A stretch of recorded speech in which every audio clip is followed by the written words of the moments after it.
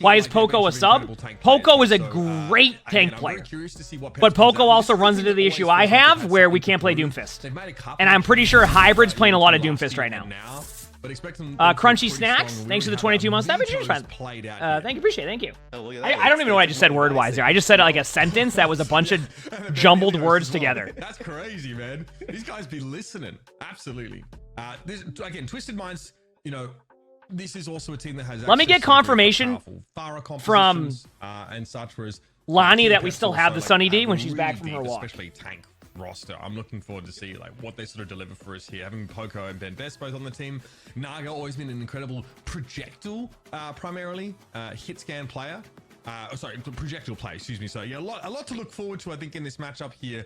Twisted Minds, I think, were a team, Matt, that was built with one purpose and one purpose only, which was to stop the competition here in the OWCS. So I want to see them really living up to that expectation. Yeah, I'm curious. Like you kind of mentioned, like without like an an Iliari type of look, like with Surmajet. All right, she's putting the two Sunny D's in the fridge in case I decide to do it at one point. Heroes, but, all right. It's a hero that hasn't. Apparently, we still have two left, but it wasn't in the fridge. I know, kind of watching through the qualifiers and me playing ranked, Iliari definitely needs some help, I would say. All right, here we go. Where this is a good matchup for the first game. Lucio, Twisted Minds versus Peps. Does anybody? Some people even think like Moira's Samoa as the first map. What comp has Twisted Minds been running? I haven't seen any of their matches yet. What has been like the go-to comp? I know that Peps likes to run the Doomfist comp. That's why they have Hybrid on Doom. I think we're gonna be in flux for a little bit. Ramatra seems really strong. Junker Queen seems pretty good as well. So I think a ton. They run the Ramatra comp. Oh yeah, I saw. Oh, I did see. Did they run Echo, or is it just like? We talk about sort of the return to the Lucio here. Although Kellex obviously was. No, not yet, Vet. No. Lucio and Mercy play primarily during a much. I haven't committed to it yet. Coaching, come back playing. No, I haven't committed to it yet. No. You know, Twisted Minds in that. No commitment yet. Pretty well. It's the thought that counts. Slay is a player that Oh, you'll go first. Oh, I thought you were talking about the. A little bit more. He's spent a lot of the shoey. Like I have to wait till I can find the dress shoe. I don't want to make you. No. So in and out of that particular roster here, but keep an eye out for him. He's a sort of not yet rookie. I guess they all are at this point. That I want everybody to have their eyes trained on here. As both these teams had pretty comfortable matches to start off Group A. I had you debated. Well, Lonnie's putting stuff in the fridge, and we're seeing if we can find a viable option. Heine, thanks for the 4 months of the features present. Thank you, appreciate it. Back from grabbing some pizza. Heck yeah, what kind of pizza? Overwatch 2, right? Like they've had players who've been playing. Yeah, I'm curious to see the changes too on that one. I agree. All right, matches are finally starting, Chad. Here we go. Days where it feels like Twisted Minds is kind of like this is where the game is going, right? They're playing a style, and every. Okay, so Peps is running the Doomfist comp, and actually, Twisted Minds is running the Zarya comp, a comp that we've been seeing a little bit in different regions. So I'm curious to see. Remember, Custo Twitty back in his hating Doomfist era, so we're seeing plenty more of that at the moment here. Quartz again on hit scan, something you want. Yeah, it's the cast tracer comp. Is it? Does the Zarya? I feel like the Zarya bubbles the cast a lot, right? So that because the cast would be the dive target, but if you can prevent the dive, then you just bubble the cast, and the cast becomes unkillable. Then everybody else can kind of back away. Slightly Miles, thanks for the 5 months damage response. Thank you, appreciate it. Thank you. They know that there's going to be the Doomfist on the other Why side. cast? Because it's to prevent the Doom comp. So if you know they're going to run a Doom comp, you run the Zarya comp now. It used to be you would run like the Diva comp, but I guess like people figured that out, and then you would also run the like another comp. From those flanking angles, Naga never really had to commit to that fight. But like the cast can help hinder the Doom, and then you can kill the Doom or make them get out of the team fight. But honestly, a good start for Peps. Peps had a bit of a interesting match yesterday where it felt like it was a lot closer than it should have been, but they still won. So. But that time they didn't even need to actually dive on in. They just kind of took out Quartz from a distance, but now it looks like Twisted Minds after that first pick want to get aggressive, get back to point. Yeah, Pep's definitely playing. Yeah, there we go. See, they made their dive play, and then now Zarya's able to kind of just shred people, and that's kind of what you see right there. Like, just a really good start for both teams actually. Peps had a good opener, and then Twisted Mind obviously. About 32% of capture progress. Wait, why does it say away? Yeah, so I mean, I'm confused. Why does it say Twisted Minds away and then Peps away? CUB here on the side. Why does it do that? Can't get caught out. Look on the Twitch esports channel, Apollo. That's you better get those. Again, this composition requires that Line of sight to your Kiriko in many cases, so sometimes the Tracers have They're both away? Oh. have an opportunity to be topped right back Did up. no one's home today? Oh, okay. That's it. I actually don't be surprised to see them lead off with double Kiriko ults right now. Because basically that's what a lot of teams do. Yeah, there it is. Yeah, so you see that? I just saw it happen exactly how I thought it was going to happen. What they're doing is they're basically just keeping the Cassidy alive because the only dive target for Peps is the Cassidy, but then if they bubble the Cassidy and the Zarya doesn't get pressured down, then they can just dominate. See what I'm saying? 47% and counting. Yeah, and I mean, you just see how low Hybrid got when he goes in. And they know that Peps has been running this comp, so they kind of came in with like a prepared strategy, right? It was, we're going to play the Zarya comp, and if they want to switch off of that, we can make adjustments, because obviously I think people are saying Twisted Minds runs the Ramattra comp too, which has been a safe pick against a lot of comps. So that's pretty good right there. That was a good start. So Peps has Pulse Bomb, Echo Wall, Beat. Twisted Minds doesn't have anything, so don't be surprised to see Twisted Minds try to play an aggressive beat play here, and then it gets countered by Pep's beat. But we'll see.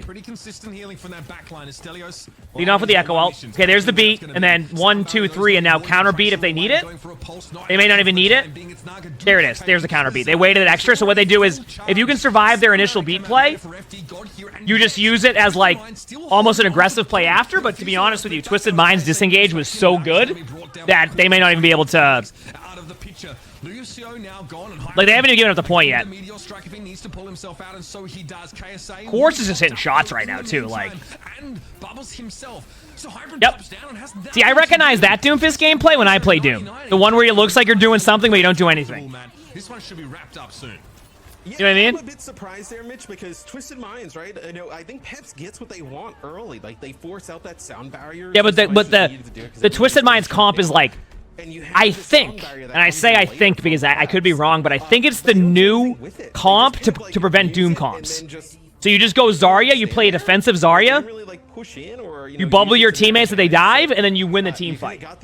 So, like, even though Pep's got the early pick and, like, a slight advantage, Twisted Minds is happy with the way that they're staying on that comp because they want to play against that. From FD God, where it probably should have made a reasonable difference. I think Stelios there was really hoping to find some value with the Pulse Bomb. But his one opportunity where he was actually behind enemy lines and undetected. Yeah, it's funny. Listen, if we go into the tournament in September, or not September, in April, and I get to play Zarya, that's fine. I have, believe it or not, it's one of my most played heroes. Did Hex named it the Space Cowboy comp? I mean, I think I've heard that before. And I think it's too, just which is really cool. Punishing like how they want to play aggressively, Team Peps, like the composition that Twisted Minds is running, right? Like if you do not get these kills early, like, you're going to be able to outlast this Twisted Minds, and you think that Zarya gets charged up and then starts, you get a speed boost in there. And the thing is I don't even think the Zarya is going to speed boost in too much, and the reason why you don't speed boost in too much is because exactly what you just saw. Zarya will take too much damage. I think it's more, you can play aggressive, but I think it's more of a defensive-based comp. Now, obviously, I want to see how they play it, but look what happened there. Did you see how aggressive that they got, and then they got rolled? That's the problem you run into, is that players are really good at focusing down a Zarya, so that's why you almost have to play defensive. Like, your comp is basically making Cassidy a tank. It almost feels like, right? Do I have any match later? No, we're doing co-streams. Also, you look at, like, Cassidy versus, like, a 76. I think here you have the Cassidy because you have that hitter. Cassidy's really good right now. It kind of takes all the movement offline for, a character like a Doomfist or an Echo. You be putting good pressure here on FD God. He's got him a few times now, but they're just kind of making it a little bit more costly on the way in. Is this going to be like Twisted Minds getting... No ults yet. Twisted Minds and Peps are about to have what we call a Kiriko... I don't know. That's what I went with. Kiriko ult. They're both going to be... I meant to say they're both going to be using Kiriko ult. Get ready. They're going to counter each other. There's one. There's two. Wow, what great analysis by me. They're going to go with what we call a Kiriko ultimate. That's why we're here, chat, bringing you all the really good information. I got you on that one. They're going to mirror their ults, which they did. Now, Peps has a slight advantage here on beat. So I'm really curious to see if Peps decides to hold their beat as long as possible. I feel like it's so hard to track if the Lucio is going to get that ult charge. Calyx in terms of sound barrier. Did Overwatch Red Zone? Yep, that's where we're at right now. Bit, you know, kind of loose in how you decide to use this. Yeah, I feel like that's a couple of fights here where you Yeah, that's a good beat. That saves the team. Calyx is still really far behind. I don't even think Peps has been able to track that. Unless they, like, really know the exact numbers. I don't think they even know Calyx doesn't have beat. Don't be surprised to see them try to dive Calyx now because they don't have beat. One of the strategies is you dive the Lucio to try to force out the beat, but, like, if they don't have beat, then they're just going to get him anyway, right? A double headshot there, taking out Stelios and Kronos. Here's the beat. Two of the hardest targets on Peps to bring down with hit scan damage. That is incredible. Tracer and Kiriko already Kind of close to an ult there. Ooh. Yeah, I can't really relate to that grab. I usually hit all my grabs. I don't think chat's ever seen me miss a grab, so. Is Cass even good in the metal ranks? I mean, probably. I mean, like, obviously it comes down to hitting your shots, but I think the most important part is Cassidy just has a lot of HP. And has a pretty powerful shot right now. So, obviously, I play a lot of, like, games with Wanted, and, like, there'll be games where Wanted just hits all the shots, and I just sit there and go, yep, I'm a tank. Setup here. You know? You know, a little bit more sturdy, right? Like, you can kind of, like, I would say maybe not the Kiriko high five. Doom, but the Winston, you know, can kind of, like... Yeah, I actually think Twisted Minds just wins this team fight unless they really heck up. Look at the ults right now. I know Peps recognizes this too, and they just have to go in an all-in play. That's why they're going Winston. They're going all in. Look at Twisted Minds. There's, like... On paper, there's zero chance they lose this team fight. Obviously, they could. Like, it needs to be Peps making an unbelievable play. No, they're building Kiriko out. That's what they're doing. If they're taking damage to build Kiriko out, here it comes. That's why they're not doing anything. They're not engaging them yet because they need to build this. They're gonna grab whoever dives. Yeah, I mean, it's just... You know, Peps did exactly the best thing they could do. The other team already had most of their ultimates, like Twisted Minds already had their ults. You just try to build up a Kitsune and hope that you win before they can react. But they reacted perfectly and take the first map. So, great first map by Twisted Minds. Just a great first round. I wouldn't doubt it, and I don't know if Team Peps will do this, but don't be surprised to see them make a slight swap. Is Team Peps the one that has like 3 tanks right now? Because Hybrid's been tanking. Is it still Poco and Ben as the other tanks? Because one thing that Team Peps does have going for them, like from a hero, like from a roster point of view, is they should be able to bring in another tank if they want to. I know Hybrid's not a tank, but Hybrid's playing the Doom tank, so technically considered a tank right now. Don't be surprised to see, like... Very, very hard for Naga to play the game. What's the next map? What's the next map? Like a staple pick amongst teams, right? Like a lot of Kings Row? Playing, you know, whether don't be surprised to see them get off the Doom comp. This could be a map for Poco, only because, like, they kind of Twisted Minds show the comp they're going to play, so they may not be able to run that Doom comp because that's the new counter to Doom comp. I'm not saying they can't make it work, and if they're comfortable with that in practice, then they'll do that, but I don't be surprised to see a swap. The next map in the series, this seems to be that course is really good. The a lot of shots. Of every OWCS team at this point, like. No, don't even do the hybrid, you know, map picks, right? Just go to Kings Row here for map number 2. So, and Mishi, thank you for the 14 months after. I think I appreciate it. Does Poco play Queen? I would say, from a hero pool point of view, like if you watch my hero pool, I'd say Poco is probably very similar in like the heroes that like he's very capable of playing. So yeah, I would say Poco can definitely play Queen. This is Group A. Don't go anywhere. We'll be back with more. Seraph, thanks for the 6 months. Thank you. I would say can definitely play. Poco can definitely play Queen. I think it's Poco's like if Poco's on Reinhardt or like Winston or like Doom. Kind of like if you see me on any of those heroes, you go, oh damn. Yeah, I was gonna say Poco's on the roster. Maybe because Poco hasn't played a match yet, it doesn't showcase that. But yeah, you said Ryan Bastion Brawl would roll Zarya comp. Then Ryan Bastion won't work as well as like you think it will though, and like a lot of the OWCS stuff. Like in ranked, I can see the argument there. Like Bastion is a viable option, but like most teams won't run that. Hi, it's me, Just Jay. Thanks for the 4 months. Thank you, appreciate it. Thank you. Pick your brain here because thanks all love everybody. Appreciate it. If I missed anything, I'm sorry.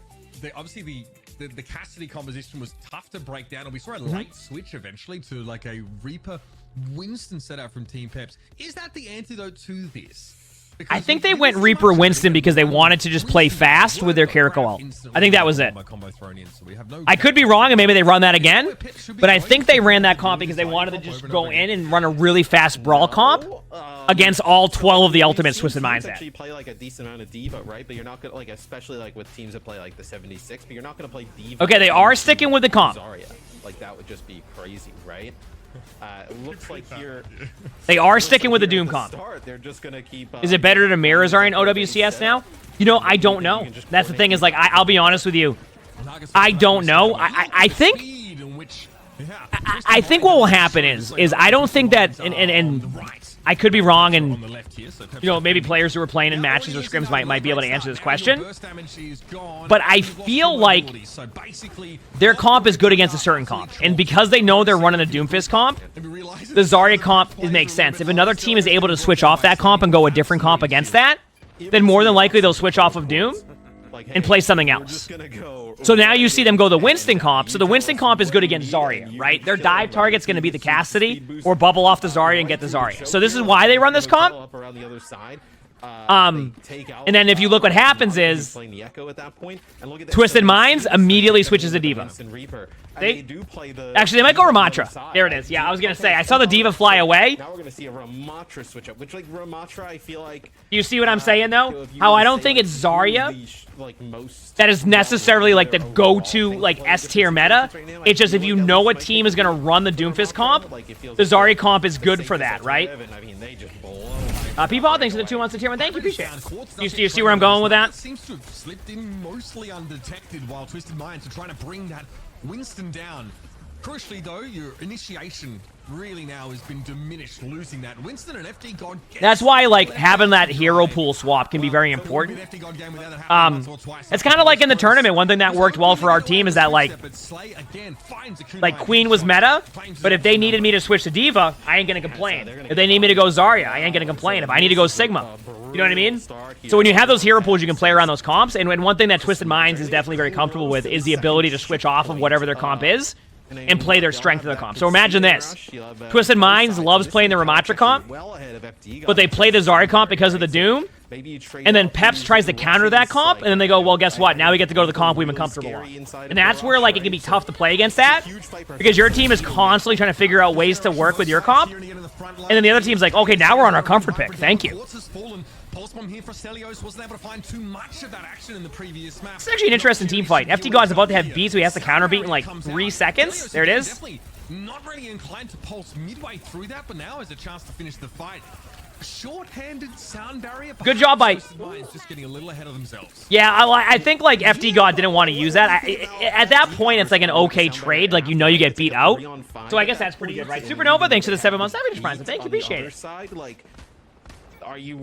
Do you feel like they fixed the graphics? Yeah, they'll do good with that. Lose the fight, right? Like, because now Twisted Minds comes back. You have this Ryan Zarya days. Yo, Flats and I didn't get to play too much Ryan Zarya in Overwatch 1. Like, that's why we met playing Ryan Zarya on ladder.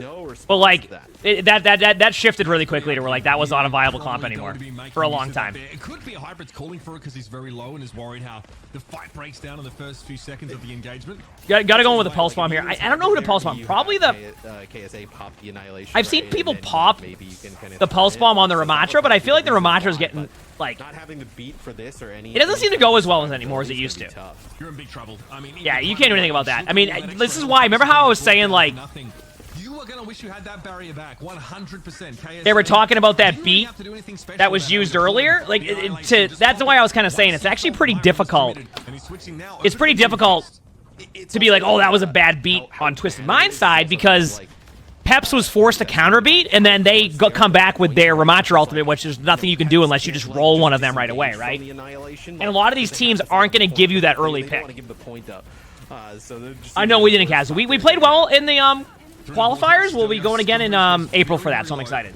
Was able to make it out alive. 3 minutes and 47 seconds on the clock, so not a trifling amount for Twisted Minds. They've been pretty speedy getting across this map.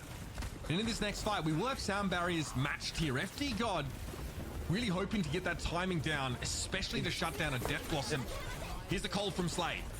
Yeah, but you don't take an early fight here for Pepsi. You get a ton of progress, and now put yourself in like a one-fight territory. But I would say they're going to hold their ults, yeah. One thing that is really important when you play Overwatch, by the way, and this goes for ranked or pro play, you need to also understand when it's time to just go reset rather than waste your time. Right? You ever had those like team fights that last for like a minute and you just don't win them, and like you're like throwing ultimates back and forth, and you keep taking these like long like team fights? It's why players get really frustrated when like there's a lot of staggering happening, because as players you want to go and constantly try to do something that will be, how do I put it, like you constantly want to try to win the team fight, but sometimes the team fight's over and you just need to reset. Oh wait, notice how they went Doom and now they're back on the Zarya comp again? This is what I mean, is like the Doom comp is not, people aren't quite fully countering it, but we're definitely seeing a shift. So the reason why they're diving the Lucio is because they think Lucio has beat and they're trying to force beat out. If you notice how their whole team committed to him there, Kelix did a really good job of getting out there. The whole idea was dive the Lucio to get beat out, and it's actually not a bad play. When you feel like you're down in ultimates, that's the play you have to make. Twisted Minds reacted really well to it, so yeah. How are the volume levels, by the way, Chad? Are they good? Oh, so close to the ult! Jedi from Quartz tucked in there on that right-hand side. Kelix now trying to force Stelios. Seems good, okay. Has to be very careful, and Quartz will finish the job there. Some store with a Tracer. Quartz has been playing very, very well. Again, by that hinder, so forced to stand. Like, even though you're seeing a couple missed shots right there, like, I feel like Quartz is always lighting up the kill feed. Am I wrong? Yeah, and the biggest play during that was actually like, so Peps gets some early damage down onto Kelix, and Kelix is the sound barrier, and they kind of expectations like, about the small ball rework. Nice I don't know what to expect, actually. I actually have zero expectations in the sense like I don't know what to expect. And they've committed so much to try and get that kill on a Kelix. Oh wait, check. I'm gonna be honest with you. While we're just sitting here watching matches, how cool is it that finally after, what is it, like 6 years of not being able to watch matches with chat, we can officially watch a casted match with chat on Twitch. Heck, I can even upload these casts to YouTube if I wanted to. Like how cool is that, where you're finally back to being able to do things like this, something that Overwatch has needed for years. It just feels so good to be able to do this now. But it's KSA with the Zarya. Like, now that we have the official cast and we're watching it, like, it's starting to settle in that, like, we get to co-stream Overwatch now. Zarya bubble, then gets the Mega, then comes back around the corner and sound barriers. You said it's pretty cool? Exactly, Gavin. It's like, it feels good to have it again. It's been so long. And I don't know if chat, like, pays attention to, like, other scenes with that stuff, but, like, you probably have like Valorant, CS, Apex. I think League might even do it now. Have been doing co-streams and like allowing this, and it's been such a really good success that people love it. And you see the growth of that too in games like Apex. Yeah, well, Apex has a lot of stuff there, Dabby, to what you're saying, because Apex has that like website that somebody made or has where you can put all the streams together there, right? And then at LANs they also do the voice comms. But I think Apex is also a little bit different than Overwatch has it. Like I don't think they could ever set it up that way without requiring everybody to have their stuff live. You know what I'm saying? But I agree. Like, is it Nicewig that does, like, and Nicewig's awesome. I remember when I met him a few years ago when we were doing something. Super nice, and I'm glad to see his success over in Apex too. He's been killing it. He'll like even do watch parties of scrims. Like, he will play Apex. They'll have scrims at like 6 o'clock. He'll do watch parties of scrims, which is awesome. Shock factor, but when that expires, so do they. Yeah, and Quartz back over to the Cassidy, right? So it can play a little bit more in that mid-range as opposed to Sojourn. Yeah, he's always been super nice. Last time I had talked to him, he's like, yeah, if you're ever playing Apex, let him know and all that. So he's super nice. I'm glad to see his success. Is he still streaming for 100 Thieves too? Which, I mean, 100 Thieves is obviously a great org, so good for him. But point is, I'm just happy that like we get to co-stream and watch matches and do all this now, because we never got to be able to do this. So it's really cool to be able to do that. Yeah, because all you're doing is Sojourn co-streams all regions too. Heck yeah. Power block of a Doomfist player, right? By trying to charge your railgun. Crichton, thanks for the 40 months. Feature friend, thank you. I think in Valorant you see a lot of Tarek doing that. Obviously in CS I'm good friends with Eric, Flom. So Flom has been that does those a lot. So I'm just happy to be able to do this. I've always wanted to co-stream matches and talk about this stuff because, like, yeah, I play 30 games of ranked a day, but like I've also enjoyed this part of the game too. Also, got to give credit here to Twisted Minds. They were playing very, very well. And they have a good set plan. The problem that Peps is running into is that, like, it's not that Twisted Minds has the Doomfist comp solved. They're just comfortable against it. So because, like, Peps isn't really able to switch off to a comp that they are comfortable with, it just Twisted Minds is like, okay, they're running the comp that we want to play against. This is fine with me. So. Not a lot of time for Peps to work with, no ticks of capture progress either. What are you supposed to do here? Yeah, like he doesn't even use any of his abilities. Can I boost the caster volume a bit? Can I get confirmation on where the sounds are from all of chat? Only reason why I say that is because there comes this point where people keep telling me to switch the sounds back and forth, and I can never get it right. From my point of view right now, I can commentate well without having the voices go over me too much. In the sense that, like, it becomes almost jambled, or I don't even know if that's a word. So I want it to be a little bit lower. A little bit louder? Okay. What are we at right now? All right, tell me how 30% is. Tell me how that is. Means that Twisted Minds are still at full strength now, but there's 2 ticks and counting for Peps, but they're on the wrong side of the map to be capturing the point. FD God will be... That better? Okay, perfect. That's why I just want to make sure. I want, like, basically, I need a large sample size on that because I'll have people come in and be like, your volume's low, can you turn it up? And then I turn it up and people are like, wow, that's too loud. So I have to have a much larger sample size on that. Just so I know. Do I have a favorite of these? I just like watching the matches. Is trying to take him down as you lose Cronus here towards the end. Sounds good now? Perfect. Spawn camp going on right now at 30 seconds. I mean, I'm even happy that, like, also, Twisted Minds is just rolling right now. I'm also really happy that within the matter of hours, they went from telling players they couldn't stream their POV, and then after they saw the feedback from people being like, why, they let people stream on their POV. Love to see it.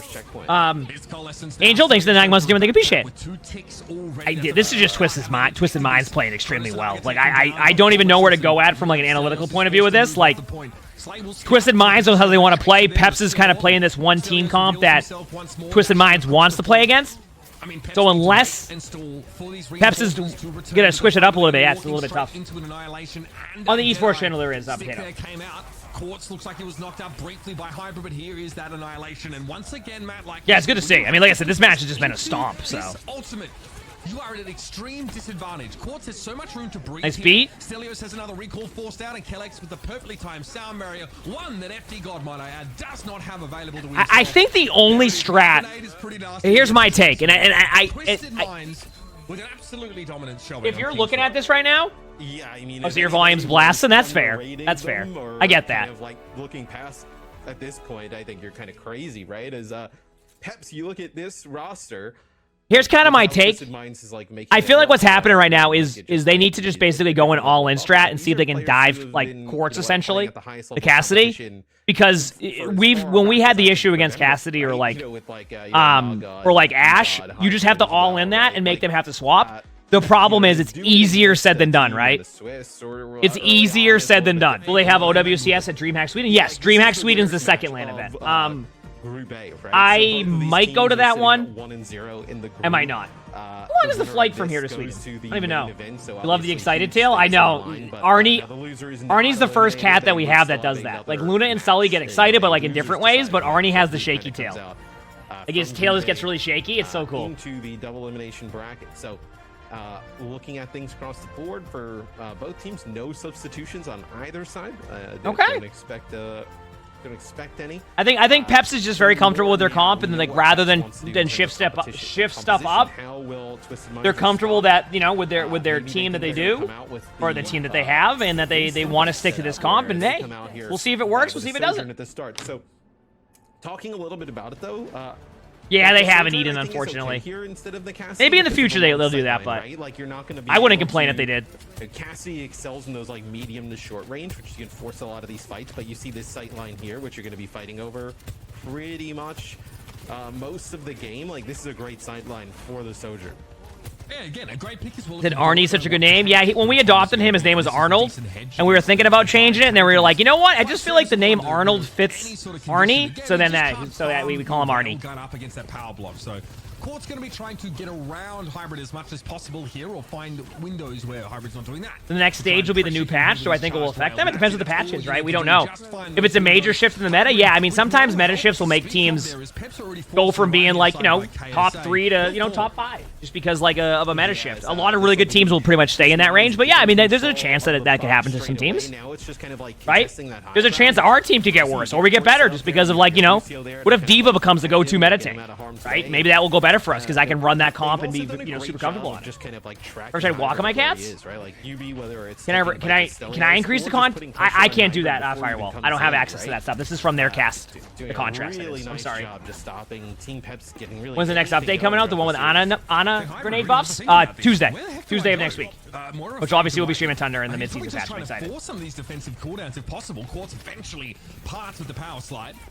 Stelios in the meantime trying to keep UB quiet. He attempted to pulse him. Well, pretty good start for Twisted Minds again, and I mean, it's just like, I don't know how to explain it. Wait, they gonna get an early pick? Oh, the 1v1, no. It's Naga getting brought down by Quartz, and now, again, that big burst damage is off the table.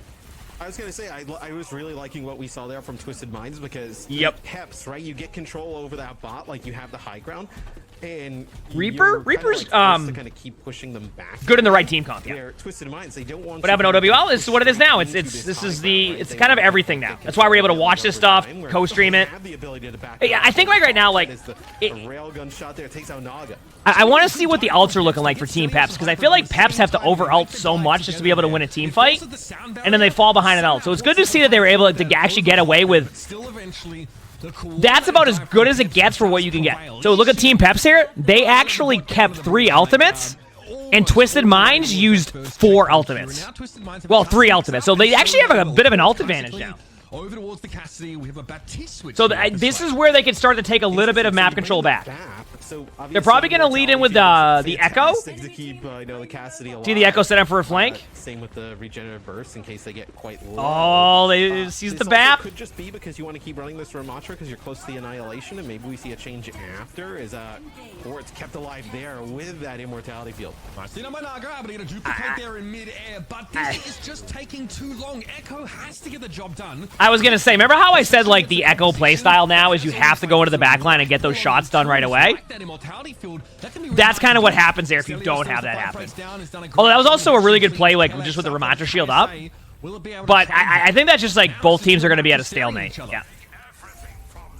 Yes, looks like there it's just FD-God. Now you have Hybrid back in the fight here. Doesn't look like KSA wants to give up any more of this bot progress. That was a really good shield, I agree. Stand there, take space.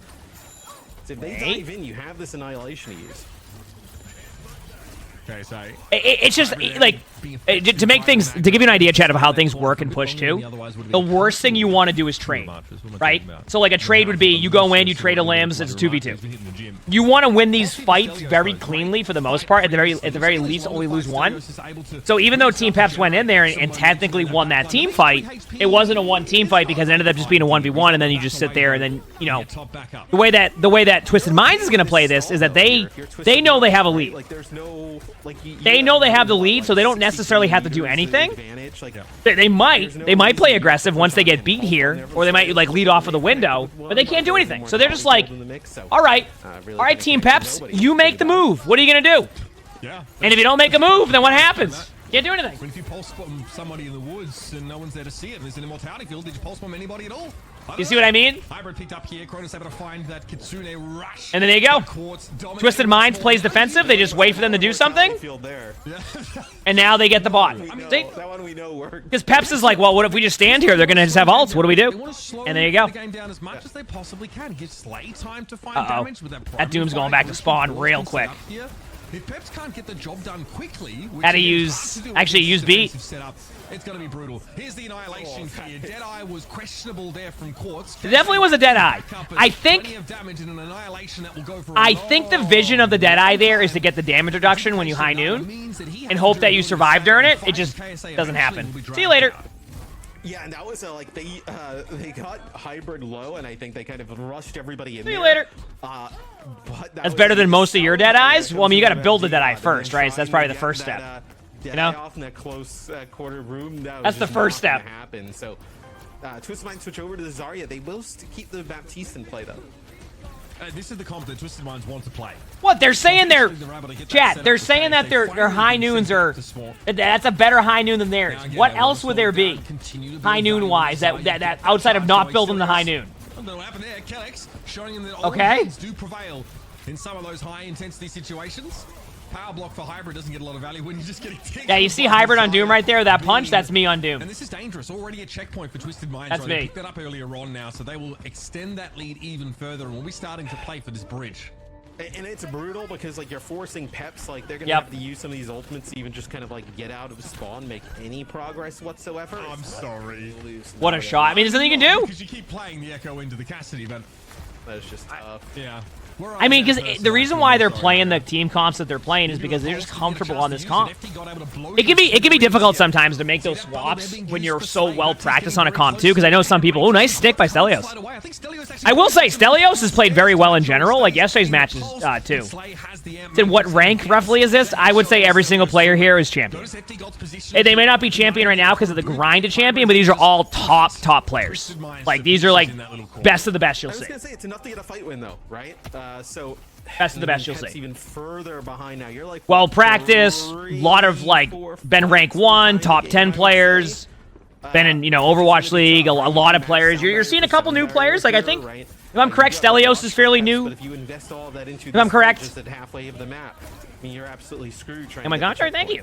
Yeah, this is what we do with co-streams. It's a good time. Play in those alcoves on the left-hand side here. We're gonna play. We have a fun stream team for it that we play matches sometime soon. Has to get out of dodge. This Deadeye is too threatening, and Hybrid somehow called careening through the air just as Quartz hit the trigger. That is absolutely dirty. What do you do when that happens? Like when you have Quartz hitting those shots like that. Like what do you even do? Filthy stuff is like there's just nothing you can do at that point. You can play everything well there, but if they survive the initial play, if they survive like a Kitsune play, like what do you do at that point? You just go, wow.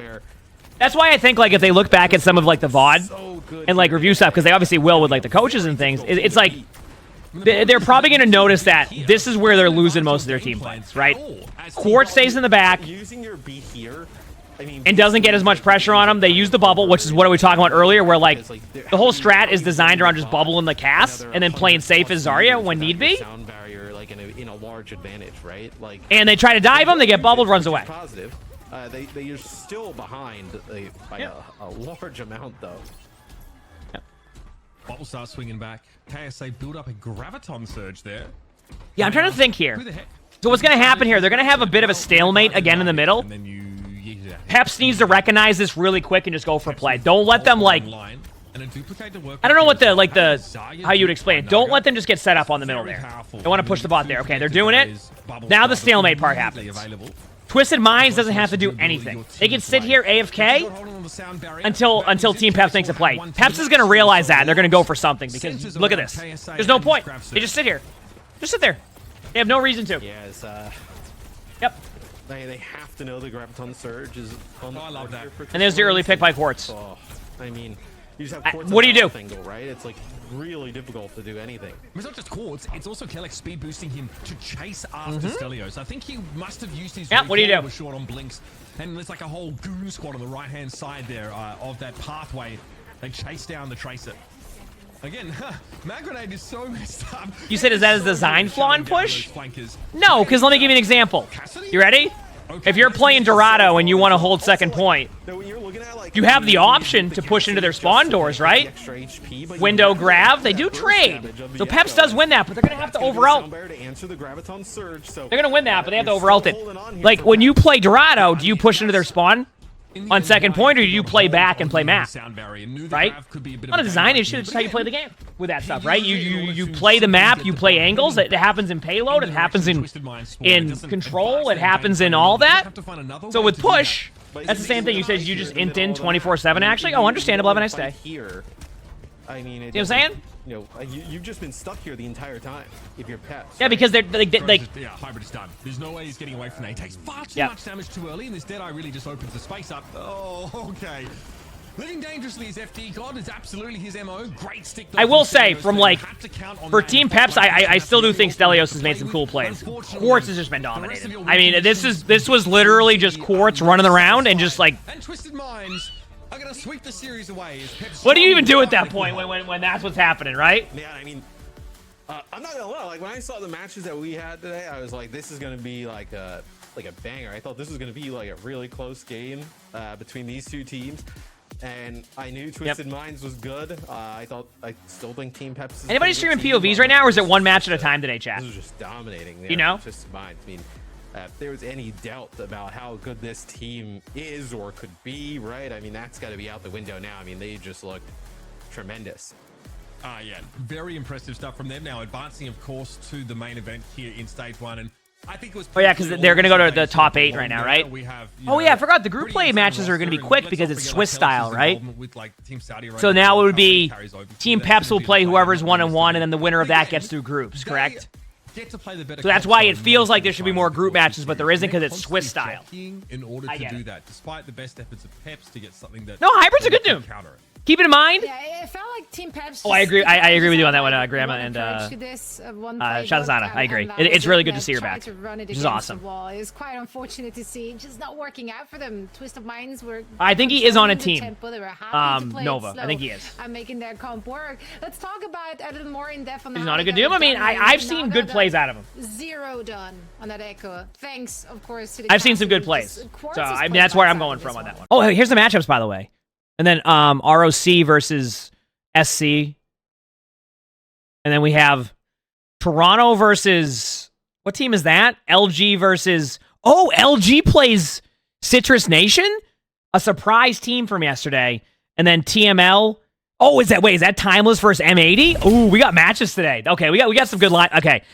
Rest of these matches should be really good. See this roster right here? We were watching Mas's point of view yesterday, and Kevster and Kai, you look at that like this is a good roster. Good to see Crimzo playing. Been excited about that for Owl. Right? So wait, Crimzo kind of plays back and forth with Ghost. Is that correct? I never had a bad time watching Crimzo play. He's always been a fantastic player. So excited to see him continue his journey.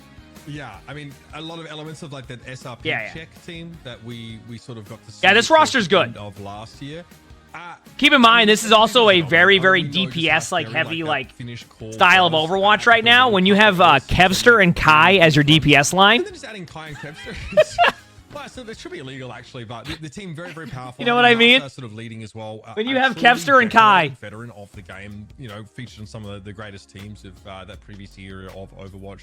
Got a really good head about him, and also a filthy environmental. And I also just realized that their bench too has great roster. I was gonna say I just saw their bench too. I'm like, look at this team by the way too, chat. Also a really good team. They will be dealing with some ping issues. Also a really good team. Players will be playing from the NA region. I mean, so is that a good excuse heading into this? Half these guys are like from the Illinois State University team. Oh, is this the team on high ping? Oh, wait a second. This is the team on high ping, right? It's pretty interesting. I mean, they all have to play from NA on high ping. Is that correct? So many of this team is playing from Europe. Mamone obviously looked really, really good. So they have really high ping. Welcome back, everybody, to our... All right, we have a Samoa to start again. Okay. In our EMEA qualifiers, of course, for stage 1 of the OWCS. That's a mouthful. I'm back. So I do see a lot of discussion about Reinhardt in general, and I can talk about it a little bit. Our second series of like Reinhardt is a hero that they want. I'm sure they want to buff. Like I don't think they look at Reinhardt. And yet we have a Samoa selection. I don't think they look at Reinhardt and go, you know, that's a little bit of a curve. Hey, by the way, we want to just never make the Ryan good. The problem is anytime they buff Ryan, especially in like, in chat will mention like medal ranks, etc., Reinhardt will have like a 60 to 70% win rate. I mean, my numbers are made up right there, but usually it's a really high win rate. And that's the problem that they run into, is that Ryan, even with the slightest buff, becomes like dominant. So they run into that issue where it's like Ryan probably still has a fairly good win rate, maybe not as high as before, but like that's where the problem runs. Is likely going to be. So plenty of time to chat here, Matt. We sort of covered what we that's where it does. But now, already here. What if like let's say that you know again Colosseo coming up again, not huge. Let's say that Reinhardt is the next mythic skin, right? Match. Reinhardt's buffs are going to be unreal that season. So maybe we just got to hope for that. Where we got our teams sort of through their first games here. So that means Twisted Minds already representing part of that main event. So we're cutting these teams down in size to have that. They don't actually do that, but imagine. It's a Rein mythic. Rein's buffed. From each of our 4 groups will advance to that event. Yeah, so I mean, this is a huge match, right? Like, you never want to end up playing in that loser type scenario. Hopefully, it's closer than our first match that we saw today. I definitely hope so. Like Peps to probably still come out of Group A, even with their kind of like poor performance. The first match. We don't know what the next mythic is. I have no idea. Actually, so. You can't. Hey, Moira's better right now, chat. Although, real talk, the Moira mythic is really cool. I will say that. Select it. So obviously, no, we're gonna go to Nepal. Oh, okay, that makes sense. Digital Kid. Yeah, thank you for that. Clearing that up there, Matthew. Honestly, Beans, we have no idea why it's there, but every stream's been having that. Maybe because there's drops coming soon for midseason. The folks at home here, and again, I sort of talked about it in the pre-show. Maybe. Yeah, Moira's a very meta hero right now. Yeah. Team. So they're typing. The reason why they type P in the chat or like, can we P? That means they just want to pause the game because they need to pause. Unfortunately, no one's pausing it. So. They're getting another one. Chat. Yeah. So. What are my thoughts on Mauga? I mean, Mauga's okay this season. Like, not my go-to hero for sure, but not bad. Potentially that Ramatra. So. Could see Ramatra kind of like rush. Why are they buffing Mauga when he has the highest tank win rate at all ranks? Is that an actual stat? Signs of what we'll see in this series, but like, is that a legitimate stat? Yeah, or is that just like... There are a number of individuals on this left-right Ignite team, though, that despite perhaps some ping issues that they're trying to overcome, are still... We just explained that, Beans. We have no idea. That's what we were trying to tell you on that one. For the Great Britain team for the Overwatch World Cup. Checked Overbuff. Keep in mind, Overbuff, I don't know if Overbuff will have the best data for that because I don't think Overbuff tracks private profiles. He's really well known, obviously, at Illinois State. Nor does it, like, I think you have to go on there for the track. For quite some time. I think sort of still is now. Again, these are a number of players that, yeah, probably have, like, what, north of 100 ping sort of playing here. I think Gala is potentially... You despise Moira being good? Why is that? In Europe here. Quite a mix between these guys. Yeah, so yeah, no, what I'm saying is like, ever since they made private profiles, Gary, it's been really hard to go off of that sometimes. I'm not saying that it's necessarily inaccurate at times. There probably is stuff there. But overall... players on this team, like, from, like, all over the place, right? Like, contenders... But overall, there would be that issue. Like we don't know the direct stats. Or really from like all different parts of the globe as well, right? Just kind of coming together. But you could be very much right. To try and, I would like to see more of the stats in that one too, Colin, for sure. I don't disagree with that. Yeah, I mean, I think the game probably has all the stats in the game. We just don't see it. Like, what's my map win rate? Tell me my map win rate. I legitimately want to know my map win rate. So I know exactly what map to consistently complain about for reworks. Okay? If I have a 60% win rate on Havana, map's great. No complaints. Give me a 30% win rate on Havana, map needs a rework right now. Right? How am I supposed to be able to do that if I don't have the data? Yeah, they both 3-0'd to get here too. Yeah, they both won their game yesterday, so both of them sit at 1-0. All right. We'll get off to a start here. All right, here we go. Let's see how this goes. So, it'll be Kevster on Tracer and then Kai on the Sojourn. So they're running the Ashe comp. We actually ran against this comp specifically before. Keep in mind, chat, LRG is really good right now, but they're also on really high ping. So we'll see what happens. It's great against the Ramatra compositions, right? It puts constant heal pressure down on like a Moira team where it's not always convenient Dynamite for Crimso to have to constantly top people up. He wants fast fights where he can just let a Biotic Orb go. He doesn't want to be slowly sort of, you know, death by 1,000 cuts. Unfortunately, right now for LRG, they already lost the map control, so like this is going to be a like a free point take for BSC. Oh wow!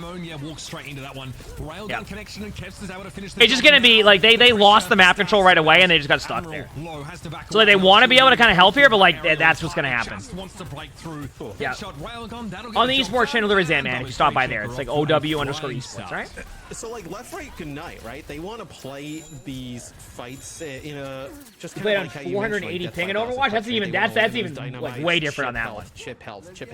You have the Moira on the other side though, right? Like Moira can kind of keep everybody topped up, rather effectively. Coalescence already available there for Critton. So it's annoying for her though because she's using. Oh yeah, there's some maps I would love to see reworks too. After seeing Junkertown, maps I think would benefit from a slight rework, especially with sightlines. Dorado 1000%. Havana 1000%. Possibly you could argue Circuit Royale. I think I've mentioned that a few times. Those maps I think should be. There's probably some reworks those maps can do. You want to play around that like burst damage, right? Because of the sight lines. Nambani, yeah, Nambani's probably a map also. And listen, I love Nambani, but I know people have a huge complaint about first point Nambani.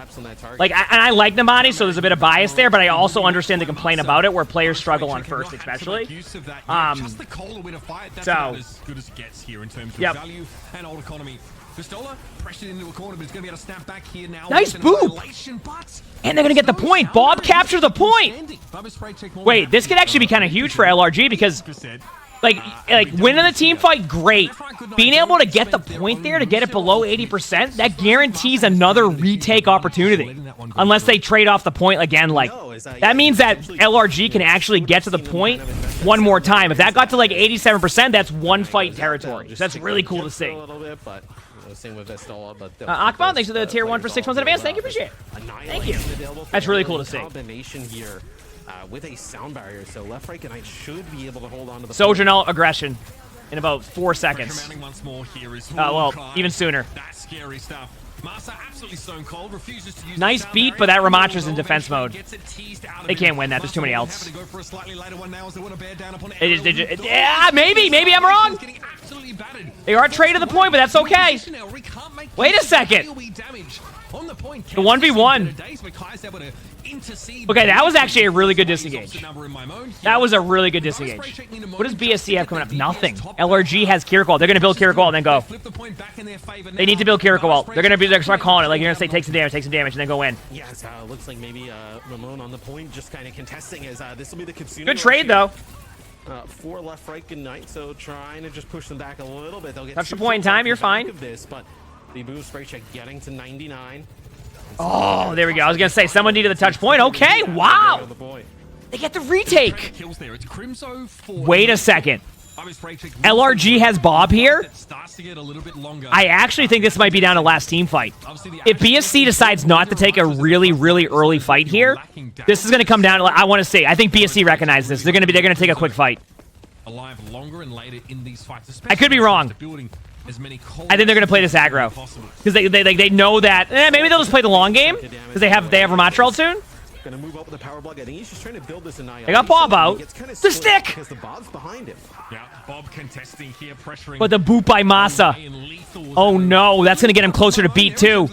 They were gonna be really far away from beat, but now it's like. The edge of the map, that's an environmental kill potential from Masa that I was mentioning earlier. You've lost such a high value target to such a cheeky play. Masa, though, doesn't get away with that one scot-free, though. They touch the point. Kevster with a huge pick onto the Ash. But they know they doesn't have recall. The beat! Moira's going to be one. Moira's going down quick. They're going to look for that Moira right away. Oh, but Vistola has the ult. Point? No one can touch. Yeah, that's a tough one. Keep in mind, just to give people an idea, because people might be like, oh, let's go. Let's go. Did you say the ads for me pop up? I'm sorry if the timing was like that. Maybe because of the long pause. I'll try to get a better timing on that. I apologize. Usually I try to make sure it's in between games. Sometimes maybe because I should have checked that. That's on me if it's going to be playing ads right now. That just kind of bullies them off of the point to get Bubo spray check the first. Like I just need to check the timing so that way it plays beforehand. I think it was because of the long break. See if there's any different comp changes coming up here. Unless somebody randomly got an ad. Left right Goodnight was hovering that Doomfist for a little bit. Want to see Ramacha? That was a good first round. Very, very good round. Check, can we get some ladies for Duran with the 5 gifted? Thank you, I appreciate it. Thank you for the 5 gifted. For some love chat. Oh, you said at least 5 people now won't have ads randomly? There you go. Dynamite value, especially if you're Heck attacking the point, if you're not in control of it. Mirror comps here, Matt, out of the gates. Mirror comp, yep. Yeah, now we get to see Lethal on the Sojourn as opposed to... Kai has great positioning right now. Pistola's low, though, but Kai's positioning, like, Great damage of a Stoller there. There's nothing Crimzo could do. I think he was actually... Oh, Lethal found him. Okay, honestly, good start. I gotta say, even though with the high ping, I will say, LRG's playing fairly well right now. Cooldowns are gone. Marcy gets picked up at relatively long range here, and Left 4 Good Night have the luxury. The honor. And Duran, thanks for another gift and stuff. Thank you, appreciate it. Good start, but actually, they're able to. BSC's actually able to get 2 limbs. They're gonna trade the point. Yeah, they just have to leave the point. Yeah. Yeah, I mean, you give up the point for. I mean, you can't trade 2 people out and then expect to hold it. I know you get the kills from players that are split off a little bit, so you give up 8% to probably gain, 20 or so here. 4 Buos. Hey, somebody said if LRG wins, we get 5 gifted. So. Just scouting to make sure I want to see both teams play well. Now really wants to be aware of how much Knight, thanks for the feature prize. Thank you, appreciate it. Thank you. Crimzo's close to a call. If he can buy enough time, he'll be in good shape here. They traded there. What LRG is going to go out with more out in 1 second. There it is. So the reason why they're doing this play is they want to be able to lead out of the high ground. If they wait too long, eventually that's where you get spammed. The reason why Vistola's playing close is because Vistola wants to try to deny them that space and then backing up as Nemesis 4 backs away. So LRG's kind of happy with where their map control's at right now. The problem they're going to run into is what is the counter ult going to be? They use beat to counter ult. Masa is going to be able to lead in with an ult now if need be, which does happen. Masa leads in with the ultimate. Out and gets taken out there by Lethal there. Oh, the stick! I was gonna say, not even with an overclock, right? Just didn't see if they had fade or not, though. I want to say this might be a bit of an over-ult by LRG. Check, we get some blank shot for Duran with another 10 gifted. Thank you, I appreciate it. That's what, 16 gifted? Thank you. Show some love, chat. Kai dies. It's a great pulse bomb stick from Mimone. I think it was on Masa. Yeah. Now, while it didn't eliminate him entirely, it took him very, very low. Well, I think the stick was on to the Moira, and then the Moira faded, but even that's like a huge play. Yeah, they're gonna be fairly aggro here with Lethal. I think that they also recognize BSC over-ulted a little bit too, so they're probably gonna use Sojourn ult. I don't be surprised if BSC just runs away right away the moment they hear that sound. They're gonna hear the voice line. They're gonna either rush at him or disengage. Maybe you can force them down. Yeah. Ooh! Sick shot. Okay. Traded out though. Vistola eventually gets what he wants. Yeah. Left Right Good Night forced to play down towards the point, but Vistola. I think BSC takes this fight if they get more ult in time. Yeah, there it is. To prolong it any further. I just don't think they can. They're gonna try to like just disengage that, give them the point for free, and then retake. That's the smart play in that situation. They realize now they have more ult. Now here it comes. Right now after this pulse. There it is. So you see if the pulse bomb gets in a limb. If it doesn't get in a limb, you just lead in with your Moira ult. And they're gonna stack ults. They want to retake now because if they get the point again, this gives them the opportunity to build ults even if they lose a team fight.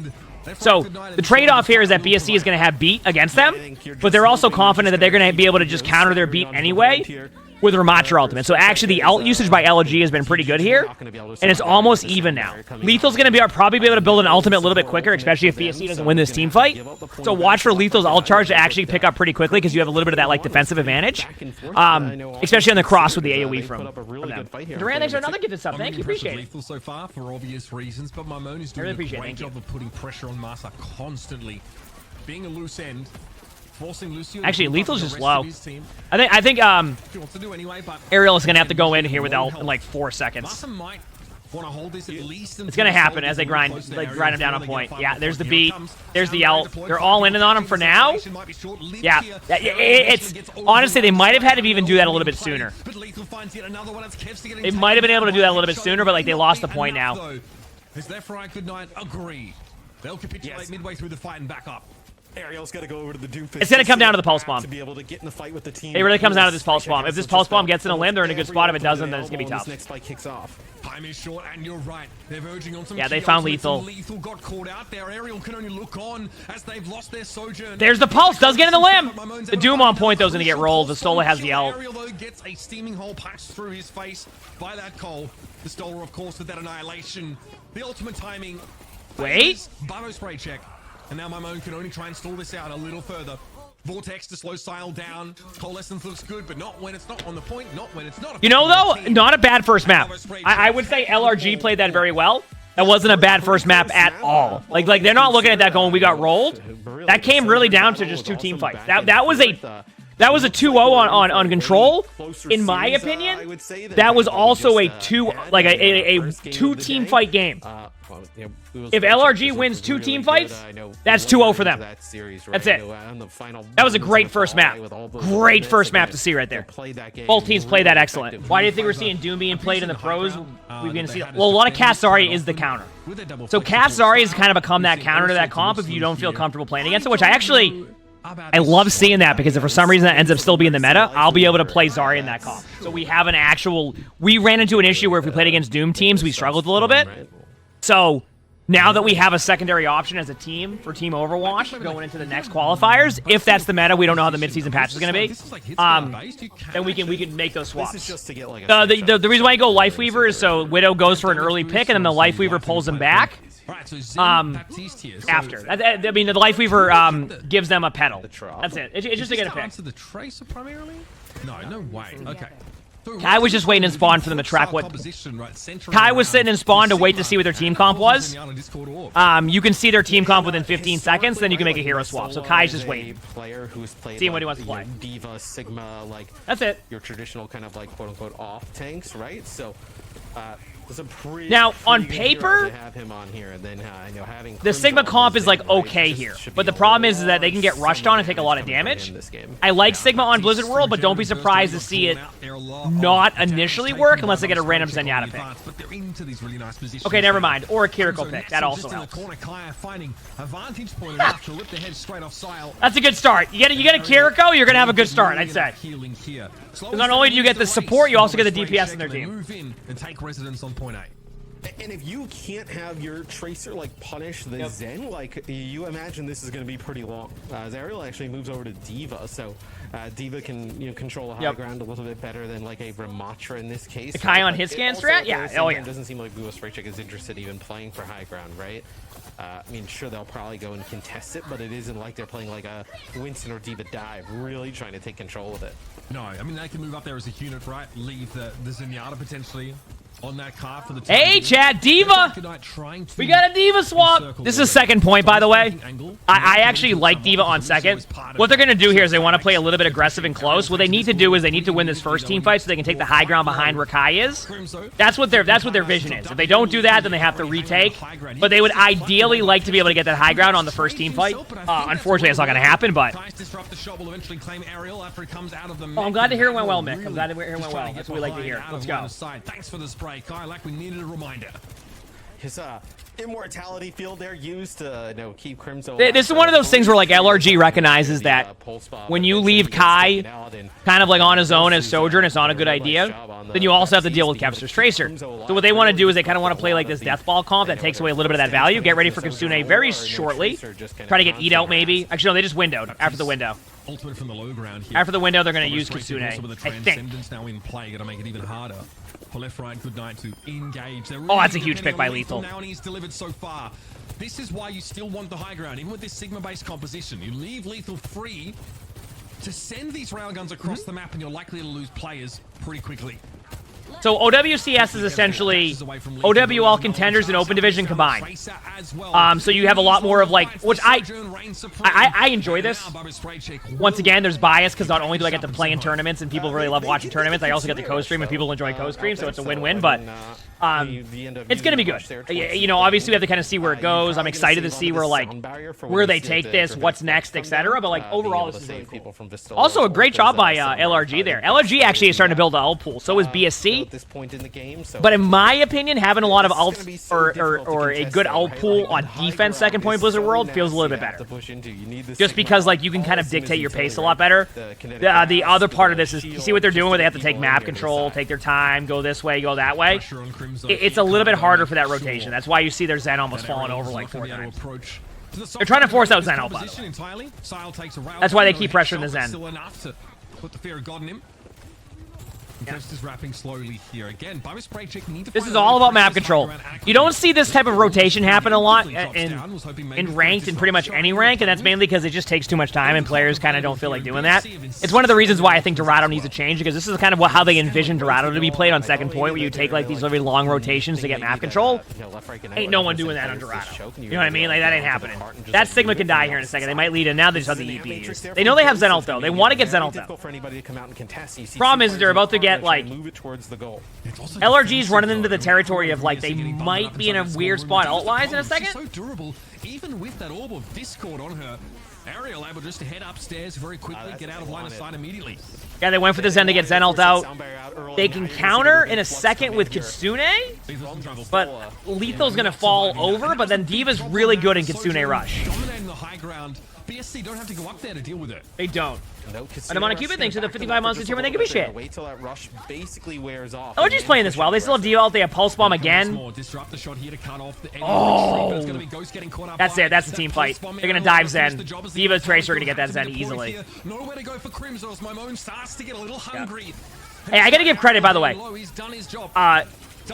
The way that BSC played that can be not frustrating to play against, but like, you're just kind of waiting for something to happen, and you can kind of fall into like this tendency to kind of like not play as perfect as you normally would, because you're just like, wow, this is a long rotation. LRG played that smart. They went through almost the entirety of BSC's ult pool. They used theirs, but they won the team fight. That was really well played. That was really well played, in my opinion. Left right Ignite doing a great job holding this high. I do read the YouTube chat too. Yep. The defense, the good spot to potentially prevent Blue Spray Checker from completing the second checkpoint. Yeah, I mean, yeah, like you said, you forced the. Okay, here we go. Now they're good. Now they're done going to that room. They're taking this high ground. Trapped up inside, disrupt the shots. Susceptible to getting split when they try and go. Actually, Kevster's in a spot on the same page as my where Kevster can blink behind soon. Ooh, they have to recall out. Kevster with the recall now. Hardly putting a scratch on Ariel there. He doesn't seem to be too bothered about the. No ults for LRG. I mean, it's going to come down to this window, I feel like. Unless Kevster hits like a really good pulse bomb, it's going to come down to this window. Damn, no one's killing Lethal on that one, but it's just because of like where the map is. Oh, the trades! I think Kiriko might die here in a second. They got the cooldown out. With an air matrix in play, may favor BSC. Even though Crimzo falls, the damage is well and truly done. It looks like by most. You know what though? Really good second point by LRG. Just a stall won't be really good. Also Vistola on D.Va, very good on D.Va too. Yeah, we got D.Va versus D.Va right now. You know how happy I am to see this? We get to watch some D.Va gameplay. Feels good, because obviously I like playing a lot of D.Va. So, not biased at all. When Kevster goes in, on the lethal, just it makes it very difficult for him to survive. And you give any extra advantage over to Kevster, it's going to be difficult. It's difficult to stop him already. It's going to be even harder. You can see how important the traces are in these compositions with the Sojourn. The official stream plunder. Mobility is left as a loose end. That in itself is a vulnerability.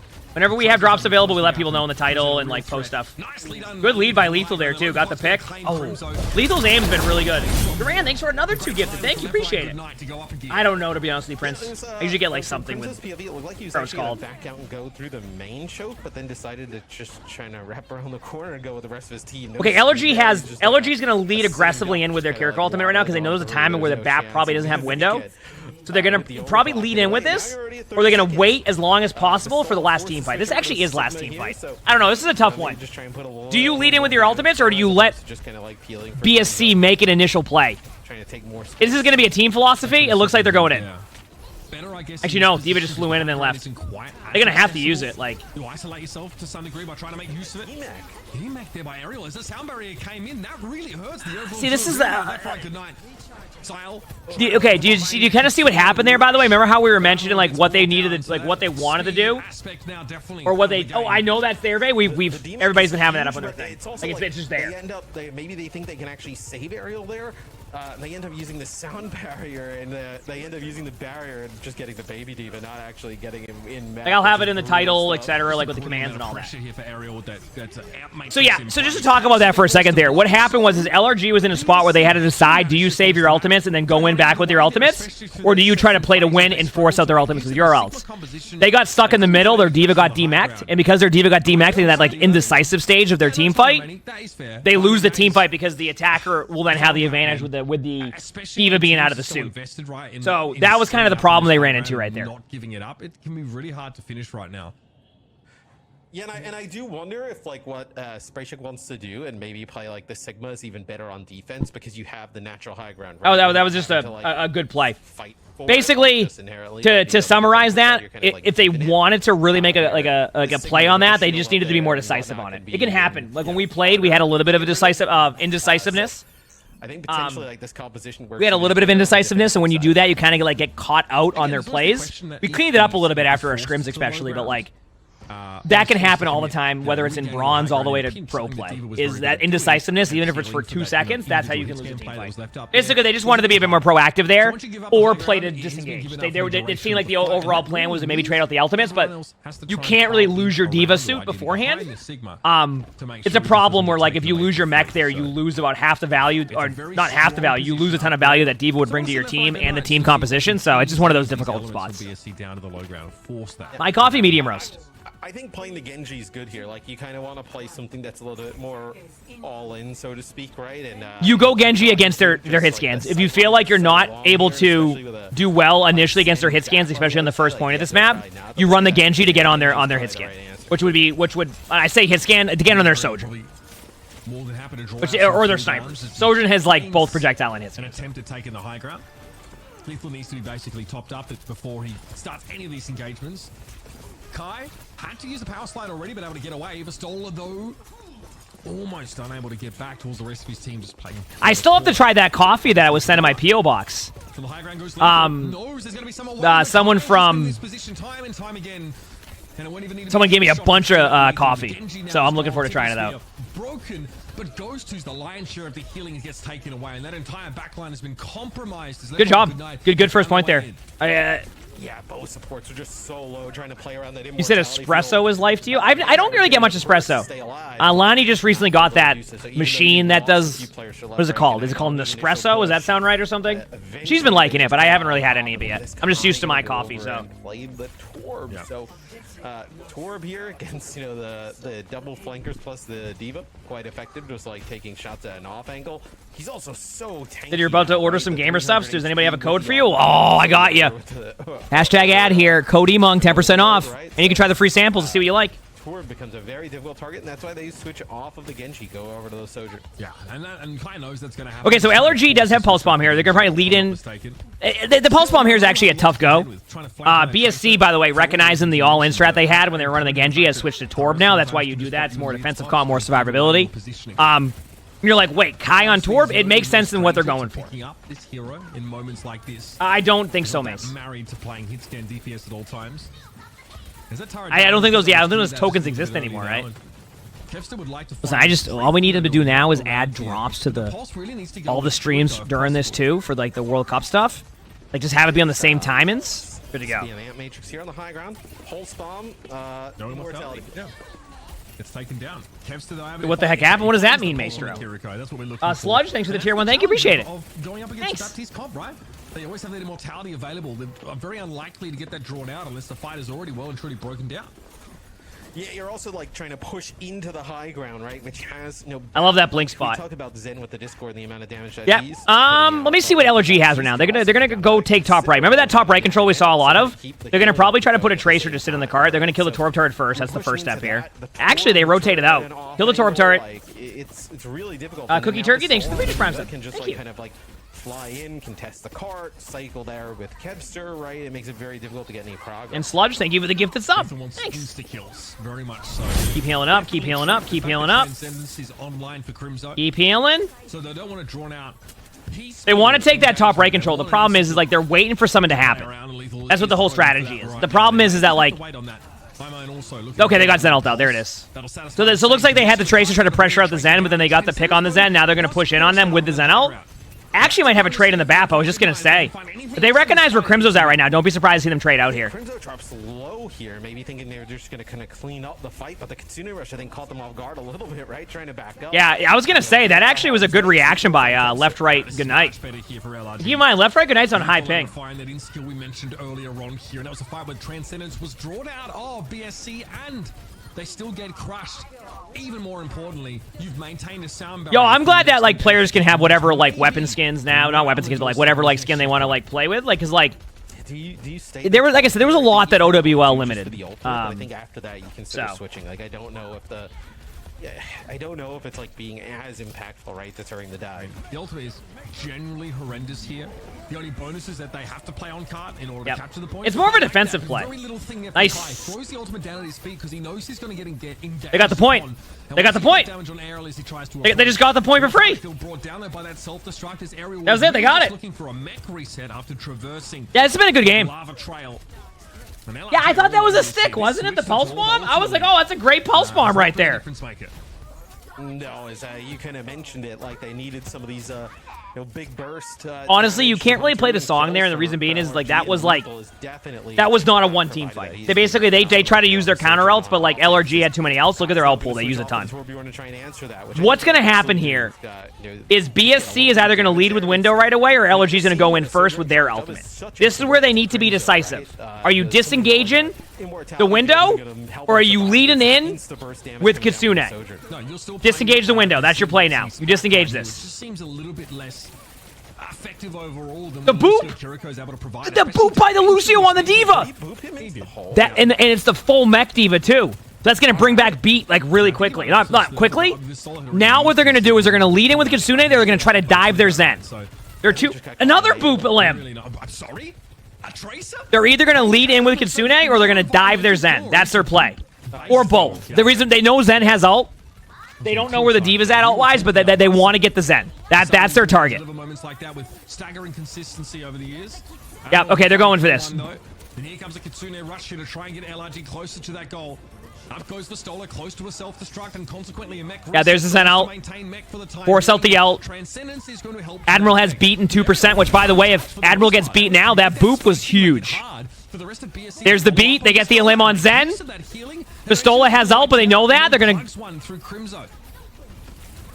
Pulse bomb play by Kevster is going to be the make or break here. That's pretty much it. I think the Zen kind of comp, right? Like, you're all in on this without having a Lucio in the mix. Ooh, the stick! He just does not seem to be winning out as LRG's dive just seems to be proven too strong. I mean, there it is. You've got no choice but to wow! It's the LRG manages to take the team fight and now has the opportunity to either win, but BSC at the very best can draw. So at the very least, this is not going to be a point for BSC. At the very best for LRG, they take the map. Wow, what a great job. Space Indie Kid, thanks for the 17 months of the tier 1. Thank you, appreciate it. Thank you.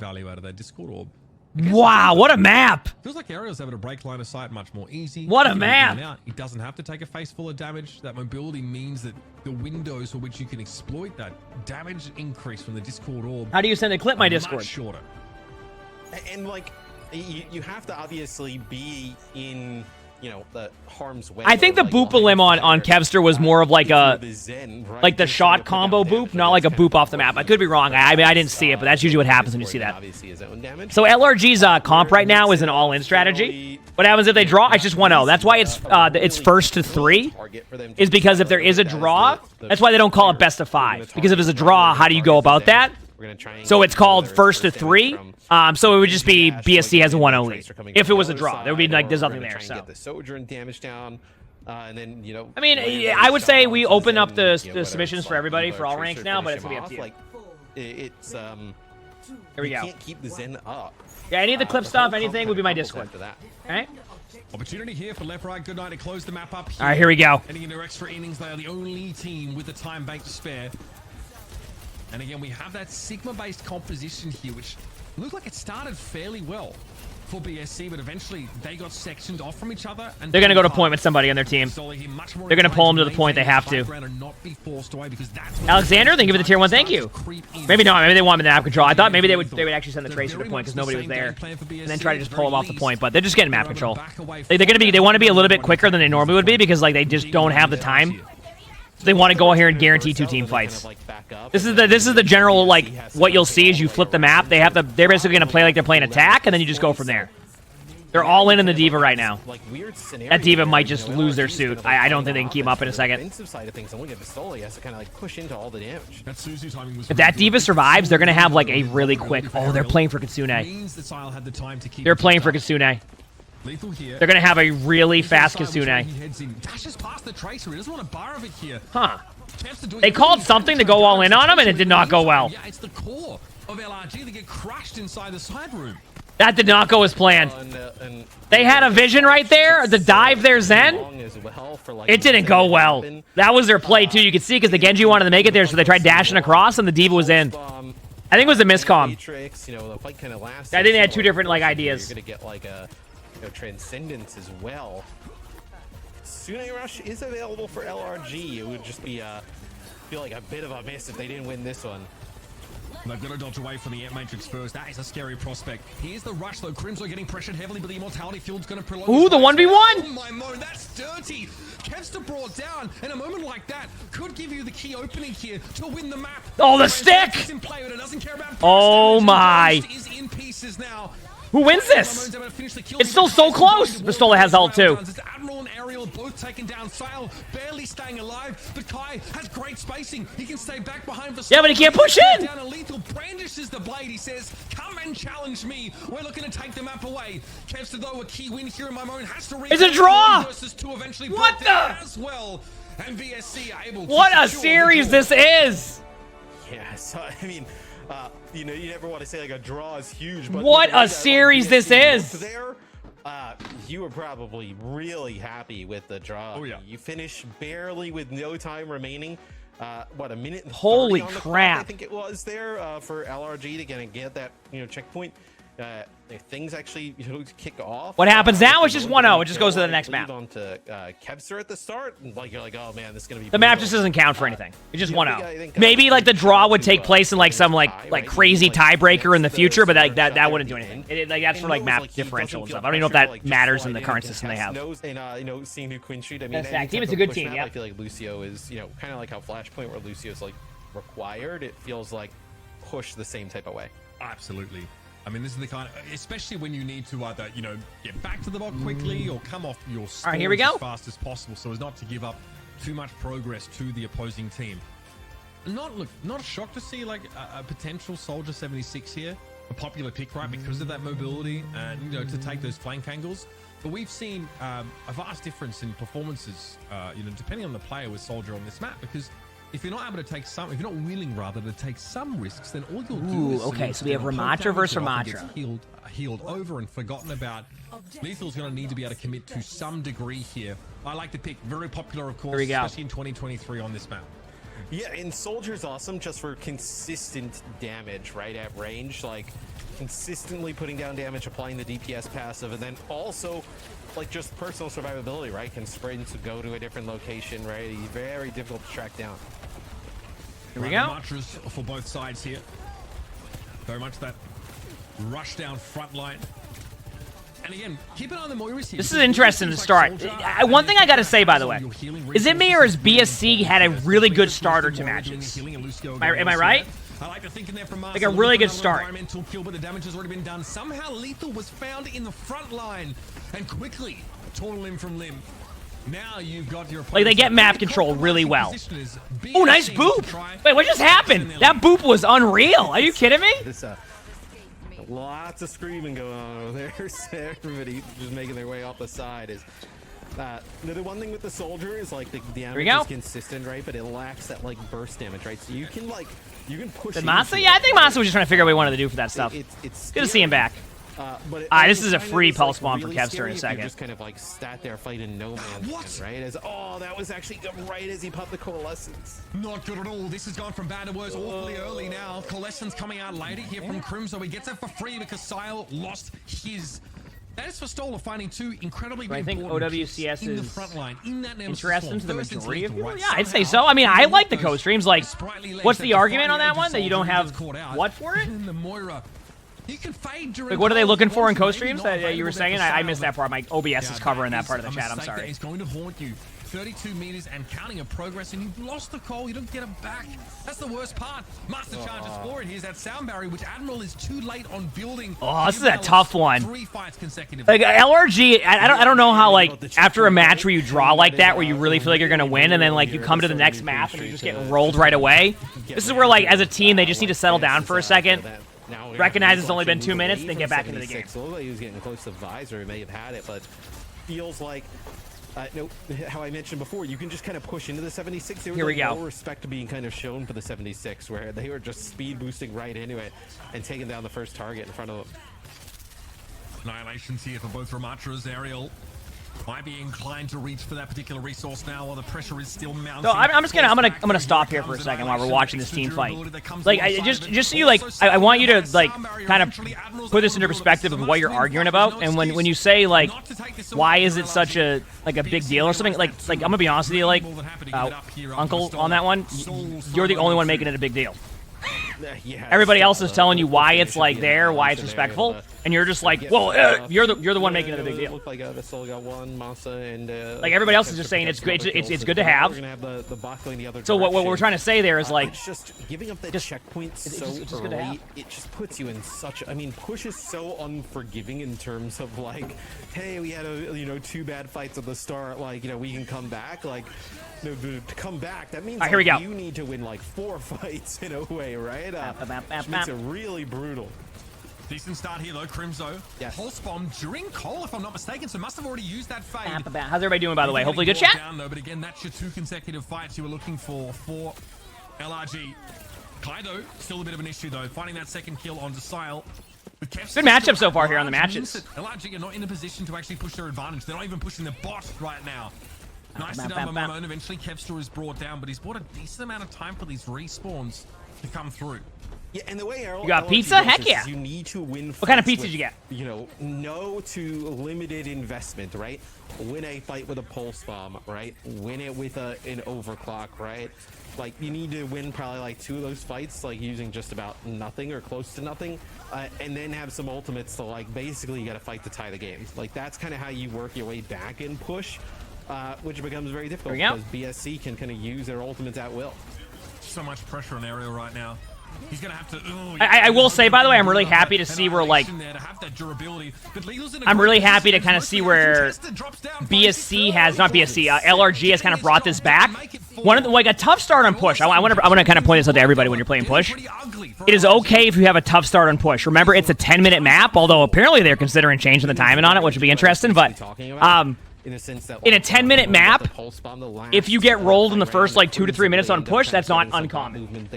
Okay? That's not uncommon. You said olives are the best pizza topping? Don't even get me started about olives. We're not going to go down this discussion. You can be, a little bit more loose with what you decide to do because you're going to tie the game. There's a chance, though, for BSC to stop. We're not doing this. I can't stand him. I've tried. Still very low.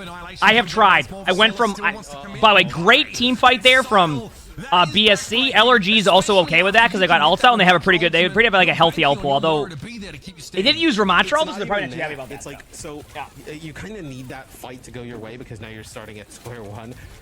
If you were able to keep Ariel alive for another like 2 seconds, you had Admiral with the sound barrier coming in. You most certainly, if he was would have used I will say this, that we played Push on 8 minutes during the beta. I didn't like it as much. I didn't mind it, but I think 10 minutes is a good sweet spot for Push.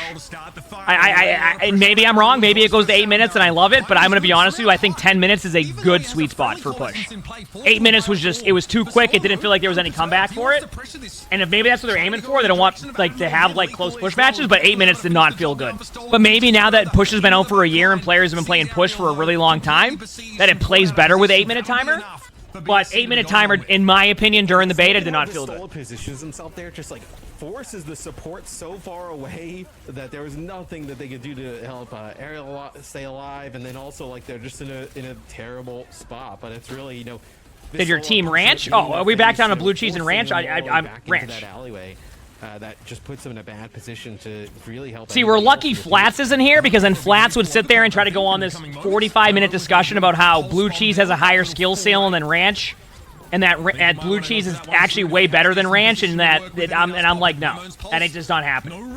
It's just no, I'm not doing this. We're not talking about the skill ceiling of blue cheese. Also, great team fight here for left, right, or LRG, but like I think there's going to be a Moira time in L. I was just going to say. But I think there's going to be LRG's going to counter with their own, but they get out. Kai gets a huge pick on Admiral. But Kai's able to use that brief window, the opening to find Admiral. It's a headshot with that rail gun. Listen, chat.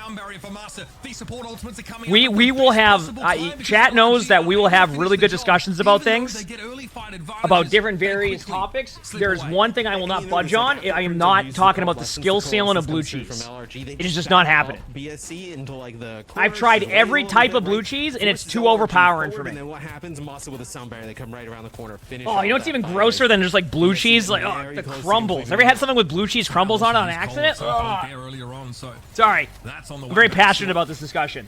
Admiral's beat, lethal, yeah, no value found because of the sound barrier, I'd suggest, in that previous fight. And this is starting to get away from LRG. Good stick on Kyler, that's a big one. Sound barrier now for LRG. Once again, a must-win situation here where there's no excuse. See, now Lonnie's in the chat saying that she loves some blue cheese. She probably wasn't even on the stream at that point. She heard me upstairs talking about blue cheese, and she had to come in and say she loves blue cheese. We've had this discussion before. Blue cheese tastes... No. 2 minutes on the clock. Visionaire, thanks for the 2 months of the feature sponsor. Thank you, appreciate it. Thank you. And Cat's Meow, thanks for the 13 months of the tier 1. So that's accurate? Yeah, that's what I thought. I can't. You think I can hear you at the like? Lonnie and I do this thing where like we'll both try to talk to each other from a distance. We have no idea what we're saying, but we'll still try. Content I'm here for. I couldn't tell you what she. I heard her yelling in the background. Couldn't tell you what she was just saying. We'll act like we can hear what we're saying. Yeah, I gotcha. What chance do you have? As I mean, they've done such a great job of just putting so much. Every time I see Ariel's health bar up at the top, it's like what cheese is top tier to me? Not blue cheese. 50% HP. I mean, just like in terms of like likes olives too. She does like olives. They are just kind of. She's like a eat olives out of the jar type of person. You see the position of Ariel relative to the rest of LRG there. He was completely on an island. They must have called a cancel. My sister likes olives out of the jar too. I do not. Or pressured down. You can't move quickly when you're blocking, right? So he either runs or dies. Sorry, chat. Let's get back to the match here. We had a deep discussion about random stuff for the past 10 minutes. One of the best part about co-streams, by the way, not only do you get to watch good Overwatch, you can have random rants. You can have random rants about blue cheese and other stuff. I'm going to be honest with you, though. I think LRG has an opportunity here. Now, the problem that... Oh, nice shot. I was going to say, look at the reaction. The problem that LRG will run into here is they don't have the checkpoint yet. And when you don't have the checkpoint, that gives BSC like an extra team fight because of the quick spawns you get. For anybody who doesn't know how push works, when you get checkpoint for the first time, which is where the bot will scratch his butt, right? When the bot does that, that also gives you instant spawns. So this, because they haven't got the checkpoint yet this late in the game, even with the overtime spawns, it's going to give like a benefit of a spawn to that team because of the checkpoint, if they do get it. But it does look like BSC doesn't even want to get to that point. Oh wait, the checkpoint. There it is. Honestly, it might be. It's not. If you give them the point, actually, I know they didn't plan this out, but isn't it kind of a 5-hit strategy to let them get the checkpoint last second there, so that way the teammate that you just lost can respawn immediately and then give you a numbers advantage in an overtime fight? I'm not saying they plan that, but imagine. Like, let him get the points, so you can get the quick spawn. See? So you get the quick spawn. BSC looking pretty good there on push. I mean, you get that big of an early start. I still think LRG is playing very well. I do want to reiterate one more time, they're on pretty like high ping. The DPX from BSC, weren't exactly, dominating that entire map. Like, Mimone had some fantastic. So for them to be able to pop off and still make plays is good. Kevster's nuts. Oh, Kevster's great. The pressure that Ariel was. I mean, there's no other way to put that. Kevster's a good player. The challenge of keeping their Ramatra alive, at least into the fight starting. A very like one of the bigger, I don't know if like surprise is the best word, but like one of the things that you looked at like in this series where you're like Kai and Kevster, obviously going up against Mimone and then Lethal, you're like, oh man. Yeah, once again, LRG has to play from NA because they're on like a college team. So they're on a college team in NA, but because of where they're from and the rules for like OWCS, they have to play in the European, the EMEA tournament. They can't play in the NA tournament. Still being able to get that Ramatra into position, right? Whether it's like split off supports, then take out areas. So they're at like probably 120 to 150 ping, which when you're going up against a team of that caliber too, you can definitely feel that ping a little bit. Wait, what are the go-to sauces in like the UK or something? Like, what's like a sauce that like everybody is like? Obviously, like in NA, you have people love ketchup. People have their hot sauce, and like in certain places, like people. Tank, I think you know, there's different variations of stuff. Some of the incidental poke damage coming his way. Ketchup, garlic. Left, right, good night. We're in a position to start. Curry sauce. Curry's good. Barbecue sauce. What is brown sauce? Is that like stuff you put on like mashed potatoes? Like what is that? To be in, it makes you that much more exploitable. I'm gonna say those some of the timing though. The ultimates coming up for Crimson Master was pretty big here, but off we go. New Junk City's kicking off here. Barbecue sauce is brown sauce. Mirrors with the Moiras in tow. Like we're right. You said Worcestershire sauce. Is that how you say it? Because like we have a town called Worcester in Massachusetts, and it's pronounced Worcester. So much damage. You just kind of see like the health bar. That's how we say Worcester here. It feels like Vistola's always like teetering around 75 to like 100, where like Ariel looks like 50, but. All right, here we go. Right here it is. Pretty good start for LRG, actually. That's kind of what they were hoping for. I mean, LRG's always been in this, and one thing we talked about, by the way, remember how we just mentioned that it feels like BSC always has like really good openings, or like they have good first team fights? That was one of a more dominant one for LRG, so I want to kind of see how LRG plays right now when they're ahead a little bit. No, there wasn't many trades. There wasn't like 3v3s. It's like they lost one, got two, won the team fight. So how do they play when they're up now, as I really want to see? Because I think they benefit from this a lot. With a Lucio in the mix, you get like, I would say like 3 fights a point. Maybe, Did welcome to Worcester $1.25, please? Is that because they have a toll there or something? I haven't been to Worcester too much. It's huge. I mean, you lose Masa, that is basically GG on this push, probably even GG on the point with where things sit at now. Right, put you. Yeah, fortunately, you know, Admiral probably isn't going to use sound. Ooh, what a pulse bomb by Kevster. LRG's going to lead in with Moira now. It's going to be double Moira ults. You ready, chat? Here we go. Masa's going to use Beat if need be. Right now, it's between Masa and Admiral deciding who wants to use Beat first. They want to counter each other. So it's like this really tough decision of like, there it is. There it is. Admiral uses it. Masa uses it. And then Ariel's going to probably come in with Ramatra Ultimate now to win this if need be. Because they know they have a time in. BSC, though, fortunately for their opponents, are forced to drop back to the point because we're at 99 and counting. Now the high ground control. I don't know where to go with this one. Seated over to left, right, good night. Ariel's looking for a target right now. Sile's gone down, though. Moira not being there means you're not far behind if you're Ramatra. Have you had brown sauce before? Ariel ends up popping the Annihilation HP sauce? Which I was surprised. I don't know. People from like the UK said that they like the brown sauce. Maybe it was just one, but is that HP sauce is the question? Using just kind of like the power block to stay up, and then pops the Annihilation and gets taken out. So you don't have that. Yes, yeah. I mean, that Ramatra ult would have been huge here. BSC just trying to break out here, making it impossible for left. Yeah, I don't know. To contest. Lonnie did like a semester of college in like the UK, so that's why I was asking. They come around that corner, right? They put I'm talking about Worcester because of the sauce, like Worcester supports on the left, and then just or Worcestershire sauce. Yeah. Wait, where'd you go to? Where was it? Supports like the Moira and the Lucio at range. Obviously, can't really do anything there. Norwich. And Lethal stuck around the corner on the left, like you said. Not a good. Saying that's in Norwich. His overclock at all. So where? Just gets to basically uncontested. For Norwich. Punish Ariel for being. I have no idea. Yeah. As LRG will split up. Oh, this push is great. What a speed boost from us. Wait, by the way, did BSC really turn the tides in this one? I mean, Sile, yeah, coming out with a bit of a belated coalescence here, but it's too late. It's pronounced Norwich? All right, there you go. Wow, I can't believe BSC took that back.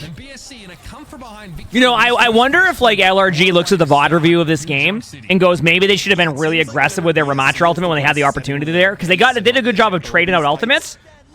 But they waited really long to use the Ramatra ultimate, which then gave BSC the opportunity to get the point and win the team fight. I think in hindsight, they probably would use that like just slightly quicker. I really feel like it's really come down to, it hasn't been mechanical, it's just been like down to ult usage a lot of the time. They get picks, they make good plays, they're like always one ult behind, it feels like. Just by not even like from like matching the ultimates, just like when they use their ultimates. The speed boost to start that fight. That is pretty sick. What'd you say? Already. That's gonna force soundback. Must happy to use one of his own though. I guess they just really want to commit. They don't want to back away. They don't want to give up the point. It's just like it's so close to what was the college called? We're gonna win this fight probably anyway, but we're gonna throw EMEA? a sound barrier in to ensure it. We'll have another one. I guess that's where she did like school stuff there for a bit. As you get the tank low, UEA or something. On the other side, you just, I mean, it came out like basically at the same time. Or UAE. A little bit later, but you just have that UEA? extra sound barrier towards the end. I believe Pulse Bomb lands from Kevster. I don't know what. No, that is another fight won for BSC. My moan here. Yeah, it's a decent idea of. Yes, that's the university. BSC. Red Eyes, yep. We'll just contest this. Likely we'll draw Kevster and Master out of formation. That's exploitable. Dukes are thrown up here, but see, there's the ult again. In a very safe position. And the problem is that they're down there Moira, so like using the ultimate, they're just going to trade it out. Yeah, Vistola can use that because Vistola knows they win that. It's okay, like, Vistola's vision of that is that they just lost their Moira, so you just pop the ultimate to guarantee you win the team fight. The Ramatra can't do anything, and they're going to get grinded down. And that's been the problem. I really do think right now it's been LRG's ult usage. It has nothing to do with their skill level. They've been playing great. It just comes down to ults. Brutal. It's gonna be the coalescence here at the start here. See, like they're getting picks. They push in. I mean, that's a tough 1v1. A 1v1 against Kevster on Tracer, that's tough. Far from over, though. Yes, you lose that. By the way, the reason why BSC use their ults early here is they don't think that the team can touch the point, so what they do is they overcommit their ultimates to guarantee they get the point. Because in Flashpoint, obviously a 2-0 lead is huge because that's his first to 3. So what they want to do at that point is just go in, use their ults. LRG will have a bit of an ult advantage, but LRG has so far proven that like their ult usage has been like their biggest issue. Though BSC can kind of like bank on that a little bit, that they'll eventually get caught up back in the ult game. But there's also a chance that LRG could sit here and, you know, there's obviously an opportunity for LRG to kind of sit here and also, you know, pick up their ult game and go from there. Once again, we'll draw. Kevster stream? Not that I know of. And Kevster out of position for a time. They have to know he's seeing me on a pulse bomb, and the stick is good. Kai's going to be brought down. Power slide or no, he's done. Great stick though from Kevster. And now both Tracers have done their dirty work, getting rid of the Sojourns here. Only 2 DPS players left on the field right now, and Silent and Coalescence. What's the ults looking like here? Safe spot for it, but he can't see Admiral behind. It's like so winnable, but like losable. To complete that elimination. Does that make sense? Yeah, that's just... Like, see, that's a team fight where I feel like LRG has the advantage on that, and they still lost it with their ults. But then they'll go and, like, win a 1v1 against... You see what I mean? Like, that's what I mean. It's like the ults right now. You came into that fight with... Skystream probably sometimes. Just about everything there for LRG, and to lose that, that is brutal, because what? Annihilation, Pulse Bomb, you know, Crimzo with how aggressive they've been going with Coalescence, right? You know, you gotta be able to keep your Ramatra alive here if you're LRG. Also, where's my YouTube channel? Like, Annihilation should be online for both Ramatras here again, though. As Crimzo slightly out of phase with everybody else's ultimates means. Yeah, honestly though, I think LRG. I wouldn't doubt it if LRG is the other team to get out of this group though, because I feel like LRG has proven that they can actually match up pretty well against BSC. That this has been like a 4-team fight game outside of the Flashpoint here, of course. Like this game has come down to like 4 team fights, is what it feels like. You know what I mean? You're so productive today. You finished your laundry? Heck yeah, good job. The slow, then the annihilation right after. Chat, should I be super productive today and also do a treadmill in a little bit? Win that first fight just off the back of the a workout in the morning, then treadmill like mid-afternoon? Not yet, but... I mean, BSC played that well, but I will say the 3-0 scoreline does not showcase how good of a match that was. That was a great match. That was a great match. Definitely unsure as to whether Left Right Good Night could actually find opportunities to win. That was a great match. Throughout the course no, I see it now. They look good on Blizzard World. It makes sense. You said I might like blue cheese as I get older. But again, I think we really see the gulf between these two teams. It's exposed in those last. Tomatoes, yes, I like tomatoes now. Tomatoes are great. More than any other. Blue cheese, no, it's not gonna happen. But still, I mean, if you're looking at the very beginning of this series, it did seem a lot closer. I did try. It was disgusting. It was the blue cheese crumble one. I think they played really close rounds on Nepal. I actually think blue cheese crumble is worse than blue cheese. I'd rather eat blue cheese like on wings than ever have anything with blue cheese crumble. I can't. I don't know what it is. It just tastes so strong. Unsophisticated palate? That's the exact opposite of that. If anything, it's too sophisticated. I think they were really able because it recognizes it doesn't taste good. Jack, can we get some blankies in the chat for Doc with the 10 gifted? Thank you, Doc. Appreciate it. So all around, though, very, very impressive showing from both teams. Yeah, and I think it just comes down to like. Thank you, Doc. Wait, they didn't win. We saw kind of like a mirror in terms of. He said sriracha hot chili sauce. I will say one of my favorite sauces that I probably should get more is sweet chili sauce. I love that sauce. It is so good. I guess it's finding things that like combo. Slower with like the Zen and the Baptiste.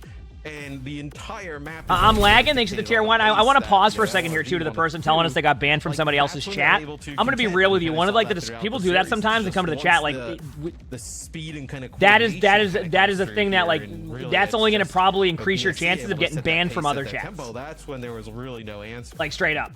I'm quite happy with what we saw, I think, though, from LIG. Like, obviously, they And can we get some blank chat for I'm lagging, bro, with the 10 gifted? Thank you, appreciate it. That's what I say every time I'm playing DPS. The only reason why I'm not hitting my shots. Thank you for the 10 gifted. It shows some love in the chat with Doc and I'm lagging, bro, with a 10 gifted each. So much Thank you. hinges on your front line being able to stay alive as long as possible. I was just about to point that out because heading into this match, obviously we talked so much about Kai and Kevster. Appreciate it. It was really a lot of lethal Mamoni. Oh, you say the same thing on that one? Heck yeah. And got those crucial picks. Yeah, they played awesome throughout the series, and also. Oh, that's fair, Doc. Saying, like, hey, like when they sped up the game, you know. I think that was a different sauce they had in the past, Senna. That's when they did like the collaboration stuff, and maybe they still have that sauce. But yeah, I mean, team of like owl players, right, who are drilled to play at this speed and this pace. I'm gonna be honest with you. Sometimes when that discussion happens, only here for drops 33. I like that. You know, contenders. I just don't. Sometimes you just like I don't even. It's just some things you kind of have to. You know what I mean? That's one of them. That's what I'm saying. Like when you get banned from a chat, like it's just like they were going. It's when we always have the rotation where like somebody will get banned from Jay's chat. They'll be like, dude, I just went into Jay's chat and told him he was terrible and he's really bad at DPS and he banned me. Can you unban me? I'm like, dude, first of all, I know Jay memes a lot, but like if you go into a chat and your first thing is you're terrible at the game, and then you get banned and then you get surprised. Like I know there's banter and things like that, but like. Half the time, it's a first-time chatter that goes in and goes, "You're terrible," and they're like, "No, it was a joke." But it's like, dude, it's the first thing you're going in and saying. Like, what are they gonna do? About themselves, and now we're ready for a quick break. Afterwards, we're gonna see the last match for the region with ROC. Slinky, thanks for the 9 months of the features prize. Thank you, appreciate it. Thank you. All right, I'm going to the bathroom very quickly, chat. Next map we got coming up: ROC versus SC.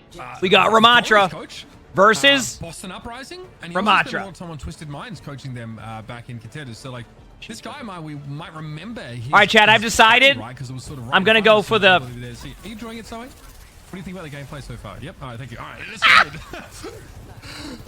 little try-cast here. See, what was that? Because I would have been stuffing my face with some form of food. I would have been absolutely caught red-handed. Oh man. Love to see that. Love to see that. Sheer Cold, though, great start here. TVNT obviously being the first player to fall there is pretty big. They punished that front line. Hey, like watching too. How often I go for Dunkies runs? Not much right now. Mainly because I've been on like my nutrition plan, so like what I would normally get from Dunks would be a little bit stacked on that. So I just saved the nutrition plan for like food and stuff, just because like I didn't want to. Trying to stay alive here, and Izzyaki looks like he's kind of weak. Yeah, he actually ends up getting taken out by Will. Yeah, that's it. Your previous console champion Will turning up and putting the pressure on Izzyaki. This is what I was trying to say at the start of the game. Checkmate Izzyaki, obviously, as individuals, very storied, right?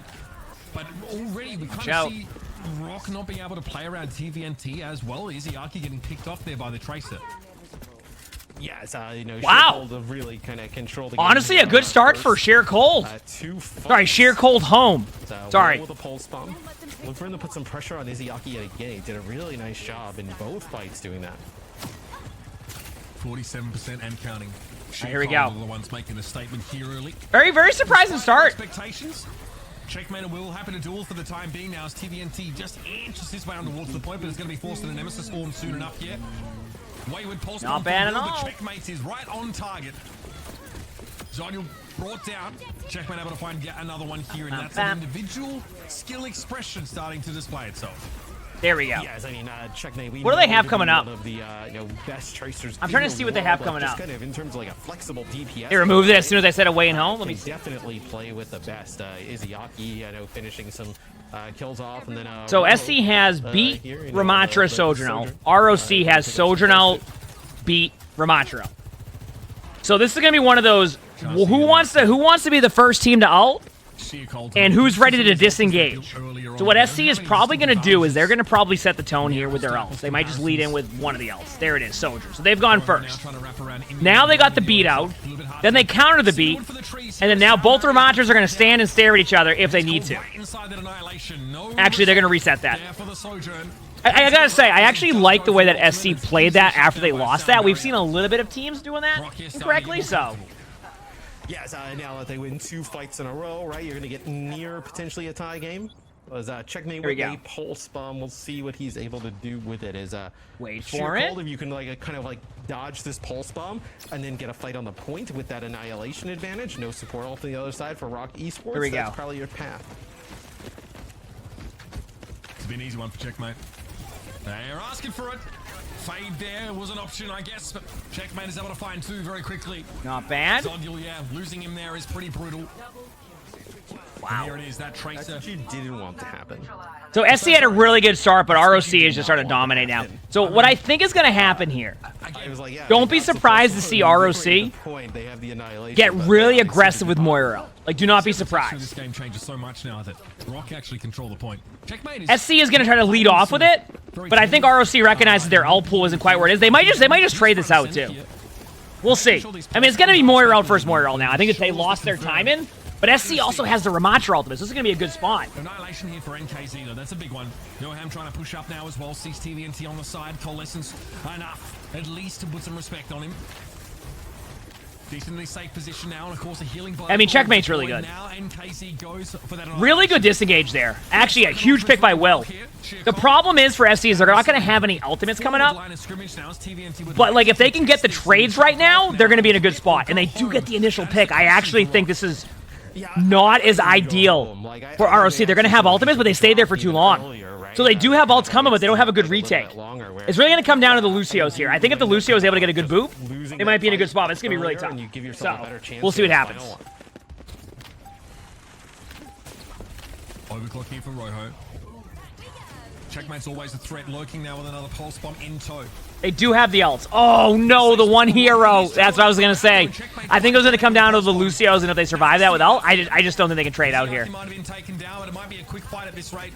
It's like, it just comes down to like these... I have to say, it's so nice to see these games come down to like one team fight on maps. It makes this so exciting to watch. I really, really enjoy that aspect of it. I have thoroughly enjoyed that. Nice job. Rock Sports.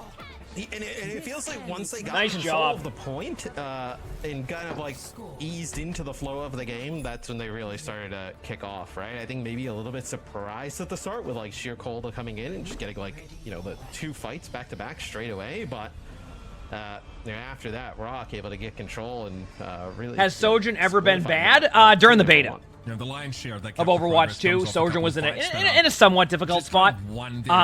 But then Sojourn's been pretty good ever since then. I will say Sojourn struggles in a lot of ranks, which is why Sojourn constantly will get buffs. If you ever wonder why a hero that you think is strong, especially when you watch pro play, is getting buffed, it's because while the hero's strong and being utilized correctly in pro play, sometimes in other ranks it's not being played the same way, so the win rates plummet. So they need to find ways to make it a little bit better. So that's also why, like, when they made changes, like the new changes they have to like the projectile sizes of shots, that also kind of helps heroes like that not have to be buffed as much anymore because they're going to get more value in general. You get what I'm saying? But still, it feels like a pretty big concession, right? In mobility, yes, and also you don't have that. You know, I've been seeing more and more of the BAP gameplay, and I think Custa kind of touched on it yesterday, where it's like, it feels like teams just know to dive BAP right away against BAP comps, and like the lamp just doesn't give you that survivability anymore, which I know people love. When it comes to the comp they're running, it's like an all-in comp. It's a different philosophy of strategy on how they play it. Like, the window is huge, but if the team is constantly making it so your BAP doesn't have fun, how do you react to that as a BAP player? And I'm just not sure. And that's more of like, I don't know how to play that as much. That was a big shot there. Yeah. So, you said ranked people don't shoot the lamp. I mean, people in matches won't shoot the lamp. Think I'm shooting the lamp? I have some DPS to do, okay? We haven't seen patch notes yet. We did see a blog post. If you go to my second channel, you can kind of check out the review of that blog post that talks about it if you want. They didn't talk about all the changes, though. I wouldn't doubt it if we don't see patch notes till Tuesday. Usually it's Tuesday. Sometimes you get lucky and it's on Monday, but, like, that's rare. You see what I mean? Like, they just target the BAP down. So, like, it's... Like, they're going to switch to Moira, right? Yeah, look at them just leave NKZ here. Like, it's going to like a period of time. They don't want to finish him straight away. Just to get a few extra seconds on the point now. Look at this, just like I guess they're staying BAP. I mean, working here with a pulse bomb. He ended up winning one of for me, it's just like I've seen a lot of teams run the BAP comp, and the BAP just gets run down by the team. So no stick there, but the lamp will go away. You got to do that. Do I think that they'll have a collab every season? I think that's not something that they can guarantee. I think it's just going to be: is there a collab? Is it a possibility? Is there a company that's interested in doing something? Then yes. But, like, I think it's going to be more random. Like, who saw Overwatch and Porsche being like a thing? I'm sure they weren't like, okay, we need a season 10 or season, yeah, what is it? Season 10, season 11, whatever it's going to be. I think they said season 10. Yeah, we're gonna have a Porsche collab set for this. Like that's just like it probably is gonna be more about when they get in contact with those companies that want to do stuff and then go from there.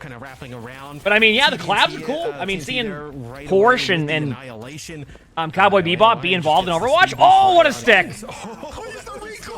And that's gonna get him the point.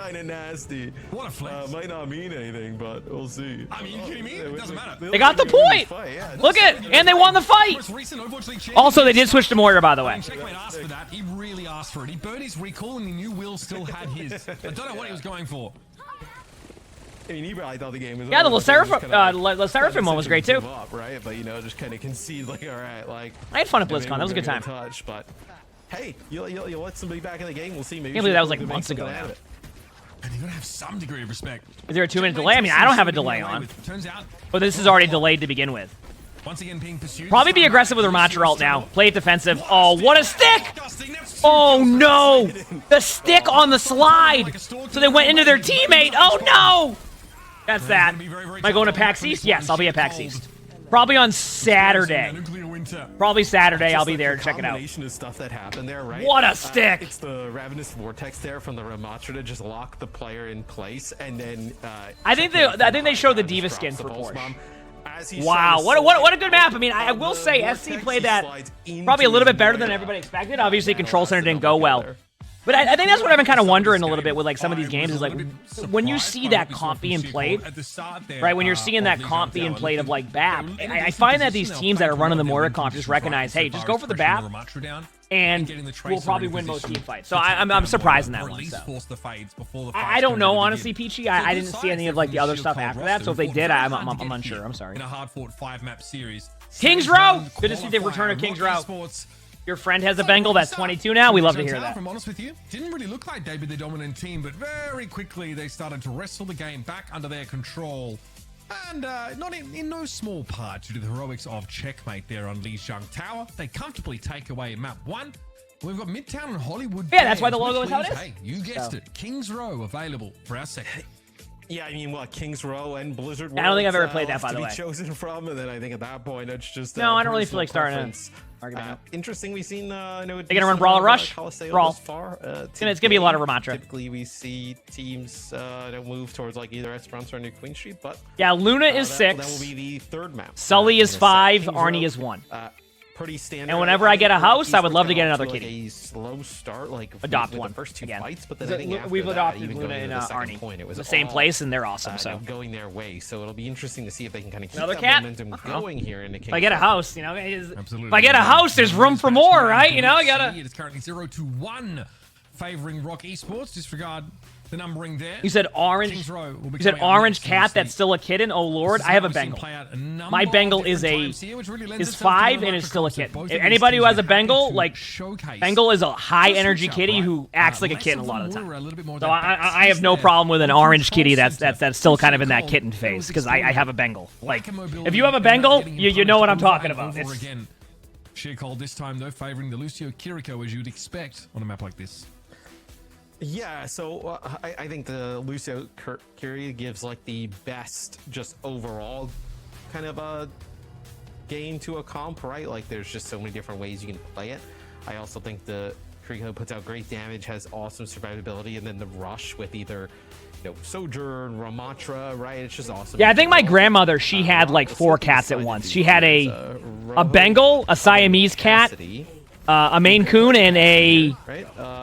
And Checkmate probably swapped. I want to say a... get them moving and get. Oh, there was another cat. I'm trying to remember what it was. Nope, not gonna be able to find a pick.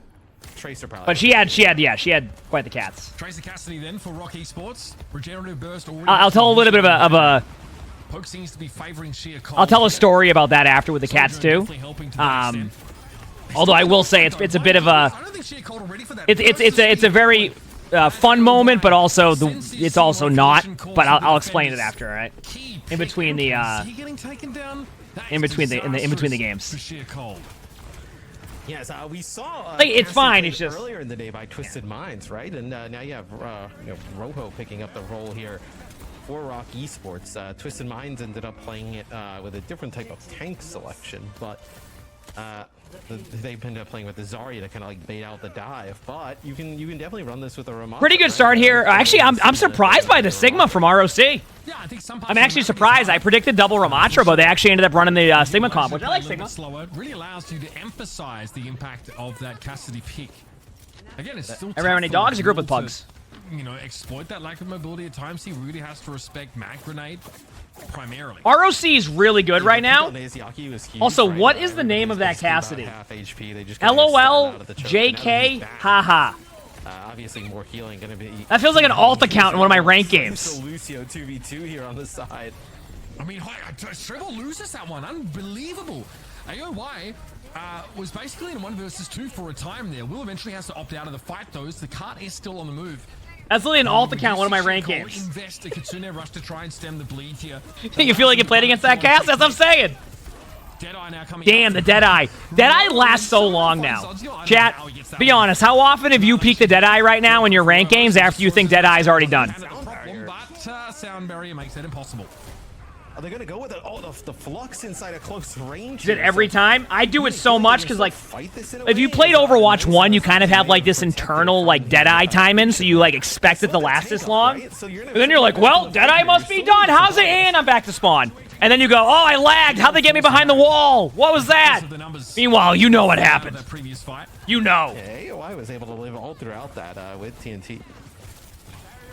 You said not a single time you're that good? Shot here. I really feel like this or is that because you're always just running back from spawn so much that you never have the opportunity to get high nooned? This Ramatra here, so obviously Sigma will excel at the poke. He will exceed Ramatra's capacity at poke. All right, what do we got here? Yeah. I mean, tough to win that fight out. Checkmate's been nipping in his heels. No ults. We have ROC. Still running the Sigma comp, which I just said. I mean, I like seeing some Sigma. I do play Sigma. So. Yeah, eventually gets brought down. Sigma's just really hard to handle when it comes to a shield battle, unless you're willing to commit. Well, and you won't commit if you have less than 5 players. You're probably going to lose there. Yeah, and that's the hardest thing, right? They need to commit sheer cold because, like, the Sigma with the damage, the shield, the kinetic grasp, like, he's just going to be able to poke way longer than the Ramatra, right? The Ramatra, like, can't, like, if you go Nemesis form and just stand there, like, what are you really, doing? And the shield obviously does not last. Wait, is that actually a thing, Jack? That'd be unreal. Really? Player, even if you're a player down. I haven't heard about that. How long has that been, like? Probably to go forward, to just kind of stand there. You're just waiting. I like the Tracer trying to go up there. Okay, here we go. Trying to get up on the high. Yeah, he missed the blink. Yeah. There's a blink you have to do up there to make that work. Frustrating, especially because he's lost his other DPS in the meantime, and Stribble gets... Imagine that's like your whole sequence. You're trying to do this really cool jump spot to get up onto the high ground, and then you just end up having to run back because you get rolled, and you're like, oh, I wanted to be there for the team fight. Backline, Hale and Hardy, despite Will's best efforts, he'll eventually be brought down. And we're talking... I wanted to be there for the team fight. Right now. And come on! To try to end the map with. That's lots of time. TNT moving up into the spawn is not ideal here for sheer cold. That's gonna be the flux is gonna actually. Yeah, that's bad. That's not ideal either, Matt, as you would say. And that'll do it. That is a tough play here for Rock Esports. Okay. Yeah. Rock just absolutely dominated. I don't even know where to go with that one. Steamrolling right there. We'll see those sheer cold. Maybe bounce back on offense. I think at the same time, is there a chance that Rock is mad because they've held him under 4 minutes, or they got held under 4 minutes? There's always that side of it too, right? By any see what I'm saying? because 3:42 is a time that not a lot of people. Yeah, are I'd be gonna able to fuming. beat or even contend with. And bear in mind as well, I would be fuming. Esports are playing at Sigma comp, which is one that normally is a bit more attrition focused. Those poke comps are not really going to run at you unless they find like a clean, easy pick in so many of these fights. So to have so much time left on the map here, despite that, is quite impressive. Yeah, good it boy. also speaks, I think, just to how much trouble NKZ had playing the Ramatra against the Sigma. Ramatra is generally very good. They're probably going to win 3-0. I mean, maybe. You never know. But look at this. SC might be on the Sigma now, and that's when you start to know they're in that territory of like, uh-oh, that didn't work for us. Let's try something a little bit different. But does that mean they've practiced the Sigma comp as much? Also, I think the reason why they're doing the Pharah at the beginning here is the Pharah has this new strat where you boop somebody off one of the initial high grounds or behind the statue just to give an opportunity for a pick. How do I know this? A couple teams we played against did this. Yeah, there it is. So you have the Pharah use the boop towards the statue in case they're playing there, and then you have a Widow set up for a shot. See? We just see the lineup See? like a conk into a Widow Wow. shot. That's it. That's the play. That's not gonna work. Did you enjoy that, chat? Away already. Dottie will be switching too, so it will be Sigma comps. That's the play. For both these sides. It's just to try to get a You should be able boop to farm in. a lot of, like, I also think, doesn't boop do damage now? Absolutely. like, that So would be technically, if you hit the boop, the Widow may not even require a headshot on some heroes. So it's like a double whammy combo. Is that correct? It really depends where Roho's playing from. I think they made it so like it does a little bit more damage now. So like you have a good opportunity. Point here. This might be a free tick already. Yeah, it'll probably be a free tick. Tracer might tap in time. It's a good idea though. Like forcing them off the high ground that way is good because like you don't really want to play in that spot as a team. In case he be forced away now, he'll probably elect to take the high ground. So the way that SC's playing this is the very methodical approach, is where you kind of like take the high ground slowly. We did see a team do this yesterday where they spent way too much time up in that high ground and it didn't go well. So that's why it's really good to see SC actually drop down from that high ground really early on. There's a difference between getting map control and just sitting there doing nothing, right? And I think one thing that SC did well there was like be very decisive on this. Whether or not they win this team fight, it was a very good decisive play that gave them map control and should give them a win. I mean, look at she doesn't climb walls, right? And you also have a couple players, I think. That window's actually pretty solid, believe it or not. Yeah, they have to get off the point. It's not like amazing, but it's not like terrible. If you are playing a Sigma comp that wants to reposition and keep you at arm's length, then you're not going to. Yeah, that's just a reset. Trying to shut down this outmaneuver play, you have to just go to your prescribed location and hope to find some picks. Yeah, we've all been there. Which we get eventually. Wait. Yes, looks. And there you go. We're not They're still going for it. Yeah, it looks like TNT. And then Checkmate hits the pulse bomb. So big. Is this a reset? Well, if need be. No, the Sigma's going back to spawn. I mean, that is one where it looked like Sheer Cole is going to be able to take it. Will actually gets the kill there. This will be. Why is this so close? By a sound barrier.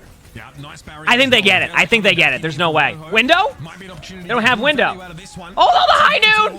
Run! They're all one. Very low goes Streboy. He's able to get away though.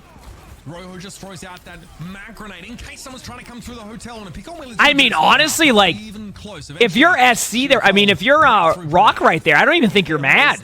That was a good retake. Like, yeah, they still have a good amount of time, but like, that was good. Will we have an OWCS bingo in the future? Maybe. I mean, I'm not against the idea.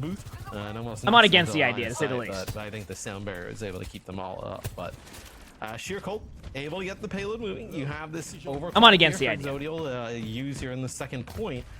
The hard part here is going to be TNT with the flux and no sound barrier on the other side. Okay, we're good. Not much to combo with it though. Not often required, especially if you have. Is there a Where Are They Now video incoming? I haven't recorded one in a bit.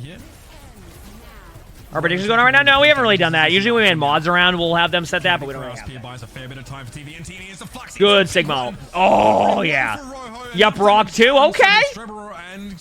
And just like that. Yep. And now you can play this. Now you play the choke, and you're going to get it to like. Bleed time off. Even if they lose the team fight, you're at like 2 minutes 15 seconds, and this is where the time bank can start to really play into how SC has to play this, because they don't really want to play for a draw, right? Like you already have to hold for 4 minutes, so they need to be really decisive, and they need to win this team fight decisively.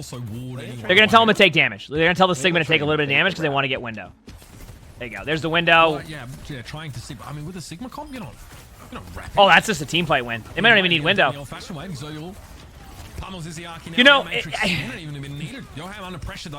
I'm surprised they went with the window there, and I'll explain why. They already got a pick on BAP, right? And they don't really have beat yet. So sometimes you have a set plan. The plan is you're going to lead in with window, right? Imagine Rock Esports, so then another fight here. Like, that's the first step. You're going to lead in with... They're going to get back contest. But really nice shot from Sheer-Cold. You're going to lead in with the window. But then, like, if you get on the limb, you might be able to change that play. They went with it, but, like, now they're going to get counter window. So they have to disengage it right away. They're going to try to get Eat out on the Sigma first, so that way the window gets more value. What a shot. There's the window. Oh, no!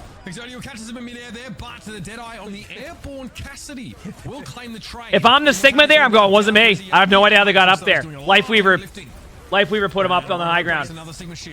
He gets lifted up by the Flux. Don't you hate when they have a Lifeweaver who pedals them up? Don't you hate that? The Deadeye actually takes him out. Hate when that happens. That is a kind of a rough one, especially after Exodio gets... That's a good swap, too. You don't even know they went Lifeweaver. That is a big enough advantage getting that Tracer out of the way. I mean, that's the risk, though. You're lifting the Cassidy above the line of sight of your shield that you may or may not have placed on the ground before you go for that Flux. That's dangerous. You're giving artificial high ground to a hit scan hero with an... When are people playing Lifeweaver? Oh, you can't. You're not able to see it. It was a quick swap back and forth. Right. Indeed. Do I watch anime? I mean, not as much as... I don't watch a ton, no. I'm not against the idea, but that will be just a one day I'll binge watch anime. It will happen.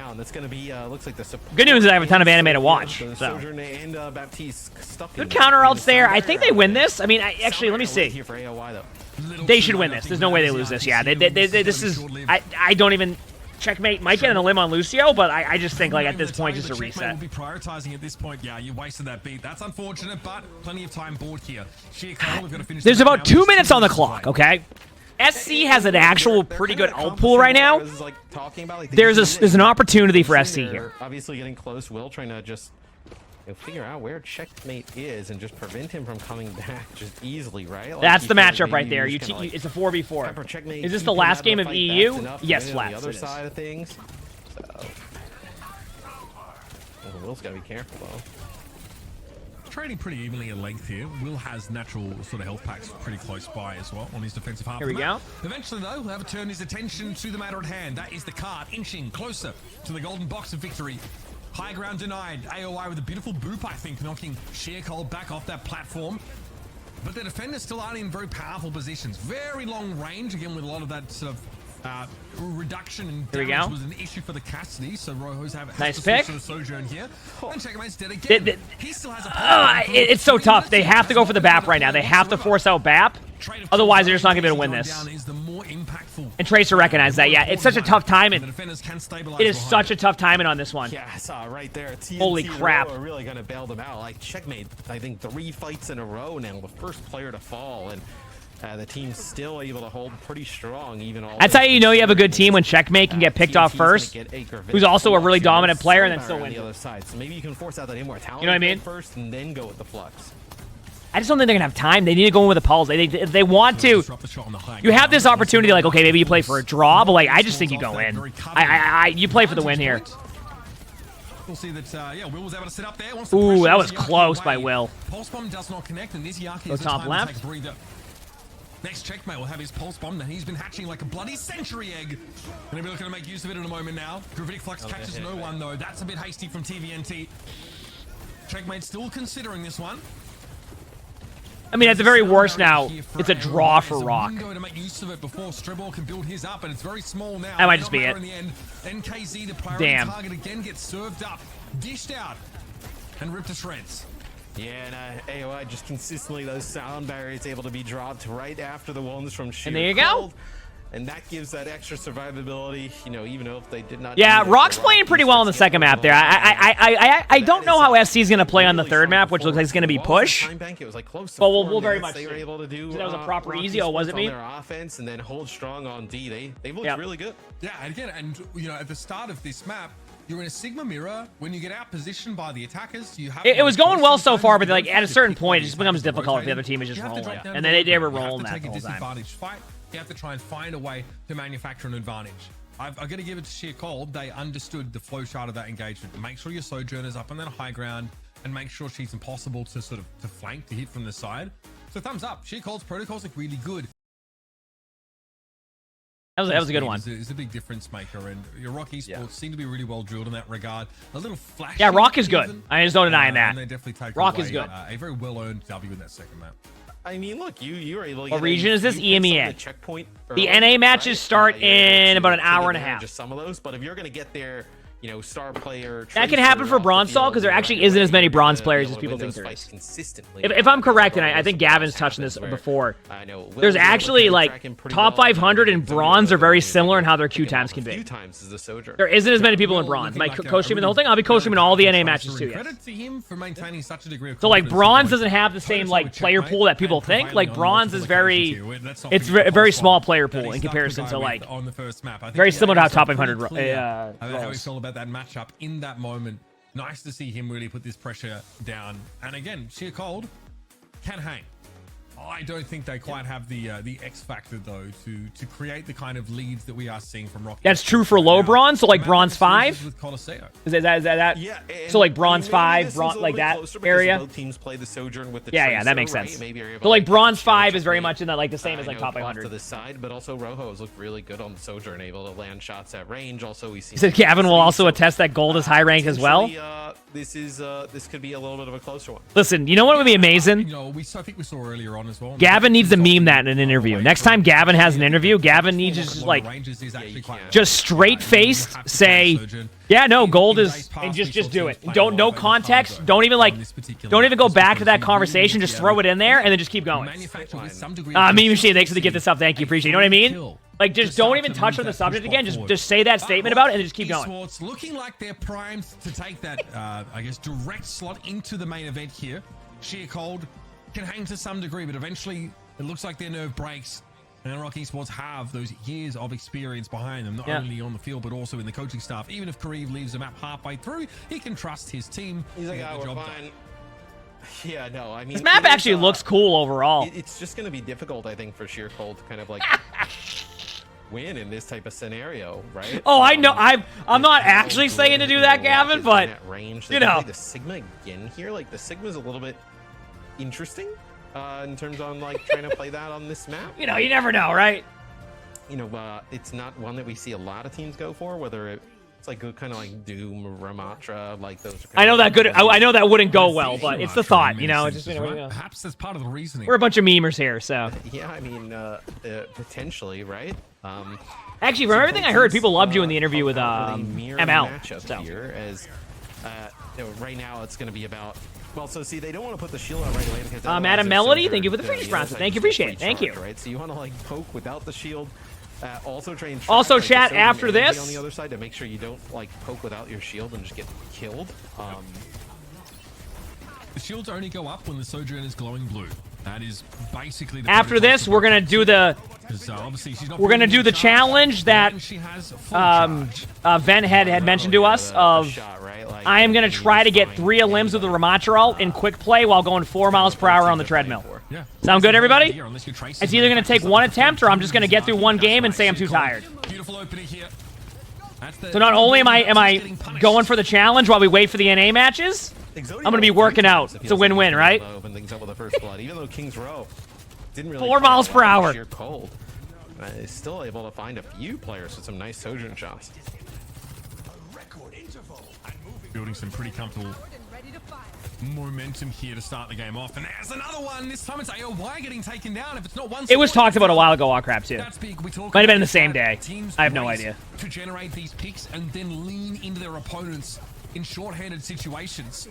When you can deliver those picks with such consistency, even mind you playing from the freaking low ground here, that's a big deal. Oh yeah, I mean, honestly, Gavin, it's as you get through the first interviews, you'll probably learn more and more on that stuff, and then you're like, okay, next time around, right? You know. Also, good start for SC. SC needed that type of start. It isn't like the best start, like from like losing people here at 44 meters, but like they still have a, 2 minutes off the clock, a little bit in the lead, right? So close to happening. I mean, that would be just really bad for Rock if you go that first checkpoint straight away. They get control of the bot, they'll move it now to yeah, that just goes to that sometimes, right? The halfway point of the map, and I think this next fight, Mitch, will be like the first, like, you know, quote unquote, like real. I think it's also kind of the opposite of how my interviews went. Like, I felt like when I first started doing the Overwatch 2 interviews, I was almost a little bit too like the investment, how we see the rest of the map play out. I don't even know like how to explain it. It was like too I don't know. We didn't like the questions we asked. So like, I remember the next time we did an interview with Jared, which, by the way, I had a great time when we talked to Jared on stream, and we just talked about everything. There was no, like, we were just like, yeah, let's talk about this, why not? Good pressure. It was great. He's trying to get away there, but he can't. Is Yaki going to bring him down? And the finish is there. Checkmate is so good. Holy crap. You spend your support ultimates and Chat, remember when like we like explained to you, you're like, hey, in your rank games, you know, what do you do in that situation? This is what the Tracers are doing. What do you do? Just crazy there. I mean, in that situation, if I'm playing tank, what am I doing? Trying my best to hope I hit that there. Esports end up they use both support ults there, so no, double support ult on the side for Sheer Cold could be huge in terms of you know, them even preventing Rock from taking the lead. Awful close now. Overclock still in the hands of Exodial. That I fell over. Rojo, though, when he's found Will again. Will. Yep. Is compromised early in the fight. Last time it was checkmate. Oh, this is everything here. Well, we've all been enjoying the co-stream today, chat. Real talk, I appreciate you all hanging out with me during co-streams. I know it's a bit different than ranked and the grind, but we don't get, you know, a ton of co-streams to be able to do it, so heck yeah. For the drops, Leslie, for these ones, like the esports one, just you go to the Overwatch _esports channel, you can get them there. A lot of the time we do have drops here, but for the esports one, they have that separate for their own channel. All right? That is a real difficult one because, you know, you end up using so many of your ultimates there for Sheer Cold. Like, you're kind of like all in on that one. And then it just does not. SC had such a good start, but Rock is just taking it back. I mean, they are able to get a little bit of a team fight early here, so I think what Rock will end up doing is they're going to play that low ground and try to force out an ultimate. It's a very safe spot to play. If you're playing push and you struggle around this area, going down there and just chilling is fine, because you keep the bot in place and you give yourself an opportunity. If the other team isn't trying to make a play, then you can eventually grind them down and win the team fight. So the only really interesting thing in terms of ults up right now. Maybe they land Matrix here, but it's a tough angle to get used to that. Oh, Immortality Field's down. They might be able to go here. Johan being forced to use that a little bit earlier. And that's the Pulse finish. Checkmate was waiting. No, I don't think their team name is South Carolina. Be an ultimate to be down. Beautiful accretion there. That's just the team name. We're watching the EMEA matches, and their team name is South Carolina. Them back into the spawn is Will trying to make it back to his support. Wow. I mean, doesn't do so. Rock is just dominated right now. Just making it around that corner. So still a really, far stretch to go here. But man, with the way Rock is playing, it's going to be difficult for Sheer Cold to get back into it. Now, what's the play here? You have to tease. What's the play here? Field, if you will. Will needs to go for a play. Your head blown off by Rojo. They're going to lead with Sigma. Oh, the Rock dodge. Okay, first of all, how do they get their ultimate not to just randomly get stuck to the lamp in the back and go off the map? Because that's what mine would have done right there. He said, yup, Rock. Don't need to make use of it. Yeah, I was gonna say, I was like, maybe if people were a little bit healthier, you could have sound barriered there and like use your own flux and taken them out of it if you were Rock. No, that's not who ROC is. Plush. Nice flux just on his Yaki. Nice job there from NKZ to like dodge the accretion up in the sky, and then you just take out that Baptiste. Rock decides to just give up after that. I mean, yeah, Vern, they have a great roster. Let's not forget. I don't think SC has necessarily played bad. It's just ROC or Rock is just like a step ahead. You know what I'm saying? Shine, thanks for the 2 months average, friend. Thank you, appreciate it. Thank you. Solidly has swung against them. They spent so many ultimates on a losing fight prior. That's what ultimately caused them to give up the checkpoint. We're back to that point again. Big ultimates for both teams. Exodial really hoping to find an opening with this overclock, but not in the best position to make use of it. And oh my goodness. He's about to get fluxed. Sound barrier has to be used there by Strebor. AOY gleefully holds onto his for a rainy day. That accretion not connecting. The pressure is too much for NKZ. Eventually, he'll crumble. Oh, and Yoham actually ends up using that What do I think about the OWCS compared to OWL? I think they could actually help NKZ live. It's really cool to see that we can watch matches. It's been exciting. I've enjoyed it. The co-streams have been fun. I get to talk about Overwatch. We get to talk about random stories. I've loved it. I think it's great to have this type of stuff back in Overwatch.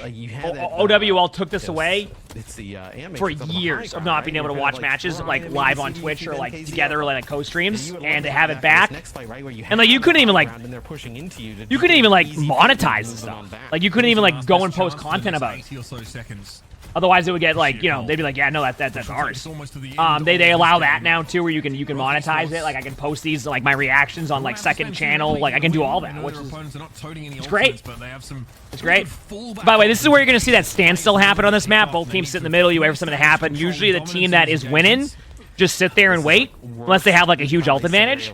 The other team just sits there and tries to spam them out, and then eventually they have to make a play. Usually it's led off with a support ultimate, but like all that matters right now is getting the time off the clock. So like there's no incentive for them to really push, right?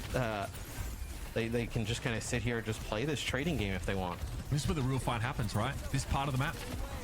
This is where Sheercold needed trying to find a way to put some flank pressure down. And KZ close to a flux here. I wonder if he just pop it immediately. that was hype peachy, but that was also when it was still on Twitch. No, at least waiting for Exodial to be in position. You have to do something to try and force some of these ultimates out. Roho in a great spot. Oh, I mean, I co-streams and like the ability to do this has been it has been something that for years we've all been requesting, especially as streamers. And it was always like, yeah, well, no, sorry. Now it's much different, which has been awesome. My initial thought is if they go 8 minutes on push, I don't know how it will go. Like I said, during the beta, I remember one of like the largest feedback we had on push was that it felt like we couldn't do anything. So they made it 10 minutes and the map played infinitely better. I didn't like it on 8 minutes. Granted, the player base now plays push a lot more, so players have gotten better at push. So it's also maybe 8 minutes is good now that players have played it for years, or for a year, right? Year and a half. You know what I'm saying? Get caught, especially when it was Roho using that the overclock there. Focus on Johan here. It's about the Baptiste and it's about forcing that immortality field out of him. Yeah, we don't know. I don't know what if they do any type of push changes, I don't know what they would be doing overall, so it's hard without knowing the context of all the changes to tell you if 8 minutes or... Oh! I love the confidence there to get stuck by the pulse bomb. That was a beat. And trust your teammates enough just to go and hit the shot. Conditions being met left, right, and center here for Rock Esports. And we're over 115 meters and counting. Yeah, I was gonna say they're looking for a map completion. Like they are. Well, SC is gonna lead off with beat here. They have beat advantage, but Rock has Rock has window very shortly. For it to happen. They're just gonna window because why not? And Matrix here.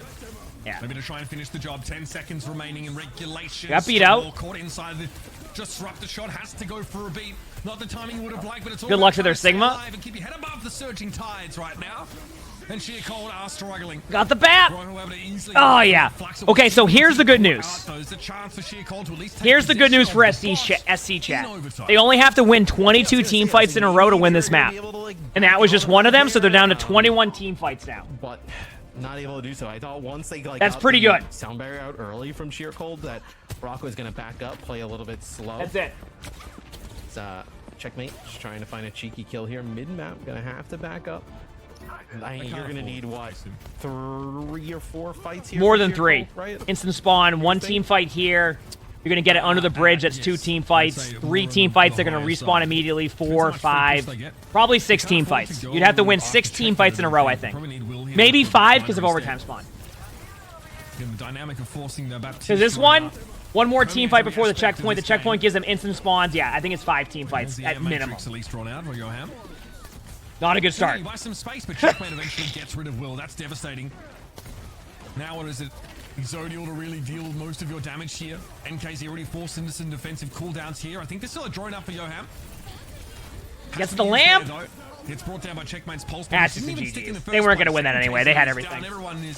That is tough. If you were Rock, would you stack this? Would you wait to stack all 5 ults? Yes, but they got a pick early, so then you just ult. And there you go. There's the first set of matches. All right, let me just...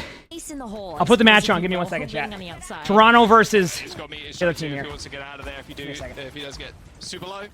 Sexy Man 69, please watch out behind you, please. Shikigami, check your corner. Just go let him walk in. Hello, someone. Oh, short punch there onto Vintage. Just receive the shout from the Queen. Someone's going to punch straight back in, decides better of it, just charges that one up. But it's just being a menace, just being a pain on this corner. It does leave Shikigami in an odd spot. They leave their backline unattended. You're going to get insta-deleted, and exactly what just happened there. 2 sound barriers coming out, but with Vintage already dead, and that blade pulled super late from Sugar Free. It looks like a clean sweep for Toronto. 2 kills for Sugar Free. Overtime done. Toronto take round 1. Vintage didn't even have a chance to use the Deadeye there either. You heard the sound go off, that he was ready to let it rip, and then there was someone ready to punch you in the face. Look, it's the worst ult in the game.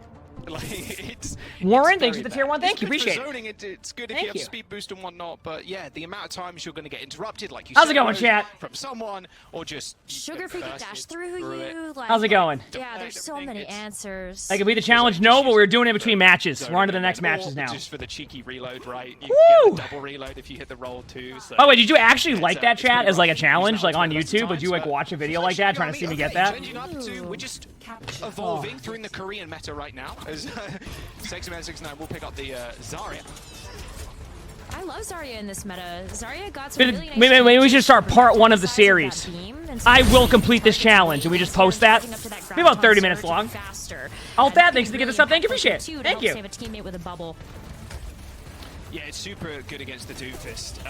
The way You said that's the pace cringe of to throw Zarya is matches? really nice because the Doomfist can't just be Dude, what are you in your talking face about? the I was entire playing time. seriously the whole time. So Zarya's able to keep up the pace. What do you mean? Bubbles. The Doomfist comes in, you can have a bubble ready. Doomfist has to get out. I played that seriously the whole time. There was no, at no point was I not playing that correctly. Re-engagement. So it's going to work out really If anything, well I was amped for up. Shikigami if they can find an entrance into the fight. Toronto, they end up taking the point super quickly. They end up putting pressure on the front line, and Rupal already goes down. Vinci is just going to follow them to the grave, and Shikigami... So the reason why the teams run the Zarya here is because like the Doom comp is like the Zarya comp is the counter to Doom if you can't play Doom. On the Zarya 2 is going to be a pretty So. weapon in the face of Toronto, so it looks like they're just going to go for a quick reset here and group up together as 5. Yeah, but oh, look at that. Shikigami wants to try to chase down some of these picks, but with that pulse bomb coming through, Parrot's at least going to try to keep the pressure on to Shikigami as they've got it back. Should we do a part 1 of that video or wait till we complete the challenge and do a long video? Probably a part 1. In a casket. Yeah, it's pretty rough with Vintage right now, but it's the perfect target acquisition.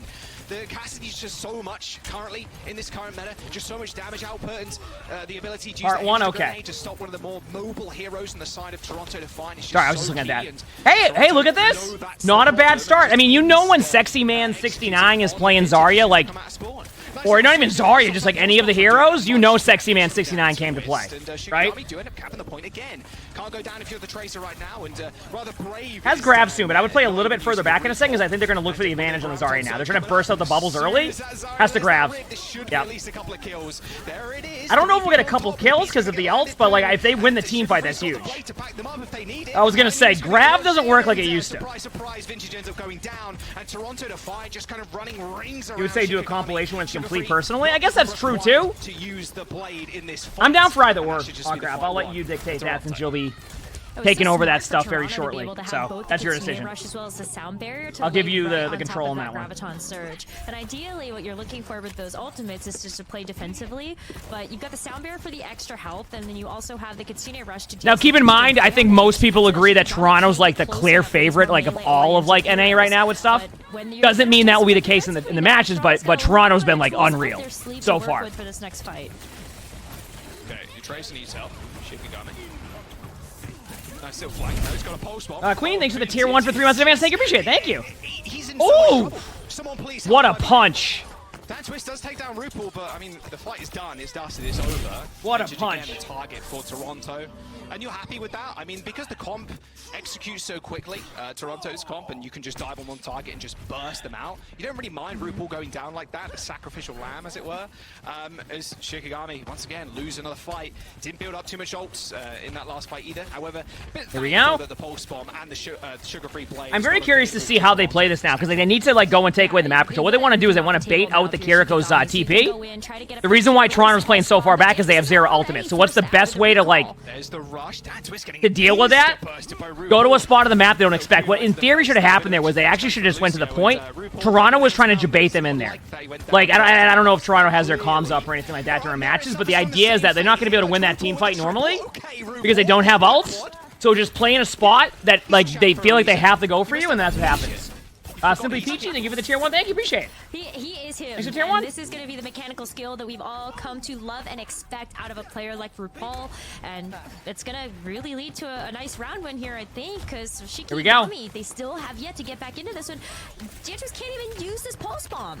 Yeah, it's been pretty rough with that, and already had to hit the recall there, so has to get huge. The rest of his team. There you go, 5-man sound barrier coming in, but Vegas gonna have a better beat here if he uses it. Yep. But he doesn't need to use it that quickly either, because they were already winning the fight. You know, it wasn't a bad first map. It's just obviously Toronto's like just a very good team right now. A little bit closer than I initially anticipated. Yeah, I was gonna say it wasn't like a stomp that I think some people expected. I returned to my chair, just like.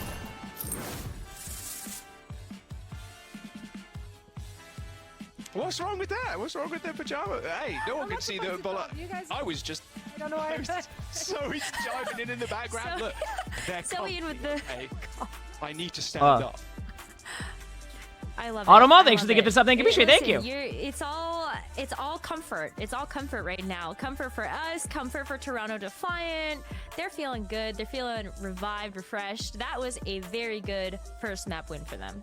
Yeah, I mean, it was a little bit closer than I anticipated, honestly. Shikigami putting up a decent fight, but Toronto Defiant nowhere to strike, and that person is Vintage. You take down the Cassidy, that's a lot of damage now gone from the comp, and even switching to the Zarya, which is pretty decent against the Doom, in all honesty.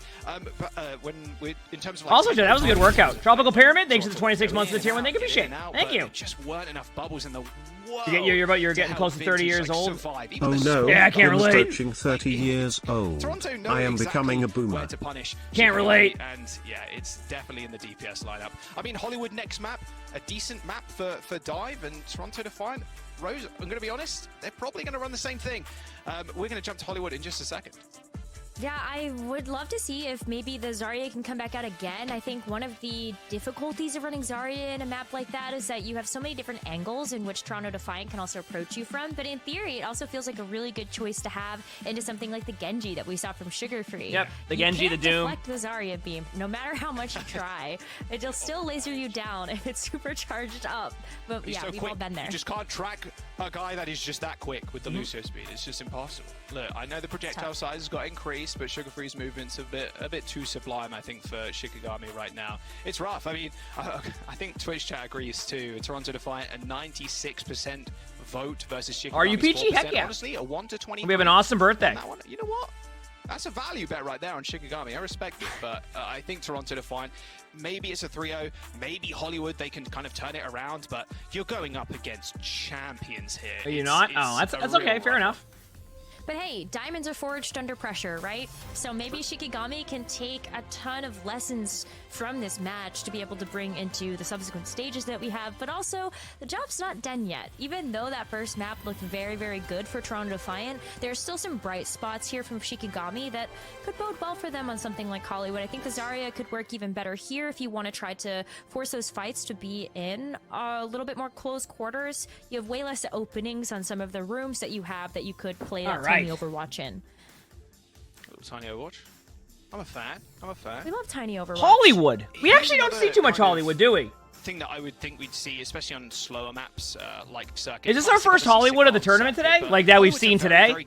Like over the last few days? I don't think I've seen a Hollywood. Second point, definitely. This will be good to watch. This will be a good watch. I'm really curious to see how this is played. I'm really curious to see how this is going to be played. I'm not surprised to see Toronto run this either. I mean, just stick RuPaul and Vega up onto the high ground in Cafe. Good luck getting on the back. This is group play for the stage of the tournament. Want to do exactly that though, Rose. With this Diva pick, you got to hit every single matrix on those sticky bombs from Sugar Free though, or your mech is going to be annihilated. We did see Toronto Defiant actually play this composition yesterday in their match versus Final Gambit, which was a full hold on Hollywood, by the way. So whether or not history repeats itself remains to be seen. Not bad. Good start. I also, in theory, like the diva choice. Like I said, Toronto's a very good team, so like you're gonna see them work as like a unit really well. Basically, they have the Zenyatta set up, like the Zen sits in the back. It's a very spam-heavy comp, as you can see. And they also have the hero pool to switch over to anything else on second point, so I like it. Both of these players have I like it. so much pick potential when it comes down to either of the supports they're picking. I mean, that's a real rough start for Shikigami. I mean, you want to get Vintage up to a point where either they can stand on the high ground or they have like a decent angle on the back line of Toronto. And Ashe? Toronto aren't going to give them to the, going to give them. Ashe is okay against this comp, but like they're not gonna. I don't think they're gonna let the Ashe. They're gonna be pretty aggro towards the Ashe, at least in my opinion. Vega. There's a really nice like line of sight there. You can see as Vintage is trying to shoot back at Vega right now, and you almost permanently have to have the D.Va standing on top of you in order for you not to get bursted out, and then someone could just rotate to high ground. It's gonna be a tough point to cap, but Vega does end up taking a headshot there, and with Vintage making a little. I mean, they're getting map control, but like they're playing exactly how they want them to play. They disengage all together into the room. They survive it. They can kind of like tap back and forth on the point, and then they can just get grinded down. They do get a huge pick onto the Zenyatta though, which Zenyatta is a big part of this comp. So. Not break through this bunker that you know the sugar-free on Lucio Echo copy, the expected result. Hey, it was a good try. It's good effort. Toronto has Zen ult. I mean, they can just retake this anyway. They're just gonna wait on their Zenyatta. They're gonna retake in. On first should be a fairly easy recontest here, especially with Transcendence. You've got the window to Vintage. Feels like Vintage needs to be on high ground, but they were at 69.9%. Especially with that window up on height. Even Merit with the pulse bomb could land Shikigami in a bit of an awkward situation. Yeah, there's been a lot less mirror comps, and I think that's been good. And the reason why you're seeing a little bit more variety of comps now. 69 also going down. Ain't no way you're coming back from this. The space creator. That was good not to use Zen ult. You know how like for a little bit at the beginning of the qualifiers you saw a lot of mirror comps? What might be happening now is now that teams have a little bit more time and practice to like experiment with comps, you start to see more variety to those comps. You get what I'm saying? Like a lot more variety than you normally would see. Which is really cool. A lot of help in order to push the defenses of Toronto to fight. Because now teams can kind of figure out what they want. When you have to like prepare for matches and tournaments really quickly, or like figuring out like teams are announcing their rosters last second while building their teams, right? So you had a lot of figuring that stuff out, so you had to kind of go with what you're seeing is strong, and then over time you can kind of change those comps. So you're starting to see a little bit less of those mirror comps and a little bit more hero variety, which is nice. Brain and Force, thanks for the 2 months to Future Prize. Thank you, appreciate it. You're going to have to use the sound barrier for the flux if it's a dangerous one, like if it catches 2 or 3 people. Probably one if I had to go for it, but it is someone. He's kind of the GOAT like that. Self-destruct on top of Cafe. They do end up destroying the lab, but there's the Transcendence. Now going to see them through the rest of the fight, you'd imagine. I have to give credit to Toronto. Vega straight out of the Transcendence. They are just playing so damn well. I don't even know what else to say. Merit does what Merit does best and kill. Like, think about how many times... 25 seconds and a giant stagger now. Yeah, you might as well set up a little Uno game right now. There's no. So this is what we talk about when you stagger somebody. Basically, you don't let the baby diva remech until you're ready to go engage. Unless like they have nowhere to go, they can't even go off the map. There's nowhere to go in Hollywood, so they just wait as long as possible. They have to run back to their team. In the meantime, you just make a play like that, and that's it. Full hold here for Toronto Defiant on Hollywood. This is I mean, this is just a. Think about how many times they got Toronto to back up into that room and had to disengage out, and how many times Toronto just went right back in. Did you see that? Didn't get any shots off, Sam. I respect the confidence. You see that? Yeah, I like it. Just a good play. And that's the big thing as well, right, Rose? Like, you have to have confidence going into a match like this. Open bracket, it's pretty easy when it comes to the first couple of games, but as you get on and on and on, and now you're reaching the stage where you're facing champions, yeah, confidence is the best thing you can have, but it's just pound for pound, Toronto Defiant really have Shikigami beat currently. But still, 88%, anything is winnable. Anything is winnable. Shikigami could just go with the fuller hold, to be quite honest. All right, it's going to be a tough ask, but it's going to be giving a little bit of taste of their own medicine, I think, as we see Shikigami. It's going to be a tough hold here. Imagine if Toronto actually... Wait a second. Sigma, Bap, Zen... I wonder if they're going to do what I think they're going to do here. Chat, hear me out. I think What if they stay on Rhine and they TP up to the high ground, or they TP to the point, and then the Sigma will struggle against that because you can break the comp by going Rhine. I think that's what they're doing. I don't think this is a meme. Although one of the most fun, It's a meme. He's standing right at the spawn swap. Come on, don't meme us. in a worse state, especially as Ram Don't meme us. I think I know what their play is. It is. They're gonna TP either to the point. Oh, they're doing it. They're trying to break their Sigma comp because they're gonna play that same comp, right? So what are they gonna do? They're gonna break that comp by literally just going in and swinging on the Sigma. Yep. Wait for the cooldown to come back. Because they're gonna all gravitate backwards to that room, right? So a Reinhardt will roll a Sigma in that situation. High ground. Just take away every single Yep. inch from Shikigami and destroy Graveyard in the process. And see, they're good at that comp, so they know how to break their own comp. Dead, but a parting shot onto Vintage. Look at Bap on the secret spot, but you can jump up on the high ground. And the Rhine, yes. Yeah. If you're I gotta say, you can play absolutely that's what I thought they were gonna do. Successful. Like, see if Shikigami or Vintage can try it. No, Vintage. No. Vintage has also had enough. No. Trying to game Among Us there, trying to be sneaky. Ain't happening. I mean, we told you Toronto's a good team. Trying to define, having a little bit of fun towards the end there. And yeah, quick and clean. We told you Toronto's a good team, chat. We weren't kidding. It being a first to 3, but who'd have thought, huh? Surely not. This Rank are they? I mean, all top 100. All these teams are like top 100, like top 10 players. They're really I good. can't really It's not good. It's not a good pick. say anything about it. Yeah, one of my because nephews is too thrilling, so we Toronto ended up Defiant grabbing him really one of those crushed. headsets. So like, Yeah. go play whatever you want at this point. Great, show us why the Alari can still be a viable hero in some capacity. That would be great. Damn, that pylon went crazy. He got insta-killed. Yeah, one of my nephews has to, Where am I gonna put this, huh? he gets overstimulated, and we noticed it. It's a little bit of an Was it overextension last there year, Lonnie, or the year on the before? Tracer. Toronto don't have as much damage, of course, as Shikigami. It was like one of his birthday parties. Like, they were singing happy birthday to him, but you could tell he was getting like overstimulated. So we ended up, one of the gifts we got him was that we got him this really cool headset where you can put like Sonic stickers on it. So now whenever like he goes somewhere, like he's in the car, like with like my sister or like his dad, he'll wear the headset. He feels much more comfortable now because he doesn't have the sensory overload. Yeah, I mean, someone is just creating so much space as well, and he also has the ability to just go. We wanted to make sure it felt cool to him too, like it was something that like he wants to wear. You know what I mean? Like it was something that he was like, okay, I want to wear that. So he's in the spot now where like he feels comfortable wearing that when he has like the loud noises. It's gonna be so scrappy for all of these fights. Good sleep. Okay. Okay, Toronto, there we go. We're switching. Trolling now. We're switching. RuPaul, they're going to stay for Nano. I mean, you might as well. I'd expect them to switch over to like What a sleep I know. or something. Hey, a good start here. Hey. Hard to run right I know I said I didn't think this was going to go well to start, but hey, you know what? We take this. For Suzu, Maybe there's a chance. Maybe this series goes longer than we expect. Fight, right? I think that's the general. You still get it? I mean, me too, Marianne, but it's like almost random, it feels like. Even though like it's, you know, I'll always like have a little bit of like the sensory overload with that stuff, but like it's not like it was when I was a kid. I can say that much. Ooh, nice play. I mean, getting the limb right there. What? Where was the Tracer? Of the week. Nice little double duplication into the Winston too. Well, how's your tank mechanics? I don't think you're going to get a chance to even show them off. Abstract picked off in that copy, and they're going to have to back up real fast. And Shikigami, they used 2 ults in that fight. I mean, Toronto did it. Yeah, you know, watching 2 limbs right there, it just kind of felt like watching me play Winston also. Chat knows that when Chat knows one thing. When I play Winston, it's a guaranteed a limb. History and lights out for them. Yeah, I mean, Noctis is going to have to stay out of the way. Now, for what team?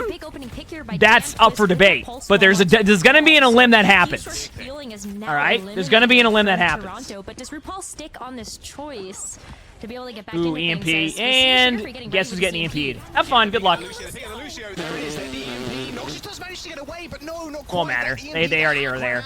Just in time, but they were so low, they definitely would have Then Ajaxed you want after any that. tank? Vega comes That's in fair. with a clean-up kill, beautifully timed. Solo does end up using that rampage, and it does force Toronto away. They lost 2 in that dive. and Shikigami saved the sound barrier. So it was just really a neutral fight with an EMP used from Toronto that didn't really net them a whole bunch of space. They didn't get a clean team wipe. The animation at the top middle should be flipped. What is that one? What am I missing? No, but that gave Sugar Free an opportunity to switch over to the Echo of his own, and this is another hero that Sugar Free is very, very good at. And you don't have a specific hit scan on Shikigami that can necessarily... So far, they're just kind of chilling. Oh, wait. By the way, Chad, if you're wondering why they're playing this way, a lot of teams in push, what they want to do is they want to control the high ground and then make a play after. They kind of hecked up, though, because they gave him the bot. It was actually a really smart play by Toronto, because Toronto could not only disengage that the other team also had to fall back and get the bot. So, they want to control the high ground. This is where the team takes the battles. Like, the bot almost becomes secondary, unless like, you're the Tracer player and you can kind of push the bot or take it away. You want to control this part of the map. Oh, that was so close! Wow. Nice boop there from Noctis, but it doesn't end up working out. What a play. The latest sound barrier there from Vega. They've got ults to back them up, but they don't need them. Someone cleans up the backline, and the bot is in control for Toronto. Oh my god, I thought Vega was going to get killed there. Almost an Ajax. Damn. Almost an Ajax. So what's going to happen now is if you watch, Toronto's going to set up on the high ground where the Ana is. They might try to stuff the doors, actually, with their dive comp. But the Ana will want to set up there. As the bot gets closer to the checkpoint, they may fall back a little bit and then play that same style. But don't be surprised if they just nano the Echo or the Winston right now, like, pretty quickly. They have a lot of different things to work with now, too. The Nano back online. Someone could go for Nano Primal again. A lot that they can work with. They might nano the Echo. We'll see. It depends where Winston's at. Okay. Suzu coming out. Yeah, you just rip that. There goes the Lucio. Someone's going to start this off. Getting a little bit I mean, it worked. Very good ult patience there, too. We've talked a little bit about how, like, ult management has been, like, an issue with a lot of these teams. I feel as though Toronto's one of those teams that their first mindset is that they're going to win on one ultimate. And if they can get away with winning on one ultimate, they will. Some teams feel like the necessity to pop an extra ultimate, even though it's kind of like in a spot like you're not sure if you're going to win it. Toronto's in a little bit of a different spot with that. I mean, that's a good, like, play by the Echo, but okay, they did get the elim. Yeah. Yeah, I'll put these up. We'll put these up on YouTube. We'll probably take all the days that we co-stream and just put them up on the second channel. Like, it's one long video. Does that sound good? Rather than, like, 20 different matches? It'll be, like, day one of groups, etc., and we'll just kind of do that. And then people can watch them if they want to, our reactions. And with the bot still being in Toronto Defiance territory, They did get us 69 meters, so Toronto's in a pretty nice spot right now. Now they just need to kind of maintain this high ground, win the next team fight, and then go in. This is the problem with Esperanza too. You can just get hard stunned, like hard locked at this choke point, especially as Toronto. They want a queen there. I don't even know if they want a Tracer as Echo. Take that bot and take it away from Shikigami. It's going to take them 2 or 3 fights to actually get to a checkpoint of their own. Duplication onto the Tracer for Sugar Free. How many pulse bombs are we looking at? Here's one being thrown out. Nice little blink. Probably it. I don't think there's any more time. But they got bot control. They got map control. They have a slight advantage, and now they can play where they want to again, which is further back up on the high ground. So, like, they're playing the time at this point, right? Oh, with the push bot. That makes more sense. I get what you're saying now. I get what you're saying. I thought they were talking about something with, like, the overlay. That makes sense. To work with here with the Junker Queen comp as well. There isn't too much natural just terrain for them to hide behind, and Sugar Free is using all of that to his advantage. Rampage hits 2. Vega. Yeah. Good beat. I mean, they want to make a play. At this point, Toronto started to, like, grind their ultimates down, so they're just running out of stuff to be able to win with, right? And Toronto recognizes this. They're using their ults as quick as they can. Like, right now, what's happening is Toronto doesn't mind playing this, like, trade game because they always believe that they can win the team fight. I mean, their DPS is Sugar Free and Merit right now, right? So, like, their vision is like, we might trade one, but we know we're going to win the team fight, so good luck to you. Look at the ult. Look at the ults. They're going to nano Echo in, or they're going to nano Winston in, and they're going to keep rotating these ults. They just can't catch up. They just can't catch up. What happens here? Merit is looking for a quick little pick there with the pulse bomb. Gets found out, but look how close they are to that final destination. Good movement. Almost a pick here. Yeah, Solo in trouble. Sugar Free Gracie lodged in him, but survived at least for the time being. Bot still moving, and Merit is still killing. Yep. Toronto are going to make their way towards the final. Notice how the supports, how one of the supports is pushing the bot chat. Remember how I told you no matter what role I'm on in ranked, I end up on the bot? Just point that out. They're very comfortable with it. They make the They actually might get the Winston there. I was gonna say they actually might be able to trade that. Nope. No Suzu coming out, but they are gonna rip the rush instead, and instantly, as soon as Toronto Defiant hear the voice line, they back up. Yep. As they should, because at that point you would just be falling to the wayside and giving over a lot of free progress to Shikigami, but not before Vegas able to find. They actually managed to get the bot. Oh, this is gonna be tough. The Echo's trying to take the 1v1. Actually, good job by Abstract here. That was a good play. Let's go, Abstract. Well played. Yeah, that's all I got on that one. Oh, Vegas got the fancy feet. One more combo, can't get him. Hits the nade though, but I think. Sayer Time, thank you for the 10 months with the tier 3. Right, that is almost a year. Thank you for the tier 3. 10 months, that's almost a year less than 3. Now Toronto's content with going high ground, playing up here. They can tap the bot there. Like, see how they have like each part of the map like almost kind of figured out, and that's why on this map it's left here for Shikigami to try to get this. That's why Toronto starts to slow down their gameplay at times, because they don't have to really do anything outside of force the other team to make a play. They know they have beat, they're all set for disengage, they can go back in with beat and nano now. Queen does have ult, but then they're just going to use that to counter with the beat, so even if they go in with the ult now, they're going to use beat, but then they already won this team fight. There's the Queen ult, which, I mean, they're probably going, yeah. Got the limb, but like it doesn't, it's not. But it is all merit in that kill feed. It is all blue. Toronto like you can't do anything there, you know what I mean? Towards the checkpoint again. They got forward spawn still, of course, and with 20 seconds to go, he do be trolling. A little Malga pick at the very end here. 100% Malga win rate. I mean, Malga, you know. Picking up the stats, the Infinity Gauntlets of 100% win rates, maybe so. We'll One see. more fight here for Shikigami, and their ult disadvantage is ginormous. Yeah, there's no. It's gonna be so tough to get any of these ultimates online. Even if you get the pulse or the Kitsune rush, Toronto could just very well get a pick before you do that. You see what I mean? You see how they're playing the high ground? They're like, okay, they have to make a play. Like, we're chilling. He's just popping all the He's in a balloons different down. game. To be honest with you, Spicy, I think the timing was off a little bit there. So they are fine with pushing the bot as far as they can at that point, rather than just waiting. Get that beat. Still got it. Basin spawn. They're gonna go for this. I mean, they know that this is how you get the rest of their ults out. So at the very least, you just trade a bunch of ults. But even then, they're just dominating already. No cleanse. Even with a pulse bomb in hand, we'll see if someone can farm their ultimate. Quick, We'll see. sharp. Doesn't look like it. Yeah, Still Malga's holding okay. height, Like but still, just a mammoth. Oh, are they nanoing the Malga in? 31 meters versus 42. They are, aren't they? We've seen crazier things in Overwatch. We have. You can't step off with this bot at all, though. They. Okay. We'll ignore that one. Cameras, production, please cut to a different screen. Thank you. Oh dear.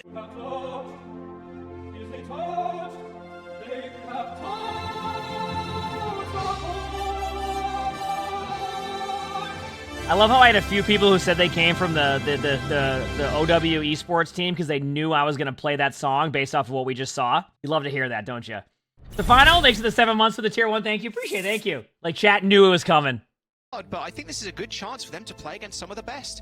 This is exactly what you just did. Overwatch League, but I think Chat knew it was coming. Just such a good improving grounds for a lot of very. What is the song? The song is saying they could have easily touched the point. That's a song that Zombie Food in the chat made one day. And even if they do go down 3-0, there is still some bright spots. I think you could. Yeah, they didn't play bad. I mean, Toronto's a tough matchup. Like, any of these teams who are losing to Toronto, kind of small like, they need to look at like the steps they're making against them and be like, okay, that's the team that is really good right now. The more and more we play better against them, the more confident they'll be against them, and they can definitely take those wins. Like, I don't think they should be like, oh no, like that was tough, like, oh, we're angry. Like, that's a tough matchup. They already got a map win. Next thing they can do is focus on the next match. Well, I heard her, so I feel like a winner. And so, yeah, I mean, this EMP specifically, this is what I'm talking and win their next map to get out of this group. Vega and RuPaul were only just coming back into that fight, and it was like, okay, we have a really, really good opportunity just to delete the Lucio here. We know they have sound barrier, so we're just going to go in, just trust in the instinct. You started saying play the song on quick play games, and randoms in the lobby know exactly what you mean. That's great.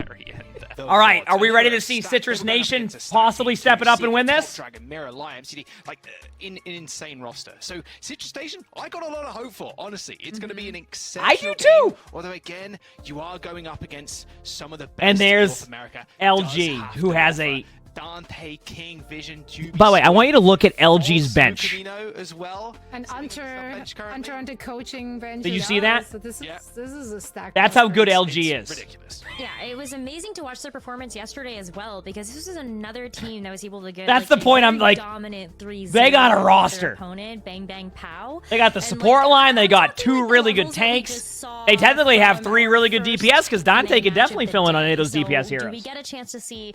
So it's another cool to full see. Push? Do we get a chance to see another full hold? This is the type of roster that can deliver that sort of performance, and you also have to sort of look at specifically, I think, like King and Juby, who are able It's a good to roster, ain't play it? the Lucio and the Tracer Yep. respectively, because those are going to be very impactful heroes, as we've already seen throughout the day. Right, yeah. I mean, I think it speaks for itself too when they have Dante in the roster. Of course, an exceptional DPS player when he played DPS in the Overwatch League and then switched to the tank role. And the tank very much fits his playstyle right now. And I'm excited to see how Luminosity Well, I do. was saying earlier too, When we Dante look at used the to play a lot of competition, I think King has been an exceptional player in the past. He played on Dante was Ranked playing a lot of Titans. Zarya at the Dante's beginning a of Overwatch history 1, so name, he's and kind of a lot always players had the have ability this to tank top-level too, which is really experience. cool. They're not going to be Almost too game phased, time, especially yep. this early on in the competition, but maybe Citrus Nation can throw them a little bit of a curveball. I mean, you're going to be so high on your team right now if you just come off of a win against LFO. A bloodthirsty win, but a win nonetheless.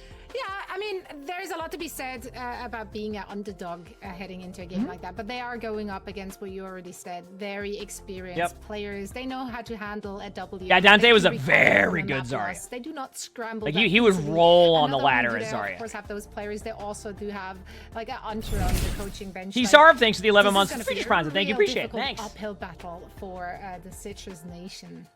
Yeah. Yeah. It is. Yeah, and map vetoes is something obviously we're just going to get into now, but something that RuPaul was speaking to. A lot of earlier, so I'm Samoa curious today. if, It's like a lot of teams are banning like Ilios and Nepal, and they're just going right into Samoa. Which, I mean, I'm learning a lot. It's not one of my best maps, so Kings Row, Well, we're going to Midtown is Midtown, like so- Kings Row good to light. see. If you squint really hard and you think that you're halfway around the world, so you know. Yeah, I mean, sure. I think it's definitely one of my favorite hybrid maps, so I'll take it over. Did your hubby had you Kings, scared but on that we're one? going to Told you it Samoa cost as the first map. him Samoa's been $300 to fairly change the interesting cat too in box. terms of, what kind Turns of out it was box you because he play, went but to buy they're cat just gonna be litter, playing more fast cat here. food, some Luminosity, mead, especially and a with new Dante hard on drive for the roster. I PS5. would imagine a little bit of Doomfist here, but Dante can There'd be a bit of a play miscommunication there if one you're of the saying more $300 for the flexible cat box. I'm like, in Overwatch. what litter box are you getting? You got one of those litter robots? The map after Midtown, that'll be LG's choice. So, will we go to a map number 4?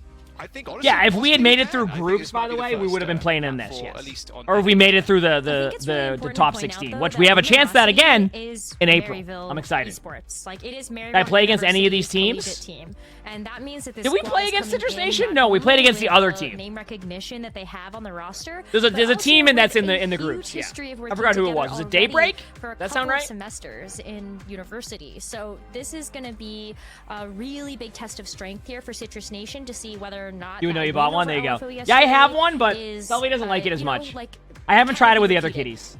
Sully used to like it, but then he was like, you know what, I'm good. He's also a massive I cat, think so. you hit the nail on the head. They are practice already. They're M80 training plays for after this, time, Snowman. And, you know, if you got a mullet like Hunters, like that's some extra power. That is like, at least an powerful. extra 10%.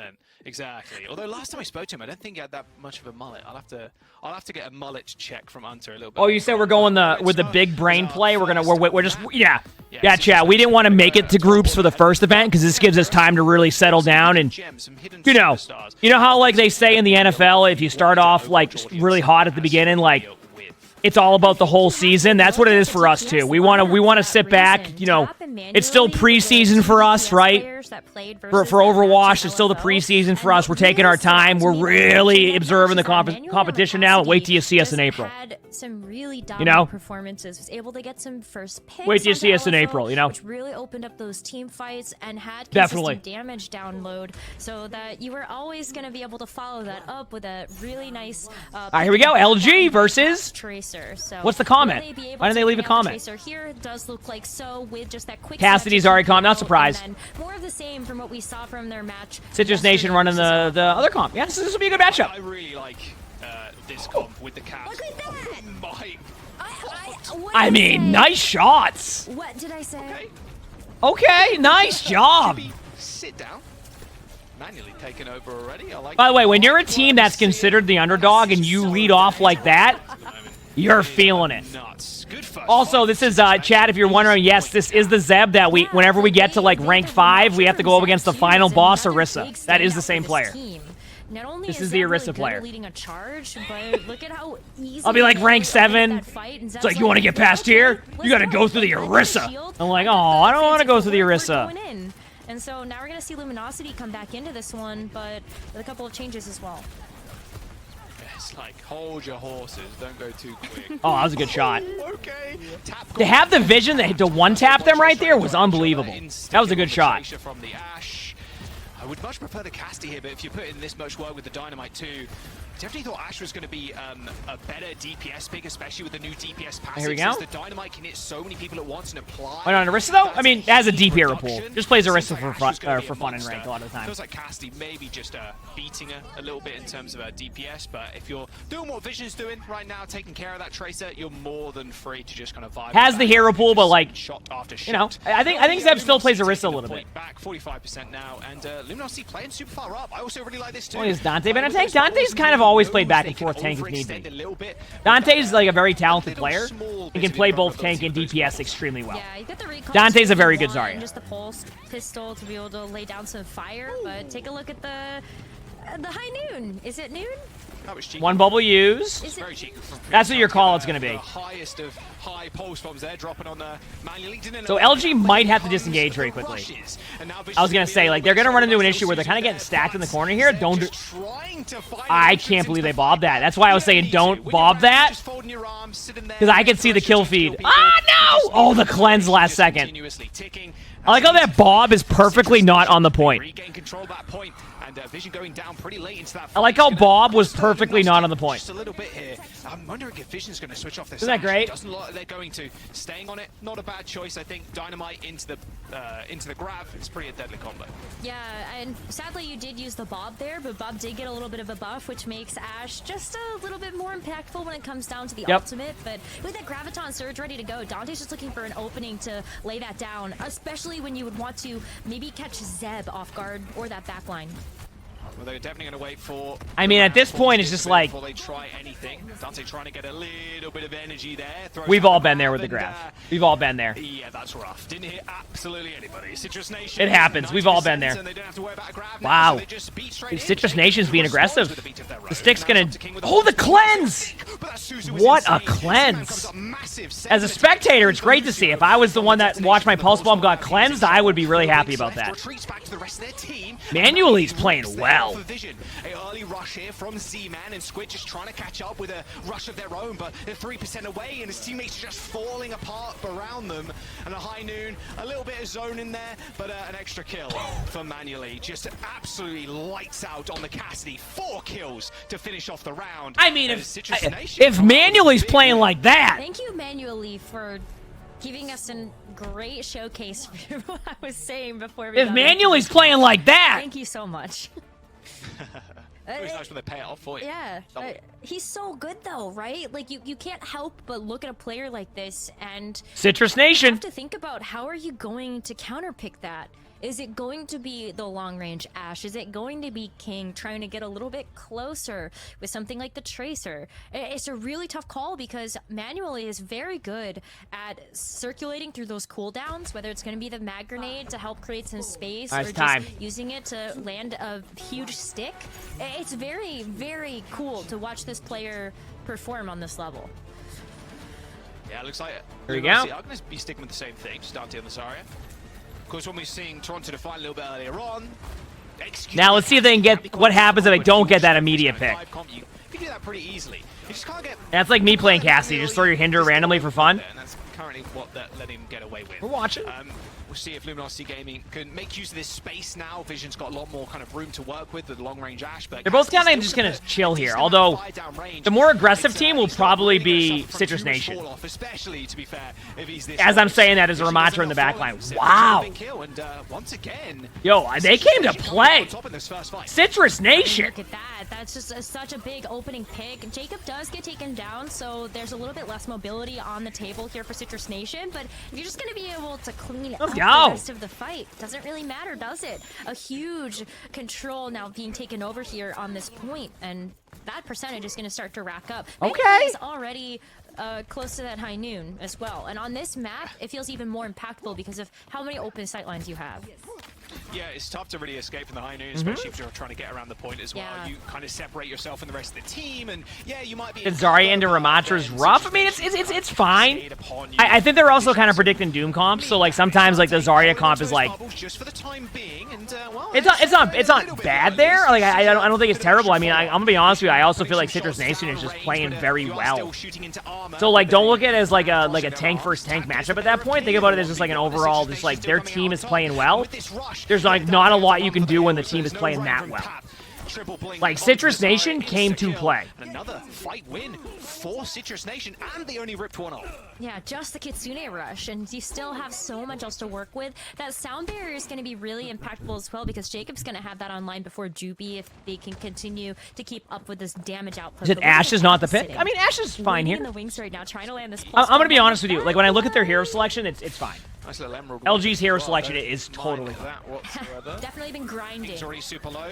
All right. I'm not saying they can't make swaps. I'm saying like from like a team composition point of view, it's fine. But like right now, Citrus Nation is just setting the tone. They're just setting the tone. Straight up. They're the ones making the first play. They're not playing reactive. They're constantly in their backline playing smart. This is more of like LG just needs to play a little bit quicker. Does he even get it Probably. online, though, before But their comp, it definitely doesn't help with that because they want to play a bit more defensive. So point as well. Positioning is super nice as well from Manually. He can activate this high noon down on this low ground. Okay, decides to join the rest of his team. I was thinking, do something rather cheeky, but there's the high noon. Dante's going to have to bubble that one, but no double bubble. And actually, LG might be able to slightly retake this. That's so tough to say. I think they can. Yeah, I was going to say. LG had a lot of ults. So the positive note for LG right now is that they do have beat. Here's the problem. Citrus Nation likes to play aggro, right? I don't think they're going to slow down the team fight here. I think they're going to try to get out their last ultimate and then just roll in with Kitsune, or they're going to have Zeb take a little bit of damage because they know Bob was just used Pulse Bomb, etc., and then just run on them with Kitsune. It's going to be one of the two. It's a great answer when it's going to be one of the two. It's going to be working up to that Kitsune rush rather quickly. Yeah, this rush. Yeah, they're going for rush. Get ready. Right after they get healed up, they're going in. They're not even worried about the beat. And it's time. So there you go. Yep. Press the go button at this point. Uh-oh, someone's in a little bit of trouble. There's Vision. There's the oh, the beat timing was huge. That actually might have been almost perfect. Yo, I got to give credit on that beat. That was like perfect, but like that was perfect. Tartar, thanks for the 12 months of the tier 2. Thank you, appreciate it. Thank you. Yeah, that's one of those beats that if like it didn't work, everybody would have been like, ugh. Sometimes they just call it risk reward, right, chat? And guess what? LG can actually go and take this round because they can just lead off right now with a Kitsune and do the exact same thing. And I think that's what they want to do. I really do. They know they have a time in here. I think they're going to be aggro. I could be wrong. Maybe they want to just stay for the ball, play it slow. Like play like a disengaged Suzu, but I think that maybe they just want to get a charge of... I don't think the Citrus Nation will allow that to happen. I think they want to play aggro. Yeah, there it is. There's the rush. Okay. Yeah. Shouldn't need too many ults. No, especially with Jacob going down. You want to make this last fight for Luminosity. Do they end up pushing? That's it. There's the grab. Yo. We got a series because this was looking unwinnable and looked like Citrus Nation was about to take this. LG just brought that back. Most pleasant to Butler. Just brought that back to go to round 3 of this. We got a series. Nothing good. Thanks for the 34 months of the tier 1. Thank you, appreciate it. Thank you. 99 to 100% flip from Luminosity. We got ourselves a game. That's up to you, Tommy. Whatever you enjoy watching, or both. Cookie dough's like okay to me. I don't mind the flavor of cookie dough. I don't love it either. I don't know how to explain it. It's good. How close quarters this point can be. Yeah, we can't talk about cookies though. I'm still on my nutrition plan. Although, wait a second. Could I have a cookie because I did the 4-mile-per-hour challenge? Into the enemy team and no. Probably get some really good results out of that. But Can they But I figure want a cookie. out how to actually lock down this Cassidy in the back line? I want a cookie. Luminosity figured that out on that second round, but can they repeat the success here? Yeah, a bit more of an interesting point in terms of like architecture here. Either way, Sushi's are playing just up on high ground, but just reminds me of City Center on Oasis. It's going to take a little while before the point gets captured. So the idea here is to get the bubbles out from Zarya. Dante's had good bubble management, though. Bubble management's key here. Like, the energy will come with time, but the bubble management is the most important part, and that was a very well done, really good bubble management. Get rid of them as quick as you can to leave Zarya vulnerable. That's kind of what they've been doing here. Zarya might be high charge at that point, but it's a sitting duck, especially with that health bar. And no Oh, Ruben, I missed what you said earlier. Yeah, I heard about that. Yeah, here we go. 28 years later, I cannot wait. Don't even get me started. Yeah. I love zombie movies, so that now that we're getting 28 years later, about 28 years later, I'm excited. I can't wait. I heard it's finally happening. Also, great start there for LG. Zeb in a little bit of trouble to Z. They end up taking down Squid. Oh, I can't wait. Trades just backwards and forwards, but King should be able to clean up here. Yeah, especially with Dante being alive, just applying. You make the best snickerdoodle cookies? I don't think I've ever had snickerdoodle cookies. It makes you feel invincible as a tracer. What is in that? Like, what is like the? What is the flavoring? Especially with how powerful tracer. Okay, so right now, Citrus Nation is getting close to their Kiriko ultimates. Don't be surprised to see the Kiriko ultimate used really fast. They have a slight time in here against LG that they probably don't know they have. It gets really hard to track that. Actually, wait. No, they can't track it, yeah. They're going to lead in with it. They're going to go in. They're losing that time in, yeah. So the cleanse, once you use, like, the reason why they cleanse right away, if they're going to die there, is they pop Kitsune and they get it back quicker. You see what I meant about the time-ins? Do you see how if that was like 2 seconds quicker, Citrus Nation probably is able to go and roll through? Instead, LG bought enough time to be able to counter. Bob fell over? Yep. It's mostly doodle flavor. What is that? That's a good grab.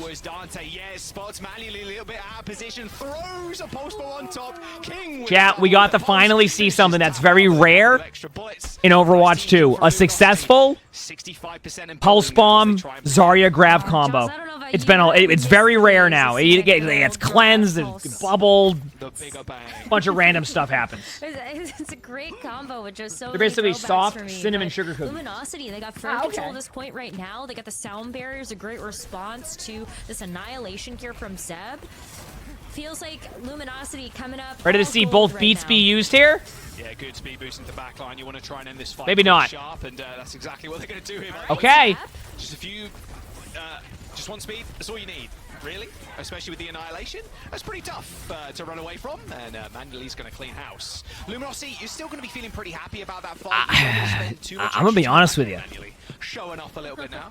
Love to see. Imagine if Citrus Nation takes this. To go from having the win to not having the win to taking it back. Citrus Nation out there. Here we go. I'm ready. Luminosity's not stressed about this one. You still have the sound barrier that you can use here now as an aggressive don't punch her. Thanks for the tool to feature try to prize. Thank you. engage Appreciate point. it. And Sabo, if you go to the disappointed Overwatch Tap. esports, it'll be Tap there. is going to be harassing that back line. So as long as you've got Dante to be able to peel back, or even just Doobie to try to get Squid away, this is going to be fine Here we go. here for Luminosity. King trying to set his team up for success. There was a pause dock, yes. Same goes for Tap, I'd imagine, with that pulse. They got to know King. So Citrus Nation is trying to slow the gameplay down a little bit because they want to minimize the team fights. Looks like Tap kind of has an idea of where King. They're trying to slow down the team fights as much as they can.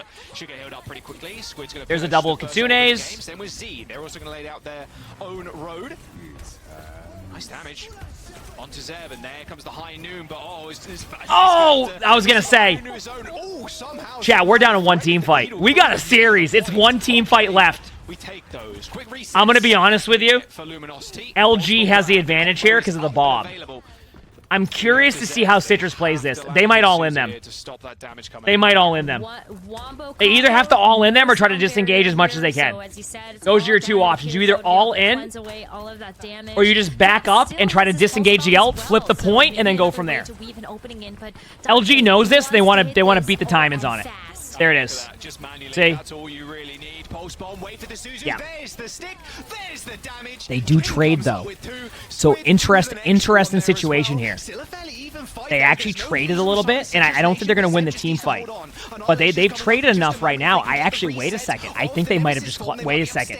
Before the supports come back. Z and Jacob making their way just in time. No, Sevens are falling over. The supports Zarya's low still. I don't know who's going to win this. And Citrus Nation now just trying to hold on. A decent point. Citrus Nation should back out. Back out. Back out. Manually. That's nothing you can do about that. They can retake. They have to tap the point like once, and then build up Kitsune in the meantime. Want to keep Citrus from getting there, but they got him out. Oh, they touched. They're gonna slow play for a second. They're gonna go in with their ult. They have a timing. Yeah, this is their timing. They have like a slight timing. OT jumping straight into the back line manually. All right, quick switch. Good disengage by LG. They're gonna come back in with their ult now to get the ball rolling in your favor. Luminosity, they cannot let this point. Oh, but Z-Man hits the 2 shots. Tap is about to have pulse bomb too. They can't be aggressive anymore either. They have to play back. The oncoming onslaught. And Citrus Nation now they're one person up. Tap has pulse bomb too. Dante will come back as Doom. Yep. They flipped the point. Kiriko. Holding on to this one, and there's Tap with the kill. Vision and Squid end up falling over, and Luminosity Gaming only have 3 people on the point. And it's Citrus Nation's game to lose here as they just finish off. Oh, the beat! 1 HP. The sound barrier comes in just in time, but where's the backup? Where's the damage? Where's the support? Oh, the punch! It's so close! They managed to keep themselves up in time, but no, it is manually with a kill. Yeah, but they still have the Lucio on point. The Kiriko's back. Is he going to be able to stay alive? It doesn't look like it, but a nice... What is going on here? They are somehow continuing this fight. Wait! The sound barrier as well to sustain alive here from Citrus Nation. It's back to 5v5 on point. Reinforcement from Luminosity, they're still trickling back. Okay, No, they have 5. Oh, the Ramantra ult with speed. 4th time. Ramantra, ultimate annihilation. Surely they don't live through this one. Surely. What? Dante gets him! They LG won that! Someone kill Dante, please! A team kill and a wipe. What? The flip and the map. What was that ending from Luminosity? That was amazing. That was just absolutely amazing. How do you even react to that? Long in those final moments. By the way, if you're a Citrus Nation, I want to point one thing out. After that round, just look at that and go, listen, we played well, it's okay. Next map. But what a clutch by LG. At the highest levels of competitive Overwatch, and wow, that is some Overwatch right there. I love this. Let's go. So much shield. Let's go. Wow. Someone please kill Cool Matt. Someone please kill Dante. He survived for too long, and then Vision getting those 2 kills too, getting the Bob at the very end. Bob helped out immensely. Okay, someone replay that fight. How long was that? That was at least 2 minutes. That had to have been. That was ridiculous. I mean, we got ourselves a series, chat. As well. We got ourselves a series. Wow, that was unbelievable. They have unbelievable amounts of experience, both in the Overwatch League and I love the that. team together. Let's go. And Citrus Nation proving that, you know what, sometimes we can mess with the best. Yeah, I mean, LFO. If you were the Ramantra on that team, I think at that point, a slouch team. You gotta remember, Citrus Nation's considered the underdog in this series, right? But like, when you have a match like that, the best thing you can do is go, listen, they played that well, it was close, let's go to the next map, okay? They can do it. If Citrus Nation plays their game, they have proven that it is a 50-50 matchup right now.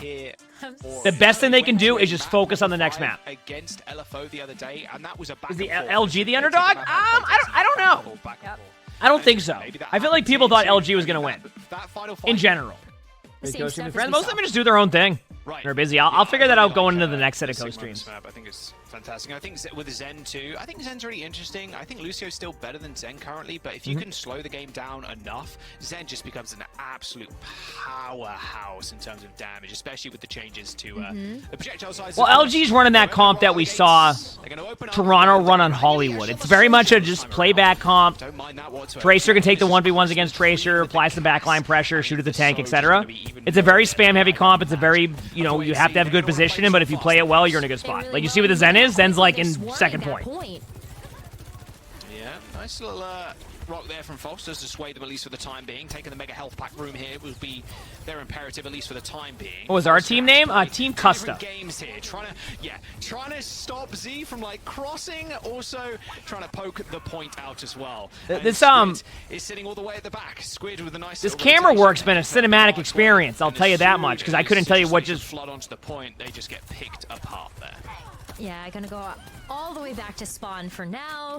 But I think that Zenyatta pick really pays off in dividends here. You're trying to slow down the pace of this game because what Citrus Nation want to do is they just want to rush into you. That's like why you've got the Lucio for the speed, the Ramatra to just help try to soak up a ton. Are we watching like a Scorsese movie here? Like what's going on? Twice if you're a Citrus Nation about whether or not you can actually move in. Who's 1 year, let's go. Do you have the cooldowns to be able to actually help reflect a lot of that damage?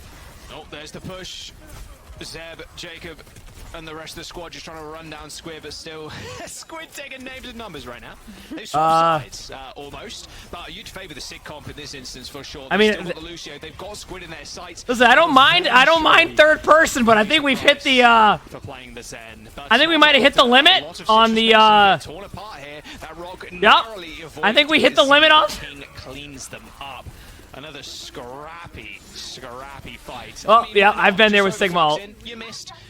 That's rough. All good. There is some pressure on the point currently as False. What happened? At that high ground. The only thing I can think of is maybe like the other observer lagged out for a second, right? Or you just got to rush down False at this they're point. trying a different approach. They've used the hands. They've used the rock. The shields are gone. And there it is. Yeah, look at Citrus won that. They're gonna get point at. I mean, False using the ultimate there, just trying to buy some time for the rest of the team to come So you back. don't mind it? It's easier to track at? Keep in mind, I don't mind third person. It just feels like it's been a very long third person on first point here. Putting that window down and have Lucamino and Squid You get what I'm sit saying? behind the window and kind of dominate, put the bob on the point. Real nice stuff, but Or maybe I'm just not used to it. Had the number there. It was just a speed through the window, take down the support to a kind of Maybe I'm just not used to it, right? Because they got no speed, there's no chance they run away. 3 minutes to go. They open the doors. The payload gets a roll in. Yeah, it's a good isolation of picks. Like Citrus Nation, something that they really excelled. I don't know. Maybe that's just I'm used to the other stuff, so it's like different to me. Focus. So you see Fall sitting by himself. That seems like very easy pickings. And with this Sigma, this is a hero that is relatively here we go. Mobile. You have the opportunity without the Lucio in tow to just walk into an enemy on Luminosity and take them out. There's really few ways to actually get out. I almost got lost in the tree right there. That pulse one getting thrown out by King narrowly avoided the Citrus Nation. Just managed to dodge out the way, but Tap gets caught out just out in the open. Vision did a little bit of cheeky damage going down to low ground. Used that coach. Oh, here they go, high ground. Here they go. I think they're going up there. There we go. There we go. There comes the. Okay, well, Zeb just walks into death, and Squid right clicks. It took a bit. And there you go. There's the end of that push. Just take a couple steps back now. At the very least, if you're Citrus Nation, you can start to figure out some ways to get back into this one. I'm actually surprised to see that Manually wants to switch off of a Sojourn. Oh, we're back again. No, like I said, I don't mind having third person. It's just if you do it for like 5 minutes straight, it feels like it could be a little bit. Maybe I'm not used to it. Maybe this is the new way that I don't know. So now you've got two Bobs to contend against each other. You're also still clean with it, so I just don't think it matters what Manually is playing at all. Yep, still clean with the shots. Annihilation available in this Suave. Oh my god. You say you don't like how they change colors of the teams between maps? Oh, like up top right where it's like blue or red. I mean, it's based off of attack or defense. One thing they could do though is I feel like the spectator could benefit, like they could benefit from just having an option to change that. I see the same thing when I do my spectating videos. It's like it's very confusing at times, and even I lose track of it. They should probably just have an option where you can kind of like flip the names or the colors on the thing and then go from there. A monster on this hit scan. All right, Citrus Nation's not doing too bad. Keep in mind, second point can be really hard to retake on. If you feel that you play Midtown games, you get kind of stuck. But Vision finally able You know what I mean? to get a little bit of Ooh, nice shots. This It's not uncommon. so This second point plays very much like point, what's a though. good example of a Citrus second Nation point are where you just get a couple stuck? of ultimates away from being able to break. Kind of through like the King's Row defense. second They've at that got the corner. Casino Rush You know what that I can mean? Open up a ton of corridors for them, and with the pulse bomb as well, Tap has been able to land these onto several different targets. So I think that there's potential. Gibraltar? there Yeah, to just Gibraltar makes open up sense. the fight. But Zeb, they're just look at the pace that Citrus Nation is setting. Oh my god. All right, I'm sorry, was there a tank there? You got one more fight. I guess we are. We're watching a Marvel movie. Thanos just came in there and snapped him away. Like, what the? That's rough. Holy crap! They've got time. See, this is the benefit that comes with trying to take these fights super fast. Tap. I guess we were watching a movie. That's a tank experience. Yeah, I think Tab was just trying to hide out for the moment, wait for his team to come back. But I think Luminosity. I should do an Overwatch, an OWCS watch party bingo, maybe one day. Not against it, but I need time to build up the memes and the things around it before I can just start off with a card. You know what I mean? I don't want to force a bingo card if I feel like it's not going to be good to begin with. So what I would rather do is have time to see post-stream it, and maybe like in the April groups or something like that, we can do that. But I think right now it's probably the best start for that. I've learned that when I do YouTube videos now, I want to do YouTube videos to have them be quality for what we're doing, not just be like, okay, we're going to try something and it might be entertaining. I want you to be entertained the whole time. Killed Jacob. They're going to try and push up into this high ground, but manually desperately needs this Bob. And King's killed Tap. It's 3 people right now from Citrus Nation. They have to use it. The cart? And Luminosity know it. There's the Bob, but it's... Can't do anything about that anyway. That was going to be tough. Well, no one from Citrus Nation is actually near the point, as Luminosity Gaming halt the payload in the Can I do more randomized abilities? We just did. Believe it or not, those videos haven't been popping as hard anymore, the randomizers. The last 2 we uploaded are taking some time. They definitely going to grow over time, but yeah, I mean, maybe it's just we got to get used to doing them again. We haven't done them in a while, so people just probably aren't used to seeing them right now. Sometimes you go a little too fast, you overheat, the engines go a little sputtery, and then, you know, it catches on fire. Maybe that's what was happening there. Yeah. They were trying to play the game really quickly, and that's what you should do against a Zen and BAP comp. You want to run at them. You want to force that, you want to force the lamp, and then just jump on the Zen. Look.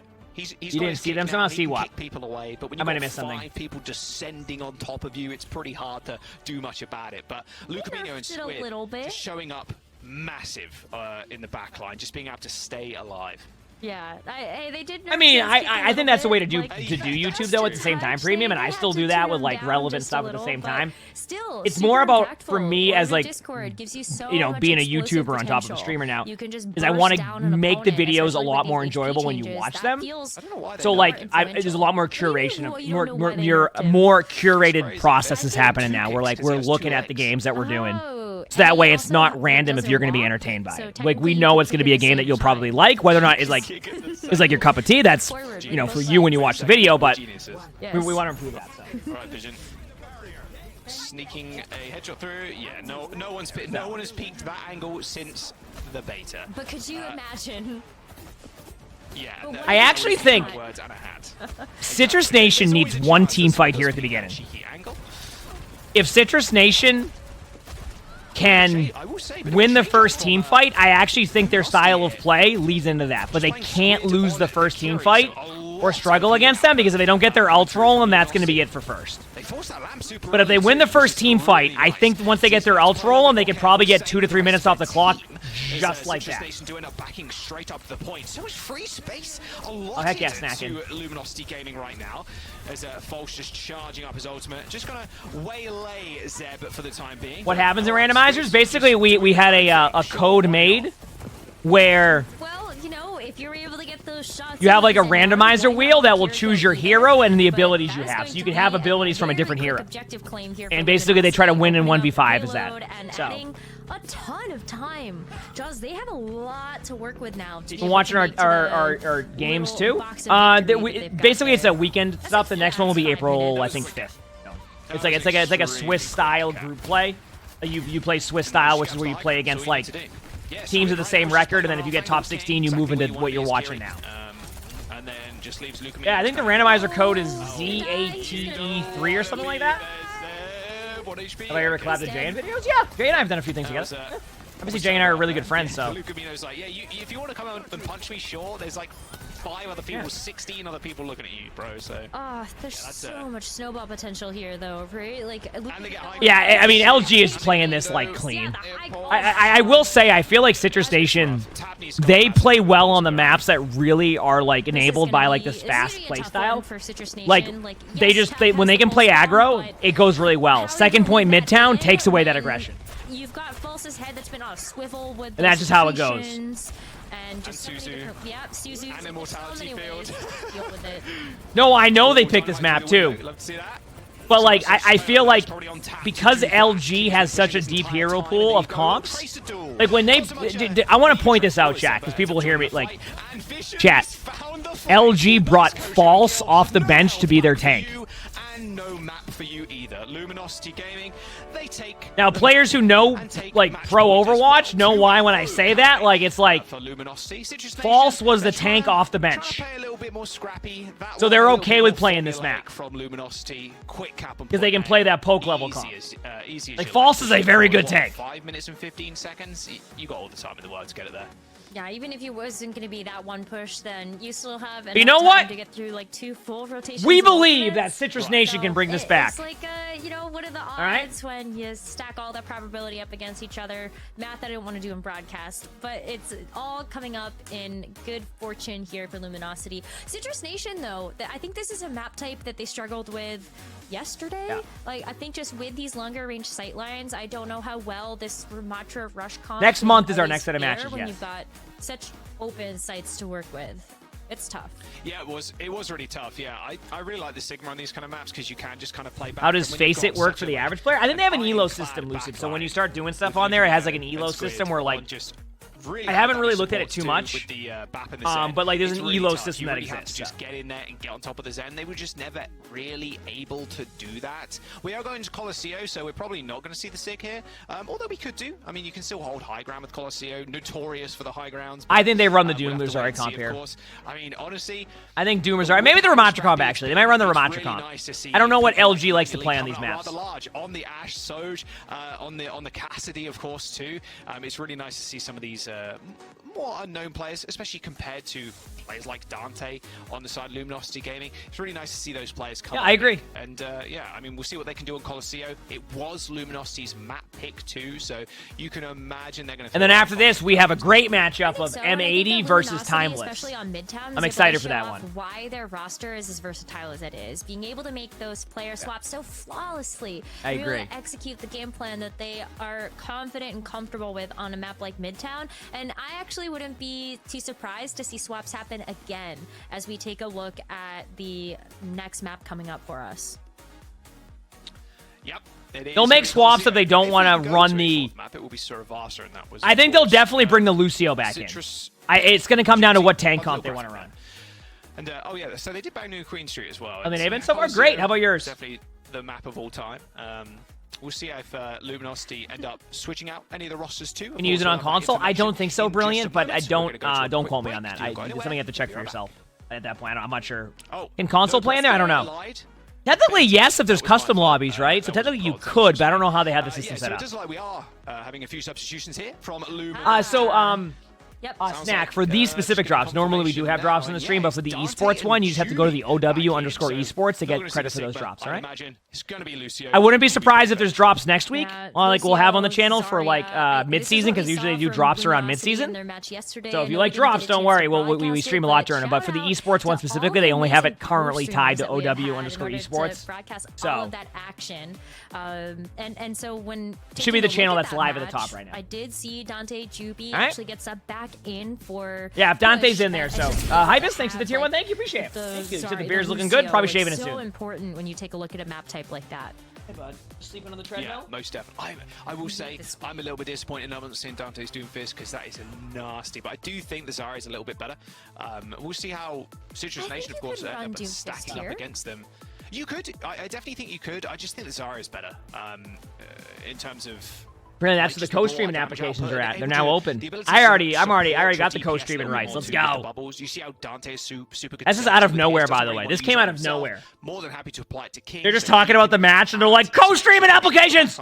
Oh, and of course, co-streaming applications are now open too. So follow the link down there, or I think you can probably find it on the OWCS Twitter as well if you want to be part of the co-streaming action that's been going down. Yeah, it's also been really great, especially yesterday, Rose, when we didn't have that official broadcast, to see see a lot of the co-streamers come up, and it was nice to sit in people's chats and just mess around while the games are happening. It was so meta. Good time. It was so like meta how yesterday. Meta it was. Like, Yes. I saw If anybody Costa didn't see watching like Oh my Emongg stream, vice versa, or like Yep. I have never seen so many streams layered on top of each other Yep. in my life. There were like So 5 funny. streams layered on top of each other. Shout and out. the Yeah, she was in the gameplay just she was in the getting chat smaller yesterday. and That's what I was smaller asking. to I'm the like, point where I'm like, who am I watching? she was in the chat yesterday, It just was- kind of watching the it matches in the was co-streams. It was ridiculous. great. It was a lot of good fun, to be fair. It was honestly great, and I'm so happy that Yep. we get a chance to have these co-streams alongside the broadcast that we have here, of course, so you can go figure out and chill with your favorite streamers, favorite players, all that jazz. Players are also streaming, which is also super awesome. Yep. So if you want to check out any of the single player POVs, they also have the opportunity to stream their gameplay too. So might give you some really nice insight onto the comms that are happening. I love What co-streams. is going through this team's I'm heads. Chat, just from like real talk We'll as a just, streamer. we'll just wait on it one is still player, kind of like to connect I'm still. to the lobby, and then we'll be It's just so in awesome to be able to watch next esports map on in Twitch now just all the a time. moment. Of It's course, just a it's little bit so. later on Rose, Oh yeah, we she's go a great into caster. I agree. Timeless, which is going to be an absolute giga banger. It's so cool just to be able to You sit know, here and watch if you want to take a matches. little break now, or as we just wait for this play, you can quickly go get some water and rehydrate yourself. But as we go into Colosseo, yeah, I want to see Dante on Doom. Is it going to happen? Probably not, but it is nice. You to never understood also why they pass didn't want down that. again, It's just, that is I for mean, sure. Does like we're going to a quick break though. Just so get when they just when they wait for first that made one OWL, connects the lobby, concept and the then we'll idea the of game just co-streams was a so little bit we'll see different, that. right? It wasn't quite as popular as it is now, right? I think we really started to see the co-streams pick up with. You see it in different games, like CS has been doing it for a while now. Obviously, you have Valorant, where like Valorant like has a ton of co-streams, and it pops off. I'm not sure if League's doing it now. I think maybe League might have after Valorant. Apex obviously has done it a lot now. Like Apex just does watch parties of scrims. Like Apex is, but at the time they wanted it to be like a really professional league. Like I think the vision of like OWL was make it like the NFL. But the problem was that there just wasn't gonna necessarily work if there was a lot there. So going down the route of it could have worked, but there's a lot of like different variations of stuff and everything. So they wanted to dictate all of the stuff, right? Because like obviously in the NFL, I can't just go turn the NFL game on and start co-streaming it, right? You need rights for that, or you need to be on the Manning cast, right? So it was a lot different. But then in esports over the past, and then I think the biggest issue for a lot of the companies was like, well, then how do we go to sponsors? Hey, look at this. So now they're starting to take all of that and be like, look at the combined, that like you're having all these people watch this, it's combined rather than just the mainstream. You know what I'm saying? So they can just combine that with stats by being like, yes, we have a co-stream here, and maybe the, like you said in Valorant, it's number 2 on the section, but look it, they're watching our point of view, which is now leading to you being able to get all of that at once from different variations in different like areas, right? So point is like, I think a lot of esports are starting to see the value, not the value, but like I don't say value. It's more like people enjoy co-streams and people will watch esports matches a lot when the co-streams are live. Does that make sense? Value I can't speak for. I have no idea where that is. Guided, thanks for the 3 months with the features concept. Thank you, appreciate it. And also, I will generally be biased in the discussion about co-streams because I am a streamer. Remember that. So there's obviously maybe there's some counter arguments to it, but anyway. Maybe. Because Dante's Doomfist came in Dante clutch is kind of, at the end of Simple. Yeah, Dante, especially when it comes to tank, like. Oh, we got some Doomfist! For his Genji too. Honestly, I wouldn't be surprised, but. We got some Doomfist, chat. Yeah. Aww. I didn't think. Come I didn't want to get too faded. Kind of knew it was going to be the Zarya. I but know. Yeah, we're all good. Oh, we got some Citrus Zarya. Nation, manually on the Ashe. Pretty good in the neutral and getting that high ground. The Cassidy is just so strong. Curious if they do end up switching a little bit later on, but pretty standard comps across the board here. Vision also sticking on that Ashe. Well, I think co-streams and like the concept of it will take time to build up in Overwatch anyway, because it's so new. Like think of this as like the launch of co-streaming in Overwatch. Is it going to be Vision? It's going to be King. Vision's already 8 really years low, later. So maybe it's a pick coming quickly here for Citrus Nation. So it's going to take time. I enjoy it. I hope you've enjoyed it enough to want to come back and watch co-streams when we do them. I hope that has been an entertaining experience for everybody. I really do. And I keep in mind, I do look to up my game on this too. I'll try to make it more entertaining and more fun for everybody as we get there. All right. We're halfway there, so. I just hope that people enjoy At this point, I wonder So. if you're just waiting for a Kitsune Rush to come online. Yeah. Whether we're playing in matches or we're watching matches, like I want to keep doing that. So. Pick with the Ash. Probably. Oh, nice headshot from Manually there on to Vision. Wait, Tap almost has Pulse Bomb. Me and Matt had the record for the longest no kills Here we go. in an Overwatch League game, at least, and it was on Colosseo. Yeah, you just sit there and do nothing. We'll 4 see if we can minutes. match that. Because you see where the Ramatra is? Okay. You can't really, the bot can't push past that, so it doesn't matter. So it just comes down to a bunch of 1v1s at the beginning, and you just go for, oh, is that an Emerald weapon? It took 1 minute and 30 seconds. There you go. Quick maths. Manually does end up going down. That Dynamite doing a lot of work with Vision. Then maybe they can expand Twitch drops to approved co-streamers. Having a nice little angle on the corner. You want my take on that? And yeah, obviously I would be like, yeah, do that, great. I think they should just have it like set, like maybe is there a way to set the time in so when the esports streams are live, people can get access to that across all streams, like everybody can, rather than just even the approved ones. They may end up seeing that a little bit differently. I think it'd just be cool to have everybody during like the actual matches. It doesn't have to be like maybe I don't know if Twitch has that capability or if like they have that capability, but that can make a little bit more sense in that one. Very first round of You know what I mean? When Manually just kept getting pick after pick, but Luminosity now they've got 4 ults to work with. They're making maximum value out of everything that they've used as well. So is it going to be the wombo combo of the Grav Pulse again? That is. So obviously I would like to see everybody benefit from that. So. Vision. Nice grab. Oh, huge grab. Well, I think a lot of games do drops now during that. I mean, I listen, as a streamer, I will always be, I am going to be so biased when it comes to drops. I love drops. As a streamer, like, it just, I mean, you see it, chat. Like, it's great. So, LG, once again, just starting off really strong. I will say, like, LG has really started to lock it in now over the past couple maps. But I still feel like Citrus Nation has given a much better match than people have expected. Progress there and point capture on Colosseo as they just continue. And wow, we're seeing the Zarya out of Citrus Nation. It's time. Luminosity. If they keep this pace up, this is going to be a full capture.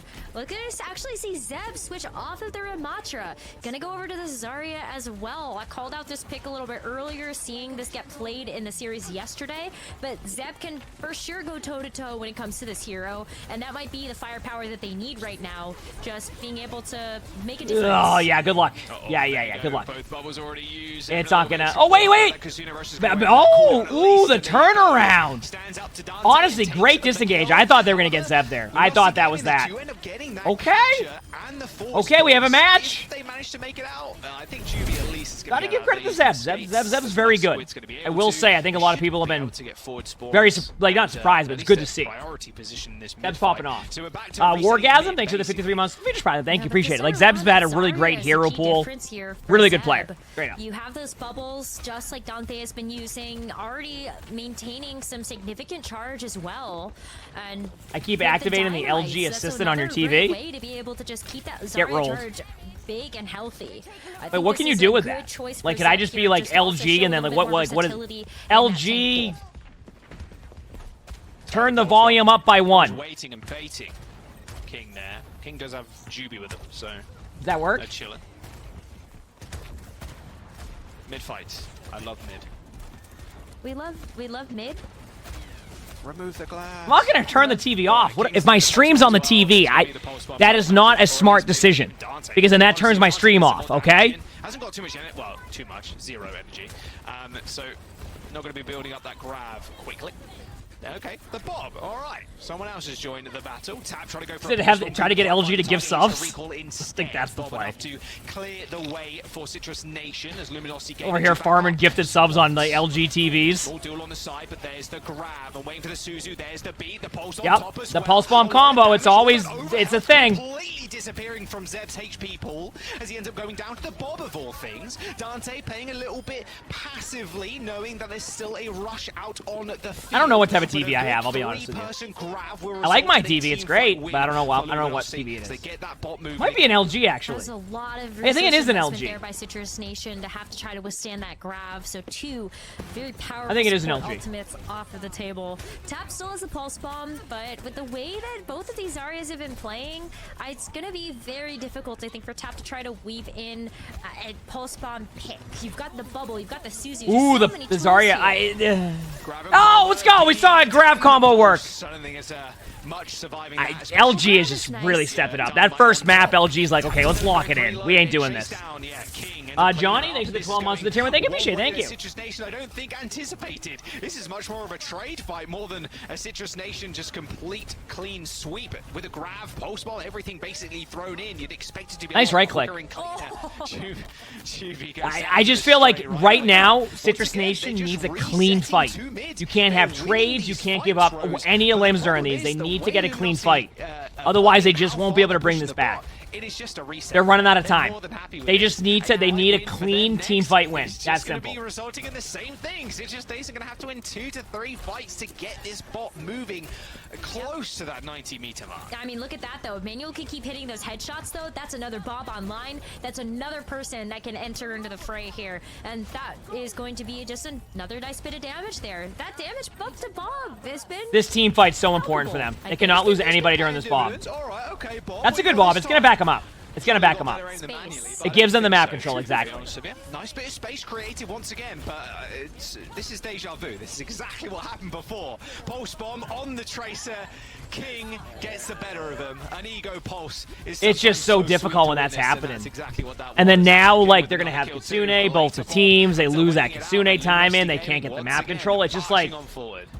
It's tough because Luminosity's playing from a defensive position while Citrus Nation is struggling to try to actually get some sort of meaningful amount of control. Goes back to the conversation you had started before about the battle over the mid. Come on, Citrus, you can do it! If you can't get past the mid or the neutral, then you're gonna be in a little bit of a world of hurt here. And the reference to like what the neutral is, that means when you're both just sitting in the middle waiting for something to happen or trying to wait for a pick. You're in like that neutral side of the game. Is about to have those same things online. So what is once again battle for mid, but can Citrus Nation? But the problem is that like even if the battle for mid goes in favor of Citrus Nation, LG is gonna save an ult here.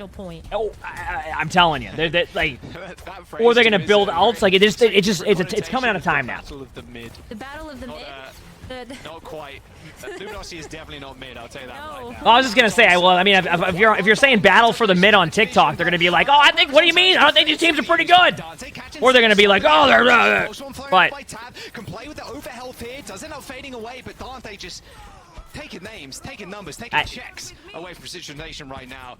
What can you do? Sweep, and are they going to push it that far? Probably not. They're just going to teeter on the edge of pushing the bot in, just waiting for Citrus Nation to use ults, burn them. I mean, they're just gonna buy time. Again. You can see, but like even with Citrus Nation sitting up there, LG just gonna back up. They're gonna disengage out. They just like it's just the same repeat process until Citrus Nation can win 2 clean fights, and they can't.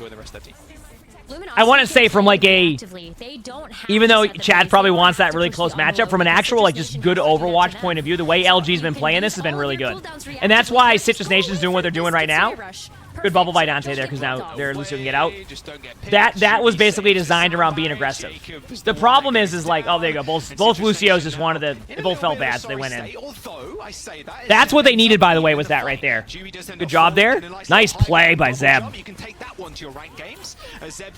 gonna be honest with you, I didn't even know you could do that there, because I don't play Zarya in this map, so now I know. Good luck to Zeb here, by the way. Yep.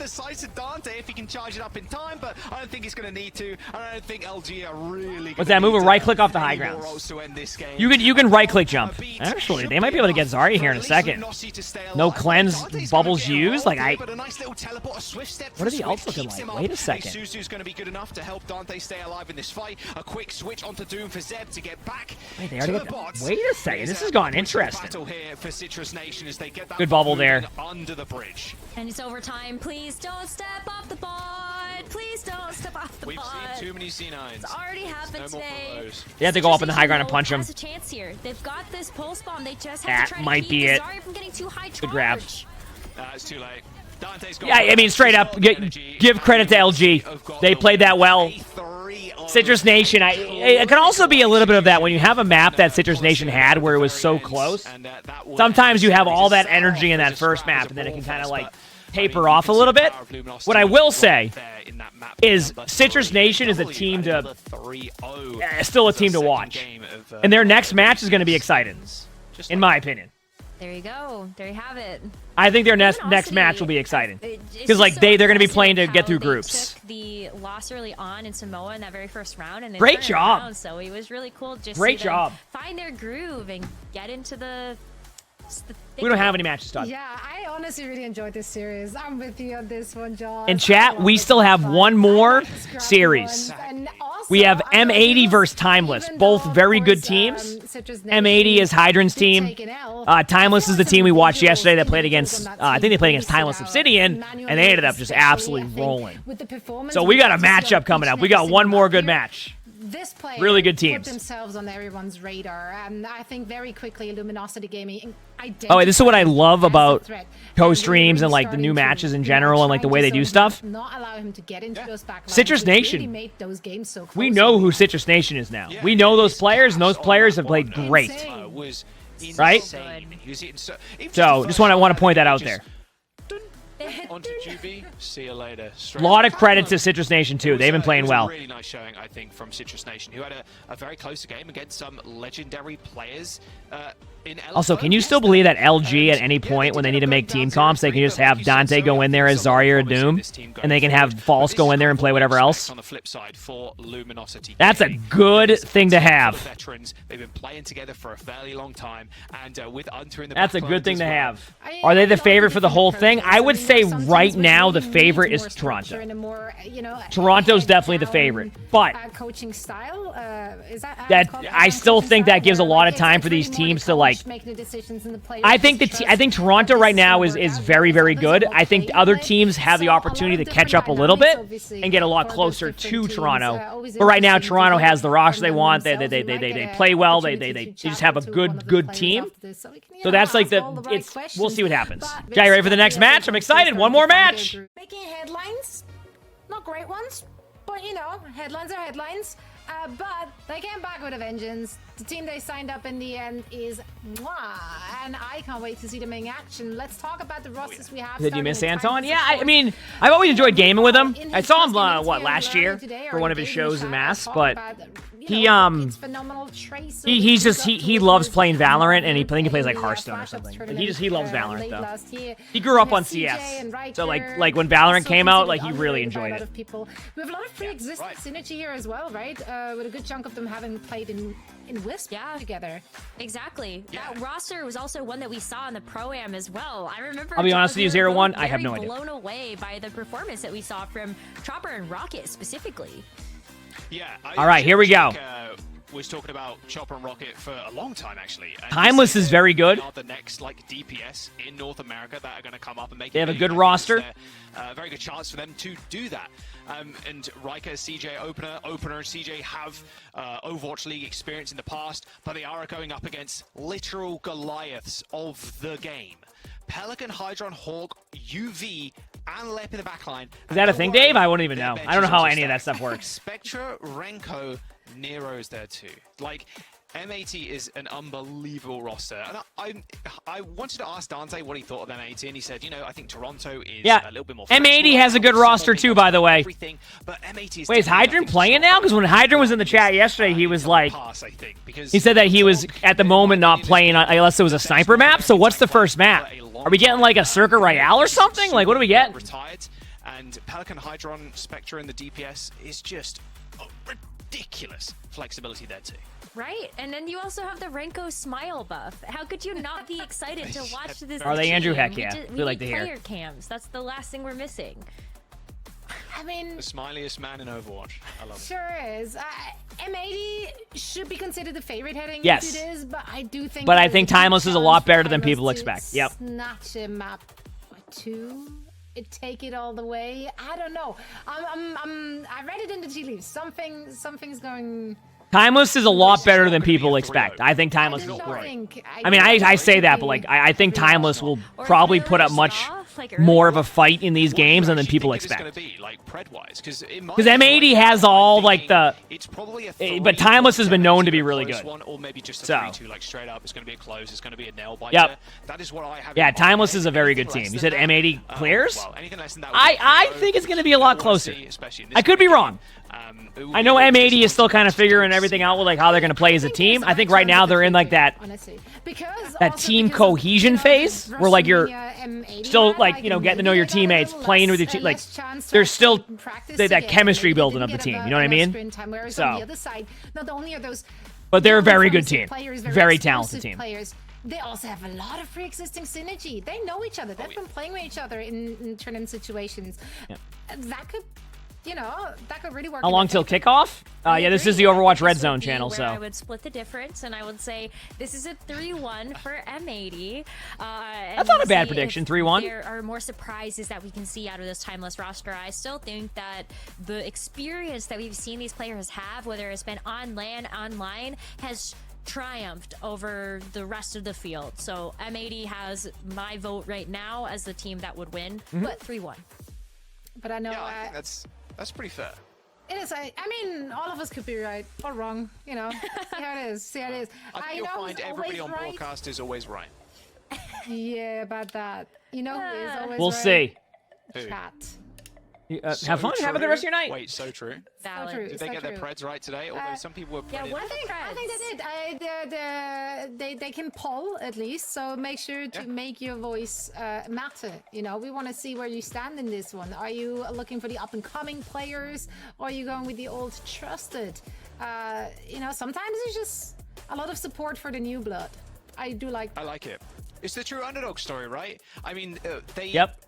Especially Rocket in the DPS slot, like they played on Wisp in the Pro-Am, like, and the Pro-Am was like, okay, are some of these teams going to be able to show up? We had Luminosity won 3-0. Trick Room against San Francisco Shock, and we saw a lot of them pulling their weight against some of the best in the world. And I do believe we've got the map veto as well coming up in just a moment. And we spoke about it before, Rose, and Zoe too. Like, the maps and the meta is not really solved right now. Even Dante was Samoa saying, again, then Kings Row, and then Colosseo. So you're thinking a lot of these map choices, they're just down to... Force, thanks for the 13 months of doing. Thank you. Oh, you did? Oh, well. Thank you for the 13 months. Appreciate it. I saw that and I was like, Jaws is going to be happy about this. Oh, hey, I forgot to cancel this again. Emongg, Emongg, hype. And yeah, I get to cast it now as well, which is great. Samoa is a really interesting one too. That was a timeless pick, as Ilios was banned by M80 and Lee Zhang Tower was banned by Timeless. It feels so bad though that Kings Row isn't dominated by Reinhardt right now though. Like we're so close to getting perfection back in Overwatch. But I'm glad she is too. So sad. It's really good to see. Unfortunately, they're not eating stay great winning. this patch. You're not eating. No. I know Cloudy's been very sad about it on the timeline. What about Hottie? Sucks to see. I know, and If you go to the Hottie, OW_esports stream, Shadow, you'll be able to get your drop pretty from comfortable, there. especially with the dive tanks. His Unfortunately, they didn't give us the. They haven't given any of the co-streams drops or drops in general for that during that. Maybe in the future. Maybe it's feedback they'll look for. But I'll be biased. Anytime I get drops, I'm like. And I think that's Junkertown City and then Shambali Monastery for our final map. If we go there, and I really do think out of curiosity, I know that Apex has been doing drops. Does Apex just do drops only for the mainstream, or do they do drops for all of the people? These two teams are going toe to toe with each on other Apex. I'm only asking because I don't know how they do. I don't know if Valorant does drops, so I know Apex does that. Apex does it for all the streamers during like their tournaments, or just our previous match, and now we get a chance to see whether or not we can run it back. And this is going to be a great test of strength for both of these teams. I was just wondering on that. And it will be interesting to see, especially as both teams are very high up there in terms of standings and in terms of expectations too for both M80 and Timeless. So their takes on the meta against two very good teams. Of course, Rainbow Six also does drops for all the streamers across the board rather than just the esports stream specifically. Okay, I was just wondering how that stuff works. You're expecting a ton. I mean, we like there's a whole separate set of drops that Overwatch gets that like we always will have. But I'm curious on the esports side. We're just getting the lobby set up, getting the players in, getting them ready to go. Don't go anywhere. It's going to be a good game after this. Hello? All right, 1 second again. Grab my phone. It's fully charged now.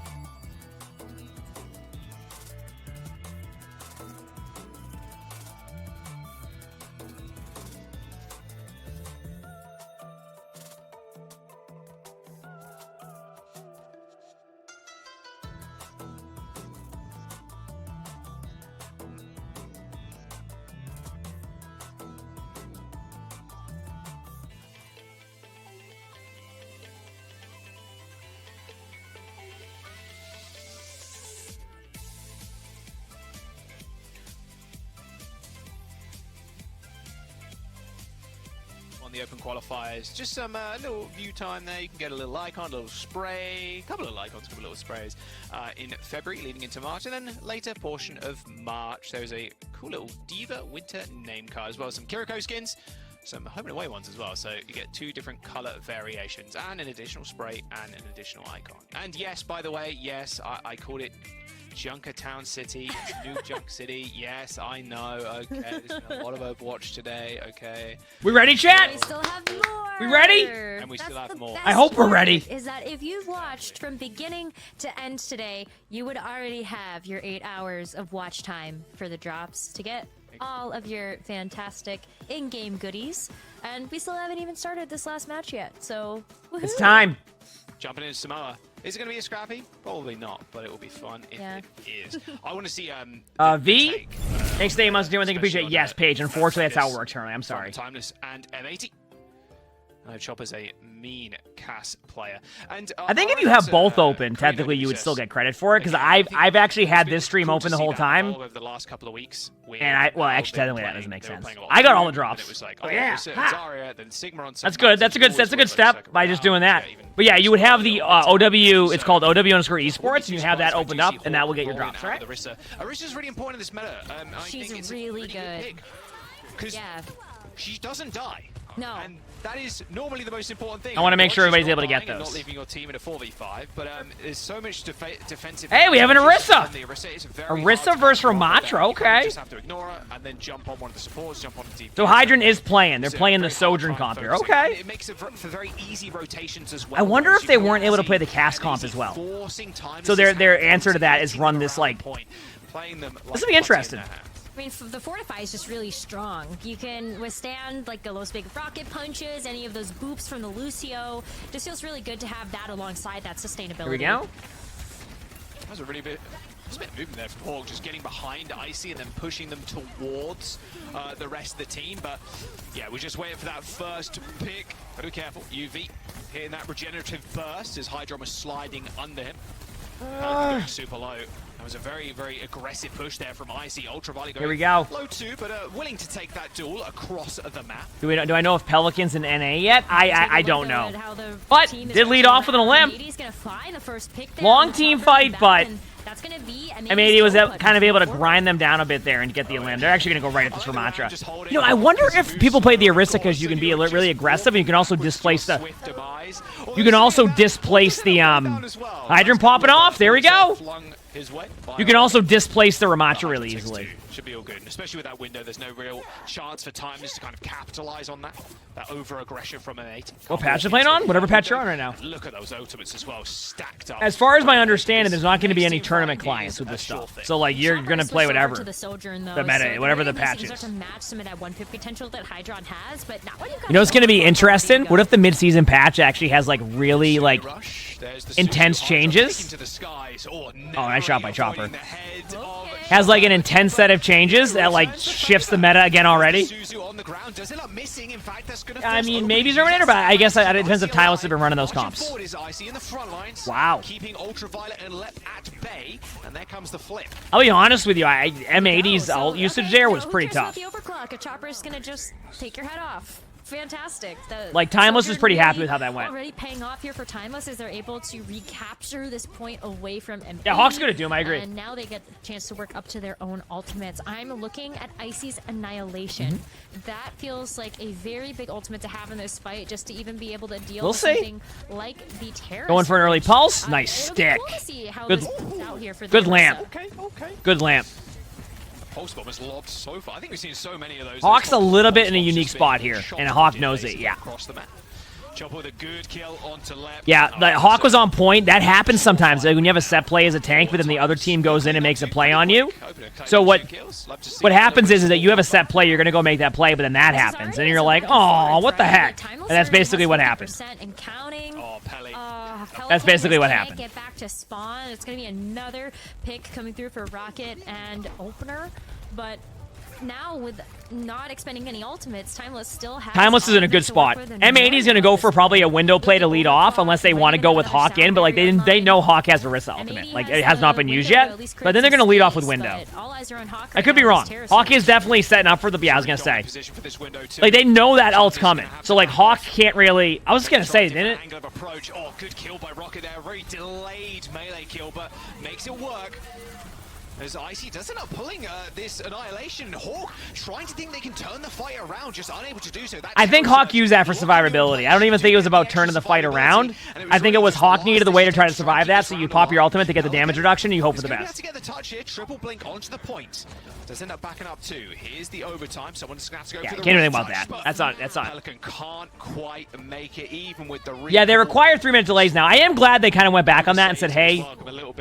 I think there you can see, like, hey, by the way, you can stream again, like, at player point of views. I'm glad they kind of went back with that. Also, I just realized, don't they do like 10-minute delays for Apex too?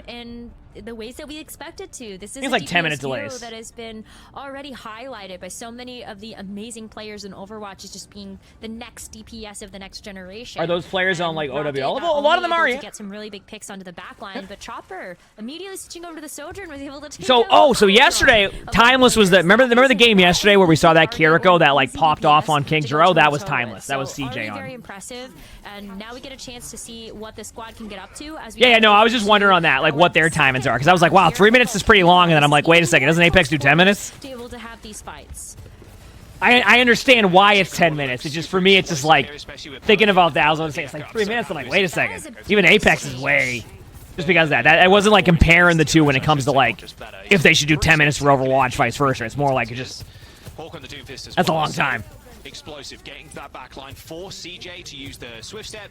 Suzu, kill the Kiri, and then jobs are good in pretty much. Punch as well is pretty decent for Ram, getting them away from the rest of the team, especially when they go on Nemesis full. They're chilling for now.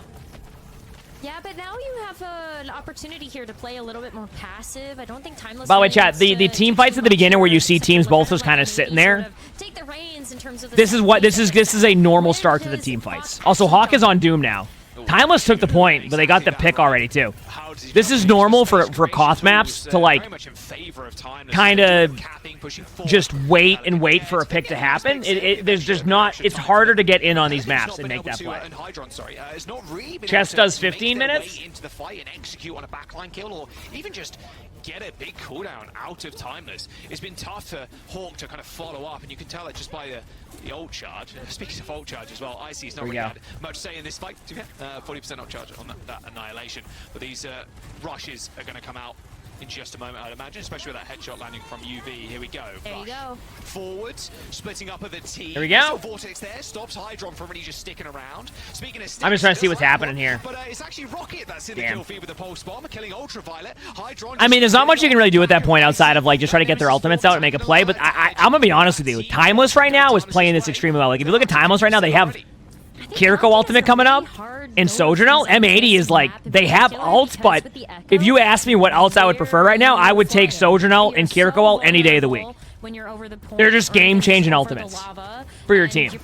They're going to lead off with that, too. They know they have the advantage. They're probably not sure where Lep is at with beat, so they're kind of predicting, like, maybe within that range. But they're going to lead in with that eventually. I don't know what Pelican will go here. Maybe Pelican goes Kiriko. Well, here's the perfect setup for Pelican. Ramatra, probably. Ooh, very scared of Chopper's railgun. Meteor strike into the back line. Hawk manages to get out of there. There it is. Overhealth, but it instantly evaporates as everybody was looking at him as he plummeted from the sky. CJ ripping that rush too, making sure that no one from EMEA can jump onto them and making it last fight as well. Sound barrier forward from EMEA. Good job. Good pick by Hydron there in the Lucio too. Beam kill from Pelican, taken to the sky. Okay. That was a good fight for M80. Timeless are happy losing this fight. All they need to do is save ults. They know M80 have used their beat to secure this. Yeah, what is I'm trying to think of what M80's call is going to be here, because you have Pulse Bomb. I think they're probably going to let Hydron go in for a Pulse Bomb. If Hydron gets the Elim, perfect. If Hydron doesn't, then they have the Echo Ult, or they're just going to lead in aggressively with Echo Ult. But I think Hydron wants to go for this play.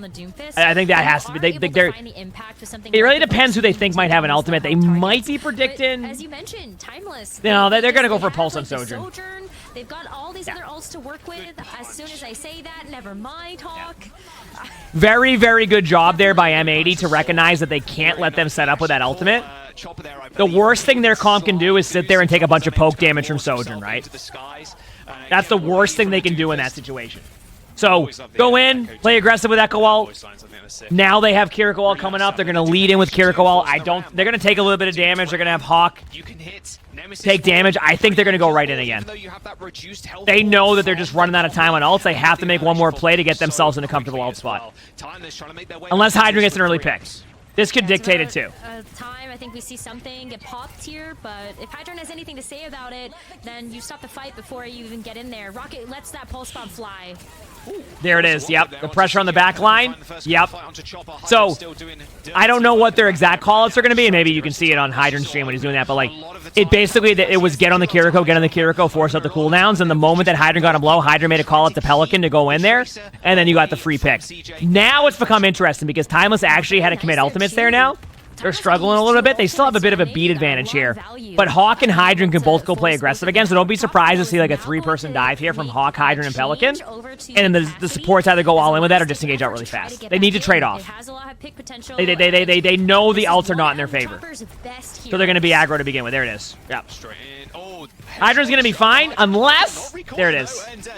Maybe you should have done. Opener with a little boop kill onto Hydron. They do end up trading. Meteor strike for Hawk, staying in the skies, returning to what happened here, by the way, is M80 did exactly what you like need to do when you're down in ults. You have two options. You sit there and take poke damage and lose the team fight.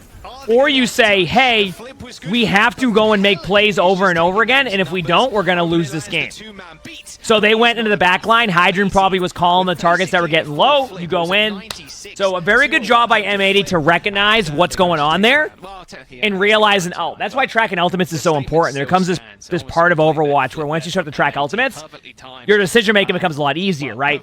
If you know they don't have this ult or you expect them to have this ult, the way you react to that ultimate and having that knowledge prior to going in is going to give you a free team fight. So that's what you're seeing. Using Annihilation and M80 disengage, wait for the Annihilation to disappear and execute. No, I think we just saw a Tracer with the Jade weapon. I forgot who it was. Had an opportunity to come back in with the Sound Barrier and the Kitsune Rush to help with that mobility.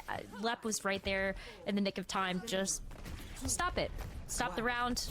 Get that round in now, and we get a chance to go over to the third and final round of Samoa, where we're gonna see even more changes here. Hawk's coming out on the Sigma. Sigma? Love to see this. Okay. Hawks are really good Sigma, so it makes sense. They run the. I think it's because they want to run the BAP comp. Although I don't know, like, I'm trying to figure out the BAP comp more and more. And I just feel like if a team wants to play aggro, they just go on the BAP falls over. Or run them down, but yeah, Icy didn't matter. Behind Hawk's shield. Hawk took the shield back, put it up behind Icy, so he couldn't receive those offered her, the healing from CJ, and an easy kill. Or the BAP gets the limb. Nerf, thanks for the 3 months of the British rounds that you finally hit GM for the first time. Congrats! It's actually a lot harder to get to GM now too. So that's quite the accomplishment. Congratulations and good luck with your climb. You got this. Next thing you know, top 500, right? Or maybe already top 500. It's just so fun Congrats. to be able to watch him be able to pilot this hero and just see how he keeps Icy at bay as the Ramatra. Here we go. Heck yeah, Carl. Taking the high ground. Yeah, but just give up the space. Somewhat, but look at the damage that I mean, they're just going to play back. They're just engaging. Lemon, thank you for the British rounds. Thank you, appreciate it. LG did win, yes. Receives the healing from CJ and Opener. CJ making a quick stop as well to the Moira. You know, I'm seeing a bit more of it now. So the BAP comp's a very defensive comp. So you need to be able to get out their cooldowns before they get to you. And that's what they're doing. So, like, what Timeless needs to do is they more than likely need to find a way to route to them or path to them without taking a bunch of poke damage, which is why, if you notice how their strategy is gravitated towards the bottom of the point, this kind of at least puts them at angles that might be difficult. Yup, Rock by Hawk. There's the cancel on the call. Not before, though. Pelican ends up going down to that one. CJ with a nice aim onto Pelican, who was trying to touch the point, trying to juggle it to make sure M80 got as much percentage as possible. Did a fairly good job of it. I'm Amion, thanks for the 4 months with Phoenix Prime sub. In Season 9, but him having way more fun tie for the streams. Hey, you know what? A lot of ults too. Honestly, I think Season 9 has been very fun. Just use it to That obviously, you know. out of here. You also have the Sojourn Overclock that's already called. I'm Blue Eye Girl, thanks for the gifted sub. Thank you, appreciate it. Hydron. Let's go, Hydron. Thank you. Just turning opener into sludge. Well, there's the lamp already gone down, and just a pile of bodies now litter the floor. Nice job. Just laid waste to There you go. by M80. Very quick flip there. 60% in building now. And this is just last fight by the time that Timeless comes back. They have the sound barrier especially as to Hawk has help, got Flux like, as well. Yeah, Use like that just super stall. Exactly. Like Hawk can just play super far forward, get the Flux up, just stop Timeless from being able to touch the point, or even Right. just stall it out so that you can get something. What do they like have a right now? quick Timeless pick has here from beat and they Hydron, have just being Sojourn able out. to So I wouldn't take doubt it it if they off there lead with a in aggressively with this, charged but they have beat, they have window, they have Sigma ult. I'm gonna be honest with you. M80 on paper can just win this team fight. Will allow Hawk to quickly rotate, and there's the Flux. Yeah. Managed to get icy. and But goes Chopper gets an early Chopper. pick on Pelican, That's so like, actually yeah, right in that. the ears of Pelican as he does snipe Uh-oh. from across the map. Oh, the window versus the Oh, I don't know where to go with this yet. I have to see how the team fight goes. Doesn't end up coming up with the kill But I there, feel like using the window a little bit earlier there Icy on the point with is the not heal. going to go in their CJ favor. probably not gonna need Like those they 10% just away lost from that the ult timing, and coalescence, now as now time to take control.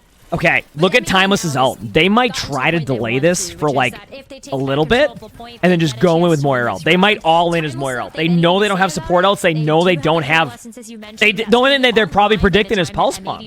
They're gonna all in this. So pop the coalescence early. Yeah, Just exactly. keep I M80 agree. Off of the point. It's a really good way for you. They're gonna to go just for the try to BAP. Get engaged, get a quick pick, and win the round. Yeah, see how they backed away? They're trying to make this last team fight. Good angle. They're trying to make it the last team fight. Yep. And now they're going in. See? So they backed away to create like a little bit of a longer like kind of poke comp out of the other team. So now they go in and just play aggressive and not give them any opportunity. Very well played by Timeless right there. Hydron with a huge pick though on opener. Again from Hydron on the opener, so now they've lost their speed. Very big chance for M80 to come back, but they have not got that speed boost from Pelican can touch. Only just managed to get the spawn, so it is going to be Tracer touching. Pelican gets there in the nick of time, hits the recall too. Yeah, that's it for Pelican touching point though. Re-triggers the OT. Okay, now it's a close matchup. Wait, Hydron has ult. Ooh, Chopper though. No, they dove him. Gunshots. Already, the pulse bomb available from Pelican. He manages to throw it out, but look at the commanding position that Chopper has taken right now on this high ground. Is there anything that M80 can do? Timeless takes map number 1. Can you believe it? Timeless take the first map. Can you believe it? What a back and forth, Jaws. We were hoping that this would be the case. Yeah, they lost their ult. Now They we've lost taken like a an look at ult this very when they first used the map. window in It that was lost team 2-1 fight. in favor of That Timeless. opened up the play for This might be Timeless to make the buyback decision to series go, of let's the hide for a second, get it to no time, and then it goes down to like they basically get it to one team fight, and then like There were 3 O's, yeah. M80 has to stagger onto the point. This is So fun. Map. This is that was a really good job. Oh yes. Really well played. All right, map number 2 coming up. King's Row. It was M80's pick. Timeless take the first map though. Samoa. It was a 2-1 affair. Small substitutions as well for okay. Timeless. No more Chopper. Timeless Take a going quick with back okay, I seat. see this. Sonjit. So Timeless is going to the comp I think we saw yesterday. Yeah, They like to we've got run the Riker Winston coming comp in on this the map. Is tank that as correct? Well, so 2 swaps that Timeless is going to be making here. I think. And in their match that they played against Obsidian yesterday, they made the same sort of adjustments heading over to King's Row as their second map. We saw Riker come in to play the Winston as well, so Ramatra. But Look at I'm my really phone excited for to a see Sonjit second. come in here because do we We're get good. a chance to see an Echo versus Echo when we saw a little bit of Echo from Sonjin yesterday? Yeah, it definitely feels like it. Especially with King's Row. Makes sense for Echo. Especially first point, you can get up to the high ground super easy. Easy access to it is always nice. We'll see how Are we they wanna play. excited? I mean, yeah, Sonjin, like you mentioned, yes, they played the Echo, so probably going to see the So same the Ed thing. Sheeran song? Yeah, that's the Very experienced Echo Tracer Yeah. players, to be fair, on M80. Ed It feels Sheeran. like every roster right now is like 2 It's from Tracer there. players Yep. minimum. It feels, And they it feels made that good. song. It feels good to see Tracer back in the meta as well. It doesn't feel like too much of a time where we don't see a little bit of Tracer, but just how strong she is right now, she always makes for like By sick coaching in high tomorrow's runners. matches, probably Oh, not. Tracer. I have to get stuff done tomorrow. Maybe there's a chance I hop on and do it, but like I would expect days off Sunday, Monday, and then we go hard in the paint Tuesday. That's where I assume we'll be at with the schedule. That could change. Chat knows me. Whenever I say I'm going to take 2 days off, I randomly appear live at the exact time the next day. I'll see how I feel after my workout tomorrow. Being able to play the Echo, though, I got some stuff to do tomorrow anyway, but like I'll see how I feel after the workout tomorrow. I have one more workout, which is what do I have tomorrow? Once again, I feel like it makes a lot of sense for a map like King's Row. You got those angles to play around. Well, we're sad Upper we don't chest have a Reinhardt meta intensive, so right I have now. Sigma can sort of play both dumbbell, of those roles. close grip. No. I got plank to push up. That ain't happening. Yeah, tomorrow might be day off. There's something about plank to push up that I absolutely hate. No, Reinhardt. Whatever, man. Tanks have been eating for far too long. I just made about 7 million tank players really mad. Enjoy big map for the rest. Oh, little Genji, full dive for okay. Okay, I am. I agree. It's definitely good to see her back. I agree. M80. So they're just taking high ground here. Obviously, M80's playing more of like the Sigma comp, which actually I feel like the Winston comp can do really well against this. It's really going to come down to rotations. It's going to come down to rotations. Just to heal himself back up, and Ultraviolet is there to bandage those wounds. Wow. Watch the positioning We'll see that what Riker happens. takes on this Winston. Look at the angles that Timeless is going to take. They want us around this Wow. point. Good job there by Spawn, but M80. Also, M80 has that play style. If they get a pick, they go in. That's how they've kind of always played. I even noticed that whenever like I would be in ranked with Hydrant. It's like very much like you get a pick, we're going in. So that's why you see them like speed boost in after like the early pick on Winston. They don't want it. They want to get that ult advantage. They want to get it quickly. So now we play. No neon light. It's hard against the Echo, don't you think? Yeah, especially against the poke and stuff too. It's kind of annoying. You don't really want to dive in with a limited health. Good job by Lep just kind of preventing that dive from happening. Kind of dominates the game. Hydrant might get picked off there. Nope. In the neutral. Wow. What are the ults looking like here? Possible to get high ground control. Yeah, it's as tough. Soon as he realizes no one's paying attention to him, yeah, just peeks his head over the side. A couple of spheres sent your way. Pretty rough stuff. Oh, they have to pick on Lucio. Damn. It's still winnable though. It's still winnable. They should give him the high ground. Don't be surprised to see them go to a trade now. What they're gonna do is they're gonna give him a tick, then they're probably gonna go Winston.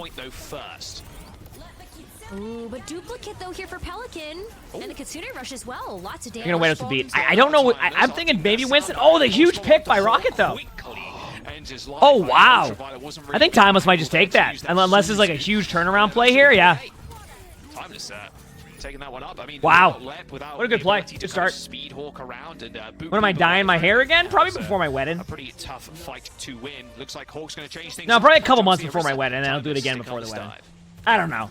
Okay, how are you feeling about the Hawk Orisa? I don't know. We did see it on Samoa. I felt like it was a really good way to be able to find a sustainability, but it also felt like it was very easily punishable if you didn't have like the mobility. Yeah, I get married this summer, yeah. Ooh, that was close to a one clip. For the Winston now, really to get much. Right, back away for a second, just wait. I don't know who I'd go here. I just don't. Winston, maybe? Yeah, I was gonna. You can't do that. You just gotta reset on point. You can't. Damn. Give them a single inch of it, so that'll be a big push. And Hawk making his third swap already. Like I said, you have to give credit to Timeless with this. They're playing well. Looks like they're playing very Doomfist, well. Please, we love the Hawk Doomfist. This is such a fun hero to watch him play. And not only is he incredibly good at it with being able Hawk's to very good at work with Doomfist. that I agree. Mobility that the Doomfist naturally provides, but now you have dive ability here with Pelican and Hydron on the Echo and the Tracer. So let's see. The problem is like. You're so far behind in terms of tempo. Yeah, I was gonna say when you're behind in your ultimates at that point though, like that's what's gonna happen for a little bit. So I hope they don't get discouraged with like how that team fight's going right now, because it's a swap. Like if you lose a team fight, you're gonna be down in those ultimates to begin with. Like it just happens. Great Winston play here. Straight up, like just good ultimate, got value, got the point almost. But Lep gets the... Wait a second. I thought they had that. What a clutch touch on point. Holy crap, that was super clutch. That was just like one of those tempo pulse bombs. You throw it at the floor because you felt like you were going to be too accurate with it. So you reset your pulse bomb so you can build your ult again. We've all been there, right? It's no big deal. Right? The duplicate, the pulse bomb. You also had the sound barrier invested into that fight. And Timeless, they only lost CJ. They're able to come back in after forcing out all of those ultimates, and they've got 2 of their own. That all you have is tempo pulse bombs? So yeah, you just go in with them, you know? Using that beat after hearing Hawk dash away, using that punch. Although Hawk was just getting bopped around like a pinball in a pinball machine. Opener did not know where he was there as Hawk just descended on him with the Doomfist. They do end up trading. Ooh, they almost had the Tracer. Good patience. But Hawk's ability to kind of stick to this payload and there you go. Hydra with a huge pick. Overextend on the Kiriko means it's really tough for Timeless to actually get into the backline and find some kills. This was like a this went from that touch on point was clutch. It's down to a minute 37 now. The payload makes some really nice angles to be able to get those Problem for punches M80 is into Timeless the does other have team, Kitsune, so and they made a definitely love to see swap to that, Queen. and it's going to Queen's force a Riker comp to against switch Doom off comps of the that Winston is here, pretty good. opting for the So, Junker Queen this we'll time see. around. Junker Queen is a very interesting pick we've seen a couple of teams go Yep. for. I really love the opportunity to go for something like a knife and just disrupt somebody out of the defensive team. Yeah, you can pull Doom back in if they're not smart about their punch. Here we go. There's someone smart about their cooldowns. It's definitely Hawk. There's the Kitsune rush. Oh, Pelican is transformed into the Queen. This is going to be nasty from M80 if they can Wait for it. make something stick. Although Riker and the rest of the You know what would be a team really funny challenge, and I don't know if it'd be possible. What What if there was a challenge of like if you miss your pulse bomb, your team loses? Like, and you increase the size of the pulse bomb projectile, but if you miss it, then you just lose. And you have to use it within 2 minutes of having it, or a minute and a half of having it. In their grasp. If they can kill Riker too, this will be a big Like you have a timer on it, you have to use it, otherwise you lose. But no, it's Rocket that comes up big with a kill. They do end up trading it, and with Pelican getting kills. I don't know how scuffed that would be, but it sounds great. Quicker getting back to the point. You gotta be accurate. Kill onto Hydron. This is going to be a scrappy last fight, Rose, but Hawk's going to get back there first. That was a perfect trade. That was a perfect trade for M80 to take there because you're right. Hawk gonna be able to get back to this point and it's gonna be a full 5v5. It could be the full screen. Can Timeless even get there though? Like, do they have all the members of the team? Rocket's gonna have to go touch first. By the way, great job by M80 here, by the way. This has been an excellent second point. This pretty one-sided if he lands the shots, but M80 have got different ideas. Sound barrier comes out, helping the Soch stay alive. I want to say Timeless has this team fight.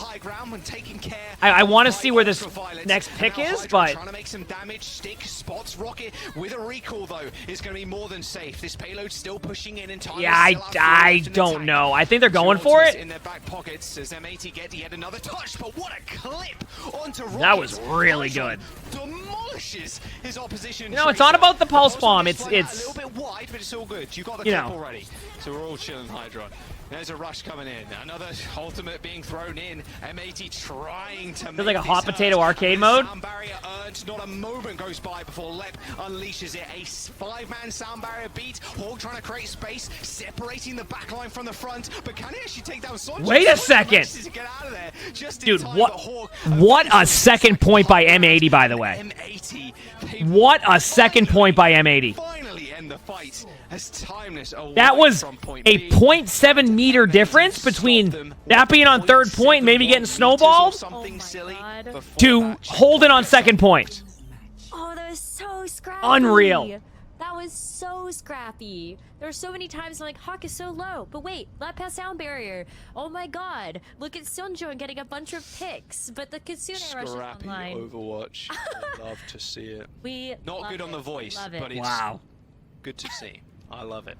M80. Well, all I of us really watchers are enjoying. Well, exactly. Yeah. So as long as it's fun for everybody watching. M80. I really like the transition there from Hawk.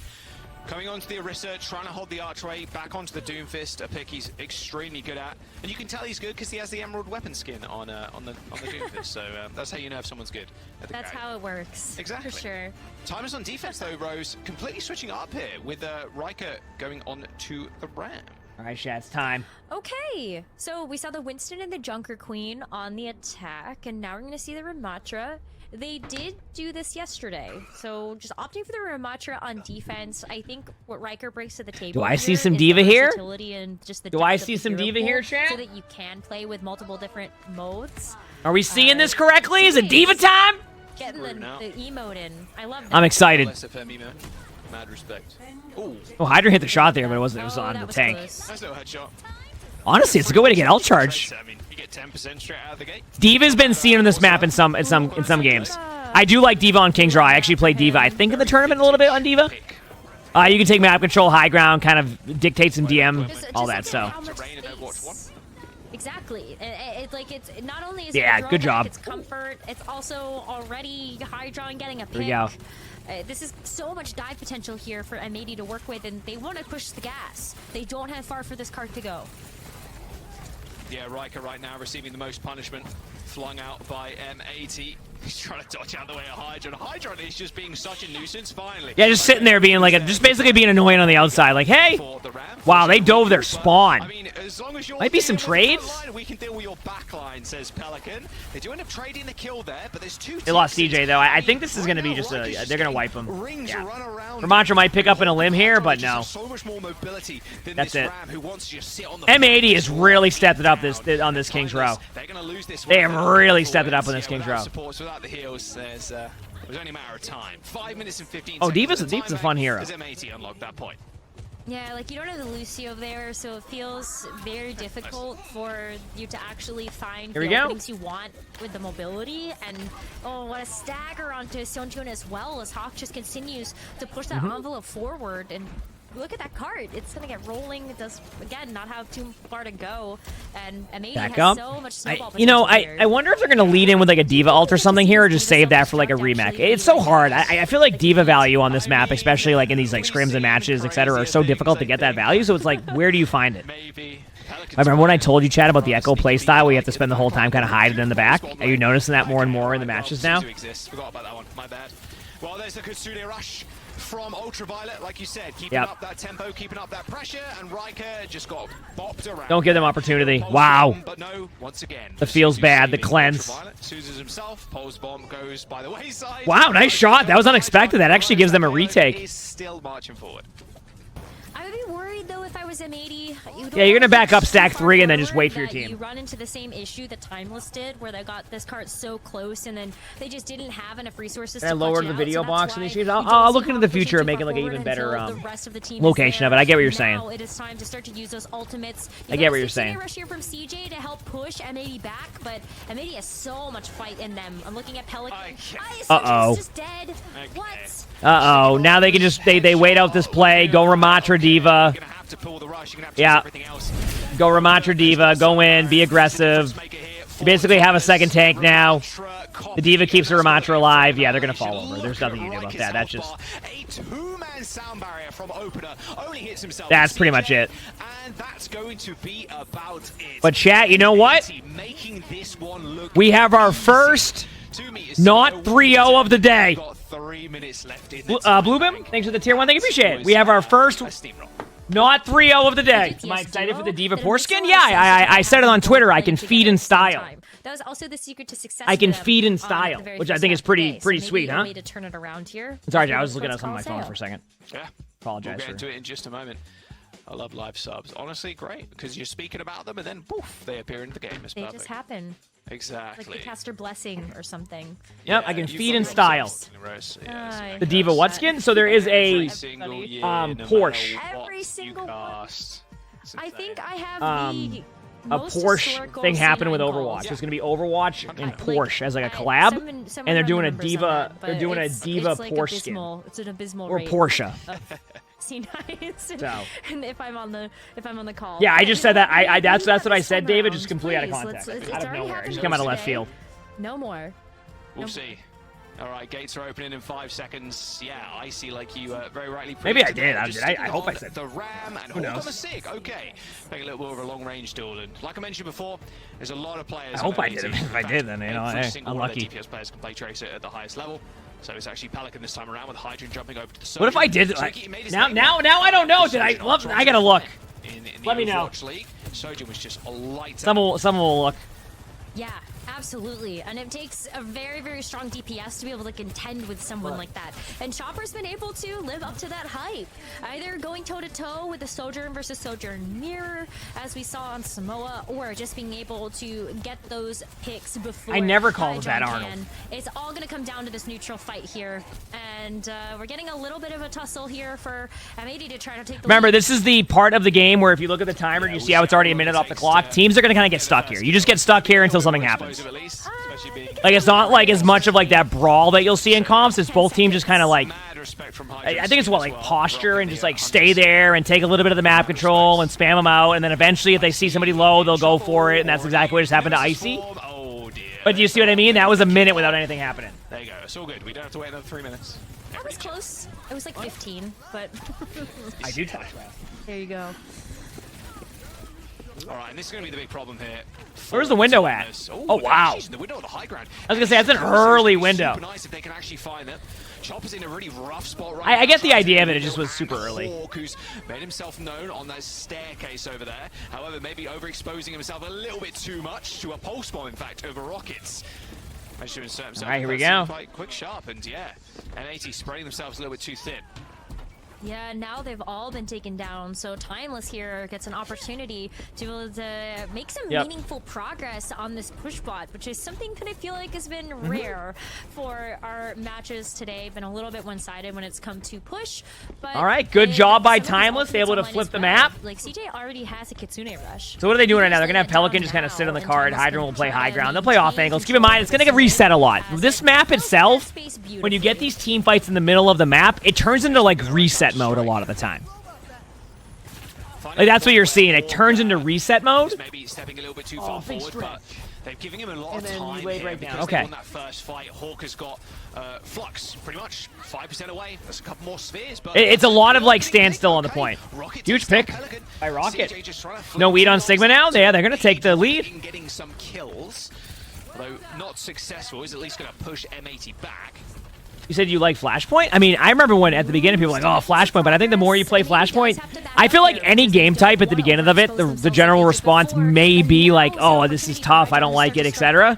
But like when, I think a lot of the times too, when you're learning a mode and you don't know how to play it, it can take a while. And that was my take on Flashpoint. I was like, I think I like it, but I need to play it more. And then when I played it more, I'm like, wait a second, I actually do like this. So, I do think that, I think another thing too is I do think push, and I know there's like a fine line between it, but I do think push and Flashpoint could benefit from one more map right now. Yeah, I think chat's bring that up too. I think like one more map would be good. You know, obviously you want more, but I think both of them would greatly benefit from that, in my opinion. Which is especially important when you look at Icy having that Annihilation up and running. That is a close quarters ultimate, so anything that you can do to help burst down such a tanky target is going to be very helpful. So all eyes on Ultraviolet right now. We go. One barrel gun, that'll do it. Up to the high ground too. Oh, oh my god! Well, I just witnessed a murder. Oh no! Dead, Icy gone. See you later, son. Yeah, that pulse will not finding much there. Rocket A. Nice, Do this map needs a rework in the center? I mean, it's tough to say. I feel like a lot of games, when you see like the way that they play in the middle of the map, I think the way that like OWCS plays it in comparison to like, let's say Bronze will be probably a lot different. So I don't know. 'Cause I don't even know how you would rework the middle of the map. I'm not saying you can't. Maybe you open up another side hallway or something. Matchup so interesting is that Hawk can put that barrier down for one of those backlines DPS. And look at that. Across the map. Chopper, it doesn't matter. All good. Icy cleaned up. Jumps into the front line. Snipes Hawk in the face. I mean, it worked out. It was a good ult. And Icy are pretty happy with Lucio's that. going to touch They point did again. manage to take the lead. Force Timeless to use ults. Overclock and Annihilation used to win that bot back. They bring back 2 You're CP. super happy with that if No. you're M80, because that's a lot of very I wasn't the biggest fan of 2 CP. Keep in mind, I'm not in disagreement of bringing back the aesthetic of those maps and bringing them like a version of those maps to a different game mode. I'm not against that, but 2 CP just had too many problems with like the close spawns and like the chokes. I mean, yeah, you could change it, but I feel like if they were going to bring back 2 CP, you know, I think it would... Ignore it for a If they ever did 2CP again, I think they would need to bring back like a very like different version of what 2CP is. You get what I'm saying? Yeah, you'd expect the Tracer to be in that position. Like I feel like it would require a few more of like redesigns within the mode itself before it would even be ready to be played again that way. Just managed to get the kill onto Hawk, and in fact, this is working out an unorthodox play. Maybe not respected by M80. Now they've kind of swapped positions. But yeah, what is 2CP? I mean, Overwatch 1 had it. It's basically, you have capture 2 points. You know how like on King's Row, you capture the point and you push the cart? It was you capture 1 point, you capture the second. But the maps were very based on like chokes.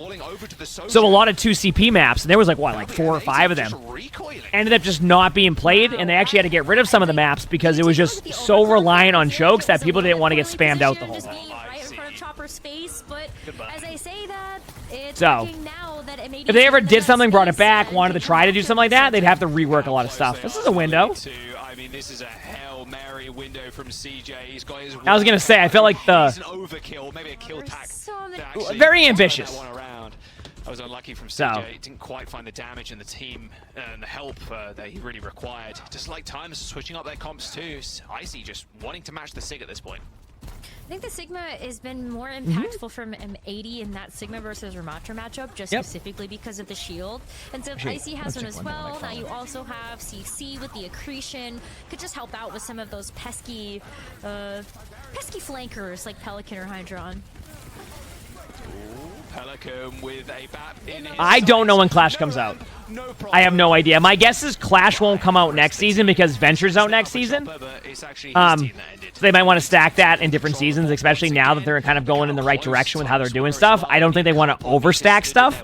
Season 9 was stacked, right? And don't get me wrong, like I would love it if they were able to stack Clash in Season 10, but I think that sometimes they want to pace that out a little bit. Not before Timeless is able to come back here and push them away. So no first point capture for either team just yet, but going toe-to-toe in terms of but we'll see. I could be wrong. Has this prophetic flux though, so a really nice way to be this summer would be a good bet on that one, because then you have Venture, and then the new hero would be in what, August, which is Space Ranger or whatever they're going with. Everybody's so scared of peeking. So using it as a warning, pretty much. Just let it loose around the corner. Jack, can you believe there's 2 minutes left in this map right now, by the way? Yeah, we've reset. It's just all the poke. Can you believe there's 2 minutes left? Right now, Rose. M80 do have the lead. And it's at 50 meters for each team. With 2. I see a shield there from Hawk, but it looks like he's in a little bit of trouble. Hawk has to lead in with an ult. I was going to say, Hawk was at the point now where they were putting way too much pressure on him that like you kind of almost have to ult just to get rid of some of that pressure by them to give him a reset. Wait a second. By the way, this is like one of the most clutch fights of the map. Wait a second.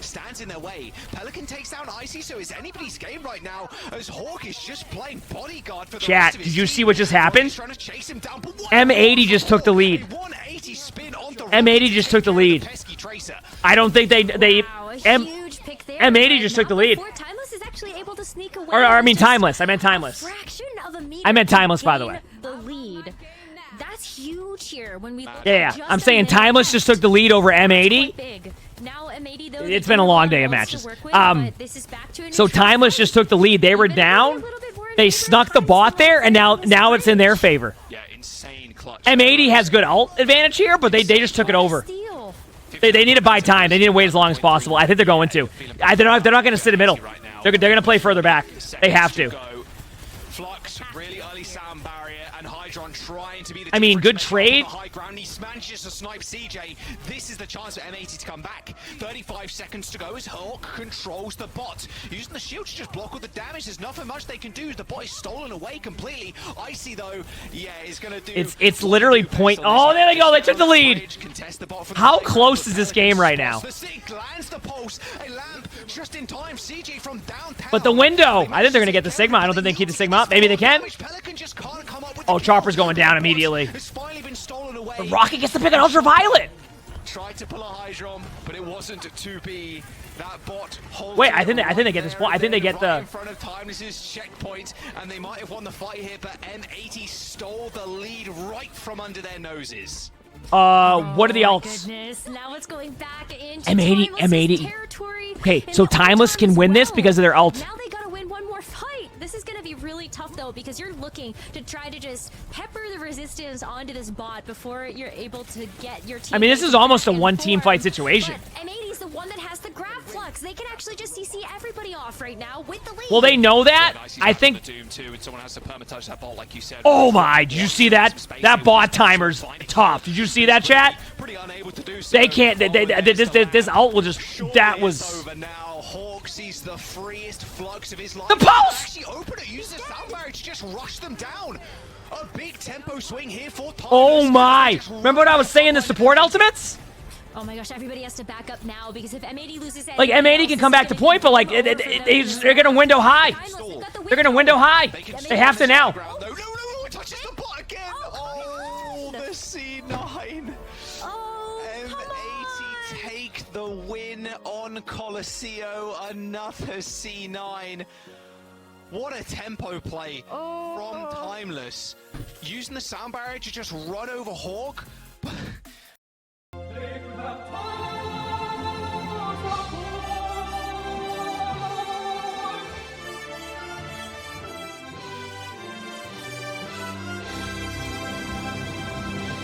They could have easily touched the point. Holy crap. What a game, though. What a series. I mean, at this point, at least saves the age. Holy crap. teams can blame it on Necro.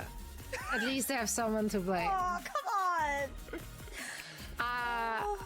This is so painful. Wow. What fantastic series is this, though? I think Timeless playing it this close is definitely something a lot of people would not have expected. I love how that song has become a thing now. Like people come over from the stream, like the main stream, to go, please play the song. Oh yeah. Like people will leave that stream for a second just to come over to be there for the song. Expect them to show up like this. Well, actually, the three of us did. I love that. Just throwing it out there. I love it. 80-20 from the chat, I believe, in poll. So yeah, very much expecting M80 to win. So that pissed you off? You almost broke your coffee cup? Why? I really felt like they were going to take that lead, and Hawk maybe coming back a little bit too late, but that's rough. That's a rough one.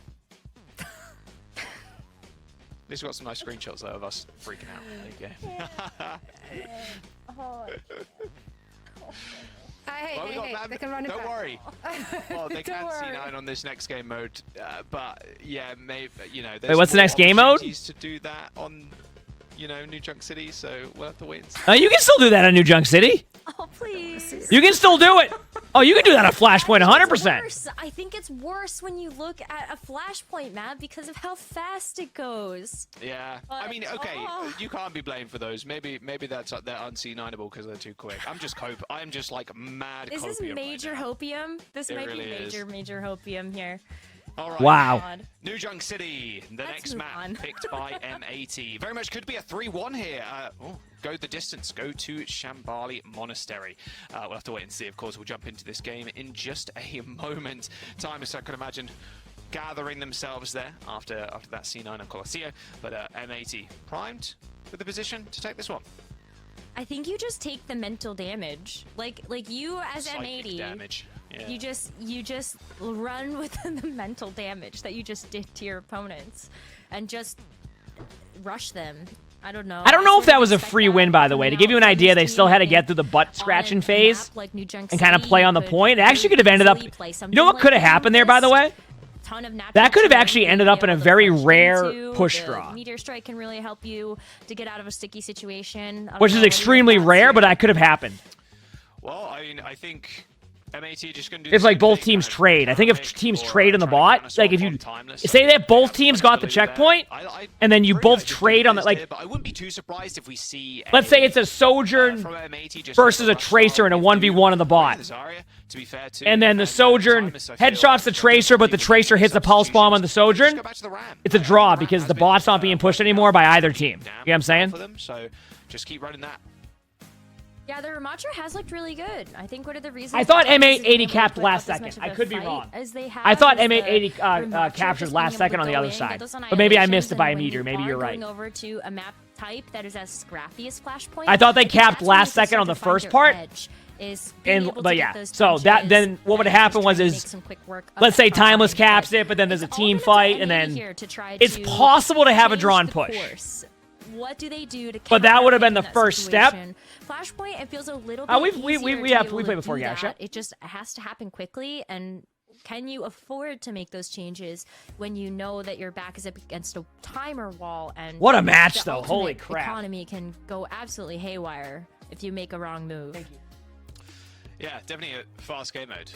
That is for sure. I think with the pace that M80 is saying, they're very much able to kind of slow it down with the SIG and then speed it up with the Doomfist. But as we load into our next map, 3-1s on the horizon for M80 right now. The statement about 2CP and the 1 tank error would probably be fine. I mean, honestly, people have done the random, like, there's probably videos of on YouTube where people try playing 2CP with 5 tanks. Or not 5 tanks, that'd be tough.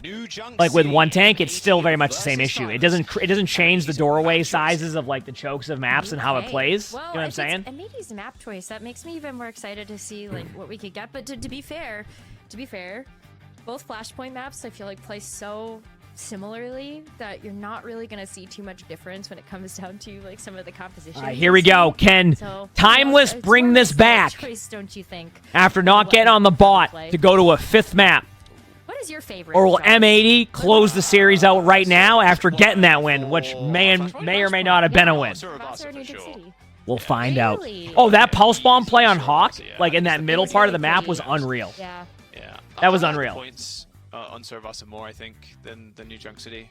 Man, I don't know. I feel like half the time when you ask someone's favorite map, it's like very much just predicated on if they've lost a ton on that map in ranked, or if they won a ton. You know what I mean? So I feel like that's so I feel true. like I win more Servasa than I do New Junk City. So biased for that reason, for sure. Well, maybe that's what M80 is feeling here. They've won a lot on this map, so therefore New Junk City is the way to go. I mean, Hawk's running the Sigma here. I don't mind this whatsoever. Just, I'm still kind of expecting them to run these fast comps, but more than happy to kind of play the poke style. And yeah, I am. Yeah, it's been an interesting swap. They're kind of going like, exceptional. Because if they don't want to play the Sigma comp, they can just go to the Doomfist comp anyway with Hawk. So especially when we look at Coliseo, Icy felt forced into the position of switching over to the Sigma himself. Remember, as the Sigma in this comp, you can't really face tank as much, so you're going to see Hawk back up a lot, and we'll go back in when the other team starts running away. It's not going to be as much as like what Ramatra does, where you lead in. Oh, what a rock and a shot there. Yep, rock. Just rock. Opener was just cowering behind the giant bot. Yeah, exactly. Just rock. No thoughts either. CJ, can he get another kill? Probably not. Right. Surely Timeless don't get another pick here. Although it's gonna be I mean, this is way too close of a team fight to begin with. This form swishes, they just got to run Icy down. There's the kill onto Rocket.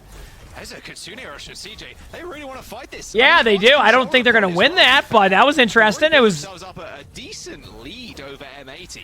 I feel like that team fight went a lot longer than expected. Feels like it should have been over years ago, and Icy has had quite a few rotations of his nemesis. If you're new to Twitch chat, well, welcome. I hope you enjoy. There you go. If you have control of the point already, I think you just continue to work up that percentage, and by the time that you're actually able to get back into things, you're like, okay, like every little bit of progress is going to count. But now when you look at the ultimate economy, M80 is in such a good spot. Look at M80's ults right now. That's 5 on the board. Hydron gets to pop the overclock now before Timeless even. Remember, one reason why you like to use the Sojourner is because Sojourner also kind of goes through on the ultimate, so you can get collaterals. So that's why they like the idea of leading with the Sojourner tiers, because you can go for those collaterals on the bridge where they have to disengage out. Then you can back away and then use your ultimates as they come back in. Small choke points See? force them not all the way to spawn, but close enough. Annihilation, though, opportunity here for Icy to try to make some space. I'd say a very quick Sigma ult soon. Just want to combo those together, although saying that, Hawk stepping up, there's the Annihilation, but oh no, he's popped down to the ground! No way. Extend it! He's very, very close to actually. They're gonna get the Ramatra. Flux does hit. Nice play. Yeah. Oh, but wait, the pick. It will be Timeless. I want to say that. Oh, wait. They got beat out. And they can counter beat, and then CJ's gonna wait a second. Timeless might be able to turn this. I actually think Timeless turns this. Chopper ripping the overclock, but can't quite find it. There it is. Finally, that second shot landing after let booped him away. Yep. And this is Wiener Poop, thanks for the gifted sub. Thank you, appreciate it. Thank you. Early on, but now 85%. M80 might not have a chance to come back in. In fact, Hawk switched over to Doom to try. They are going to try to get back into this one because you want to get as much progress as possible. Touch. There you go. Touch, though, but for how long? And Pelican's high ground, so he's going to touch point. Follow that up with a pick. Yeah, and they got rushed too, so Hawk's going to get after. Yeah. Get out of there rather quickly. Sometimes it's worth the attempt, like... That should be ult economy is such a big part of Overwatch. So if you look at... For M80, what they're happy with there is they went to the point, tried for a team fight that was going to be tough to win, and they got out a Kitsune, right? Go. And now we That's go good, over right? to Bomb Flats, it looks like, as the next flashpoint. And Rocket's already there. Timeless get to beat M80 to the punch, and they get to play this a bit more defensively, which means that Chopper on the Sojourn gets to get set up. That's huge. Yep. You have all these sightlines to play with now. And what if you just get that opening pick? Yeah, this is what I kind of expected with the Doom. I mean, Hydron's going to have to make some space and get some work done. With Hydron's close to ult, though, and can lead in with the ult. As they try and just navigate the Come way on, what are we seeing here? They're going to go in with Hydron's ult. That's simple. Like, they're gonna go right side, wait to get healed up unless they get roll. Unless they roll the team. Oh. It's actually Chopper that finds the first now? They do end up trading DPS for DPS. No. A big ult advantage here for M80, and Hydron sliding away from that pulse bomb. This Good save. rush is going to be a death sentence for Icy. A lot of charge built off of his body too, as Hydron is just ripping his health bar straight from him. I still recall, but Timeless, they're still in these fights. Timeless is really good at extended fights that look like they're lost like 20% ago. And that's like a make or break sometimes, by the way. When you're able to win off of those, that can be make or break. They were able to take the win there. And so now with M80 getting the flip, it's all about can you stall out if you're Timeless. All of these ultimates that M80 have banked up here. That's going to be 4 by the time that Timeless All right, here we go. So opener sound barrier is going to have to be the biggest sound barrier we have ever seen. So maybe try to mitigate some of that value there from Hydron's over. I mean, it could be the opener to this team fight. That Timeless can play for here, but I'm looking at the sound barrier. Oh, there's the annihilation. It's going to be tough to really make this stick. Yeah, there it is. Does end up fading away. There it is. They use beat. They counter beat in 2 seconds. There's a counter beat. CJ is going to use Kitsune. Coming out from M80. Hydron still trying to find an initial Put the pulse bomb into a doom ult. They want to try to counter this, so they're probably going to come back with their own pulse bomb or a Matra ult. They end up using Sojourn ult, which I'm surprised by. Which actually not surprised by, but tried to make a play onto Chopper. Wow, nice shot. A young superstar. The headshot. North American region, putting his namesake to one of the better Sojourns too we have in the region. Not bad. It's going toe to toe. Like this is like Chopper Hydra. Timeless has ult advantage. Actually, it's so hard to say. I feel like when you have those 2 ultimates, but then the other team has Kitsune, I feel like Kitsune counts as 3 ultimates. Trying to punch somebody out of position, but Timeless still have ults. Missed the pulse. So recall that. Recalling back to the. I think it was the exact same spot they were a second ago after flinging out that pulse bomb. It's what Timeless are really good at. This comp is very good at just sticking onto this point. You can see it right there. Wow. They won that. I think Timeless takes back-to-back points here. Ultraviolet, yeah, I mean, there's just no way. Maybe you get a cheeky kill on the Tracer. Oh my god, yes he will. Well, definitely got the cheeky kill on the Tracer there. Holy crap. Speaking, you what a shall play. receive, Josh. That was a great clip. Yo, UV, chill. We love it. All right, well, that's that was gonna be great. Another flashpoint here for Timeless as we look towards the next one. And M80 has a advantage right now. It's going to be because they Kitsune. Timeless first, and then a flashpoint finish. I don't know. Maybe not this time around. Course. But now you go to the flip side of that, and guess what? Timeless has 80% on their Kiriko ultimate, and they're going to lead in with that now, too. These teams, see, some teams are really good at, like, a line of those ultimates, so you can't really use them as a way to win a team fight, only to disengage or, like, try to force out an ultimate. But it feels like in the M80 Timeless series, like, one of the teams has Kiriko ult and the other team doesn't. Like, they're not matching as well. Like, they are sometimes, but, like, not all the time in comparison to some games that we see. Whatever you do. Do not move. Take out the keyboard. They're probably going to take a little bit of poke damage here to try to get the Kitsune up, and then they're going to Kitsune ult in. Like right now, I think they're just trying to like take a little bit of map control, but also get ready for that. There's no way M80 isn't not predicting that play happening, which is why M80 is kind of playing the way that they are. They're trying to disengage the Kitsune. The problem is sometimes if you try to disengage something too quickly when they don't use it, they say, hey, let's not use it, and then just take the map control. It was a So good instead of effort. having to use the It was Kiriko a good ultimate, now effort. Timeless gets to keep that Try to ultimate go and also for take it, an get as initial many lead. picks You as see what I'm can, saying? Whatever ultimate charge you can. So it was but actually a really good Timeless play call. I now mean, are like going to be a bit on the back foot the here to default maybe play have there a is to tougher lead in with set. Kitsune. But Timeless it's saved it. Now another they have it again. Same old of who's going to be able to find that ultimate value. There it is. It's going to be Kitsune Rush so early here. Asushi just really let like that the go. tempo. Yeah, I like that Timeless play kinda too. playing M80 their own game, just You the just don't tempo give them was any so opportunity. clean. You just wait a second. You just like Felt like M80 you very play much back in like control of you're that, playing but back and then you Timeless just go in. flipping it on its head, just going first, going super early, and I think that's Okay, now important Timeless is gonna flashpoint. counter Just forcing beat M80 all the way back. whatever No play much whenever M80 straggling. uses. They're gonna play So that, counter beat. it's a little bit They might want to be unfortunate, but aggressive if it's they a really want to go reset all position. in and use beat But Chopper can Sojourn now ult do to it guarantee again. that you Has don't the lose the overclock, Sojourner in same that. type of beat. But I think they're gonna play a little bit Just clock defensive the on it. overclock as soon as Hawk he is gonna play moves aggro because Hawk has onto ult. this Go in, displace them, use ult. too, as the pulse bomb. So You'll hear it in a second. There Here we go. You ready? back, even just force out some cooldowns so that Chopper can have a bit of an easier time here with that overclock ult. Yeah, Actually, they're building but Kitsune. Not at the best time at all on this Doomfist. They're building Kitsune. They're Comes slowing it OT. down to build Kitsune. It's this stick, however, yeah.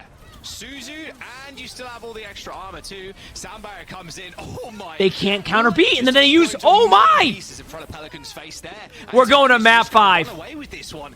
Just like that, M80 just get folded like a piece of paper. Hawk finds one kill, Siege onto Like a Siege piece on of the back paper, of not the even like a Timeless lawn chair. That's how you know it was a tough one. 3-0 as we go to another map.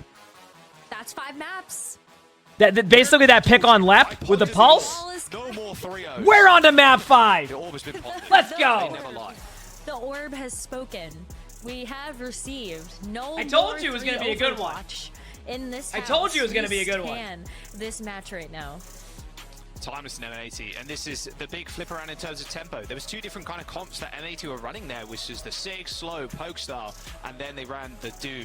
Initially, it was to kind of get back to the point quickly, try and get that last touch to get the point flip, but then Hawk decided, you know what, we're going to stick on this fast comp, but then just didn't have the same impact as Icy did on the Ram. And they were just playing M80 at their own game, setting the pace, and then able to just eke out these high percentage leads. And whether that was capping the point first, Chilling. and then just making sure they were being as annoying as possible, not getting team killed, or just making the fight last as long as possible and then just winning them anyway. Yeah, by the way, to This is bounce back fantastic from shot that from Timeless right loss now. on push where it could have been a Feels like potential they're a little win, bit on the ropes. to be able to bounce back and then 3-0 a It was very flashpoint, convincing in Timeless' that favor. shows you they came to play and they're Timeless did a okay good if they job like of they just did. It knowing doesn't when go as to well for them on a team disengage, fight be or able like to on a come back match. in, set the tempo. We are I was going to a really third match, impressed chat. by I want to the point that positioning out. as well on all of these flashpoints, and I think that they've practiced. They know what to We're do going in to a this third series, map. and I think that's going to make them a very, very formidable force when looking even just already towards. How long did it take to do the main Ramatra event. treadmill I thing? think they could Oh, yeah. totally We do didn't that. complete the challenge because the matches started. We did 35 minutes and I did 4 games. Didn't get so it. You're feeling a little bit extra confident going into a map pick of your own. I haven't seen too many map number 5s at all in Yep. North America and EMEA, at least on the main broadcast, of course. There have been a few map 5s here and there. Luminosity Gaming versus Citrus Nation, of course, yesterday. Oh yeah, versus One. Sheer Cold and EMEA yesterday. Exactly. It's going to feel pretty foreign, I think, to M80. A team full of, again, just storied, historied players coming up against some of the young guns. Rocket and Chopper, who have had experience versus Overwatch Yeah, they're good teams players. in the Pro-Am back last year in Season 6. So, yeah, they're really standing tall right now. And the Sojourn matchup, not used to it going someone that's not Hydron's way, is very much in Chopper's favor right now. And it's good to see someone stand up. It's been awesome to be able to see all of this new talent. that We we've got been a able to start to Shambali. highlight here All right, in chat. the What Overwatch are the competitive chances scene. Shambali gets One of the past many first point blessings here? that we have here from that open ecosystem. So I think Timeless has a lot of faces on the team that people will be very excited to see continue to compete, and they could close out the series. So what an upset that would be here. Only 20% of chat predicted that Timeless would win. Even on the desk, we said it would be M80. The great wealth redistribution in the chat of 2024. I can't wait to see it. Yeah, and that's, of course, if Timeless end up taking this series, the 80-20 bet. All right. Ooh, M80 fans a little bit worried right now, I'd imagine. Shambali Monastery. It's going to be our 5th and final map here, unless we get some... Who do you have winning, chat? Very, very unlikely to happen on Escort. It can happen, but... this is so hard to predict. For certain. So, here we go. We're going to jump in just a moment here. And honestly, I think M80, they're just going to go back to the Sigma, I think, with Hawk. There's no substitutions either, so Timeless also very happy with the players that they have in their roster right now. You said Timeless, M80, Timeless, M80. Got that back and forth here. Timeless is also not only just comfortable with the players, but also the comp that they've been We did lead off this match by saying, so good. I think Timeless is going to play a lot better than people expect, and I think that has already been proven. I think that the Ramatra could pay off in dividends here. That's what we're going to see. Timeless. Ramatra's good in this map, plus you get the lore passive on the map, right? This is Ramatra's map, so you get that lore passive. Why fix it if it ain't broke? You know? Yeah, exactly that. Exactly. Yahtzee, thank you for the 4 months of YouTube membership. You're happy for the co-streams. I think you wish Overwatch was in it, but there's always next time. Exactly. We will be playing it again. By the way, Chad, if you haven't had a chance to, if you like these type of things, if you haven't watched the Overwatch matches, if you go to my 3rd YouTube channel called More Emongg, that's where we played in the tournament, and it was a great time. Heard a bunch of positive feedback, and people want to see more of that. So check it out if you haven't. That's on my 3rd YouTube. Extremely strong pick, but both Chopper and Hydron proficient at the Sojourn. And we are seeing a little bit of a different look here as well from M80. We're going with the Moira, they're going with the Ram. All right, I'm excited to see this Moira pick. We're talking. They're gonna play about up there in until they drop the down. Series that Moira can be really good, just being able to have that additional healing resource available. And there they go. They know that Ramatra used shield, so this is their timing against Ramatra to push him back. Actually, it was a pretty smart play. I didn't even think of that at the time. Like, basically what you see is you see Ramatra sit up in the high ground and use their shield. Well, what's going to happen now when you go on high ground? That shield won't be in the way anymore, so you can go in, use shield, and take the map control. That was actually very well played by M80. Very well played. Very quick and clean at first fights. That's what you really need, especially on this point too. You need a very quick fight. Came from YouTube. Welcome. You cannot get stuck on this last corner here. Yeah. The overlook onto the point can be. I was going to say, that's why I'm saying, like, is it going to get through first point or not? Because this corner right where Hawk's at is where the map kind of gets stuck at. And if you lose this team fight, you're looking at like 45 seconds left on the clock just because of how long it takes to get there. Yep. You're going to see this drop down, though, from Timeless to try to play around this first corner. But look at Ultraviolet's charge. That Coalescence is coming up mighty quick here. And that's a great engagement tool for M80 to work with. We'll see. You just got to rip it. As soon as you get that Coalescence online, you just got to go for it. A lot of straight stalemate until here, then. I mean, that's what it is. It really is a stalemate. And there you go. Timeless wins the team fight at the corner, and I want you to take a look at the ults on both teams, chat. This part of the map is so tough to get by. It's like it's just something about this part of the map. It's because it's hard to get that angle. You can't get a good angle until you get behind Where do you assail now if you're M80? LG1. There's only a couple of avenues that you can go with. Getting locked into that small room on the left does not feel like a viable scenario. So you're Timeless is going to lead off with Kitsune, or they're going to Kitsune the Moira ult. M80 can't really make a play yet. They don't have Ramatra ult. That's the engagement tool they want to play around. Timeless doesn't have Ramatra ult. It's basically just a waiting game. Well, that's also a wow.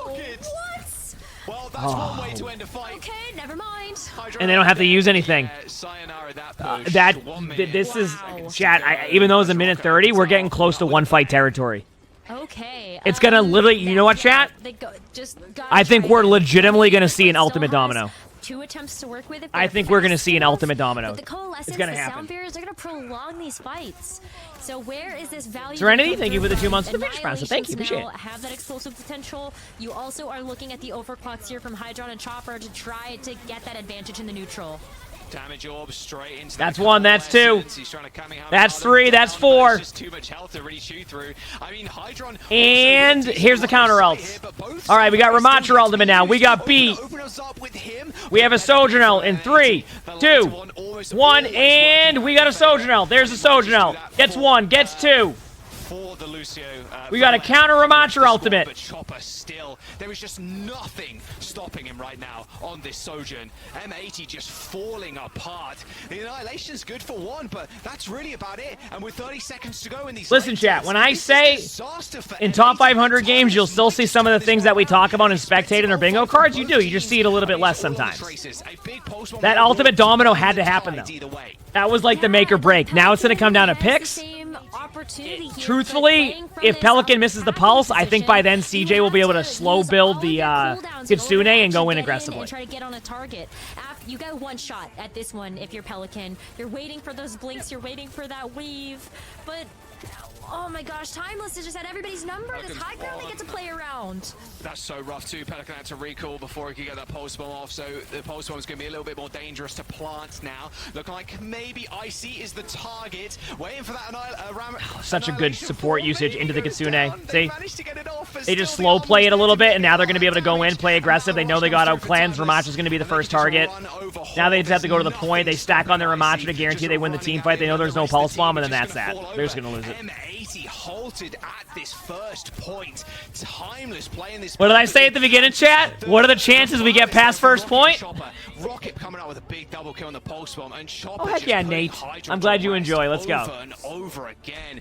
This is By the way, just not being able to this match ain't over. This match ain't hold. over. The teams will hold this. Really tough to beat here. This match is not over. Side of things, Timeless, they've been able now here's to the question: so many of those fights with the first does Timeless hold spawn How do you or play safe? If you're M80? Not Timeless, M80. You have to play around. Does all M80 this, hold? all these buildings? Does all these M80 hold walls, spawn, but or do they play it seems like safe? Timeless has been able to. Because the spawn strat's been viable, and it gets you like a second team fight at the other corner. But do they think they need to do that? I don't know. It's like not their I just fault. don't know. And they're mashing them too. They're pretty much going miracle. They don't have to hold spawn. They don't. Apart from the small. They really don't. It comes down to one team fight. They don't have to hold it that way. Instead of the Kiriko, it's just not I like working the out. Moira We'll see. too. I'll be able to tell by their hero selection. For Timeless. Yeah, I do as well. I think Moira's pretty damn viable at this current moment in time. The Nope, no Suzu's spawn also hold. had a lot of impact over the course of the series, and just in What is general, that? Suzu will always be an ability that is going to be useful regardless of the meta, reducing the What's on incoming there? damage to They're not holding close. from pulse bombs. Just your pulse bomb, boom, hit the Suzu on the ground, negating That's one of those very large ultimates that massively turn round. Was that a croissant? I mean, was it? It looks like M80, deciding saw that better coming. of the Moira, switching over to the Kiriko. We saw how well that paid off for Timeless, where Pelican was not nearly able to find as much value there with the Tracer. I'm Even curious to something see was how low Hawk Suzy was plays able to that come top out. left It's a side. great get So what out of happened the last time card. is Timeless used But their with the shield chopper early. already trying to build M80 that recognized that and went up. So is Hawk going to go to that window and just use shield? I don't think so. I think they're going to drop down soon and just hold that corner and not give them the high ground that way. Oh no. Pelican loses the 1v1 and they flip the map. Get out. So in that situation, what they're going to do is they're going to try and slide out. And they're going to go back all the way to the corner that we just saw the team fight on. Now they're going to go down main. That rotation right there by M80 was really good. Because now they can stop the cart at this corner. Then that buys M80 some more time Yep. here for Pelican to So be able to M80 come did what back they with needed to Tracer. do now. Gonna They take kind too of long won to their do that, team fight. But you have But so much work cut out for they you if you're have to M80. watch This the is right just the side. first They of need to keep many us team like fights someone they're out gonna there to have scout, win and that's what they're doing. And get that folder hold. See Sojourn flanking right now? They want to get an angle. Now they lost. Remember how they were scouting earlier? They lost that scout. So we'll see what's going to happen. Okay, so they backed off. They reacted well to it. Timeless is going to go for that timing a few times. They're going to try to get that angle. Otherwise, they're just shooting at each other. Punch you, then you punch me, and then maybe our DPS Hydron with the opener. And they get the team fight. Okay, and then I told you, by the way. Classic Shimbali Monastery getting bogged on first. Here we go. 30 seconds to go, of course. And here come the big ultimates as well. CJ and Ultraviolet with a rush each.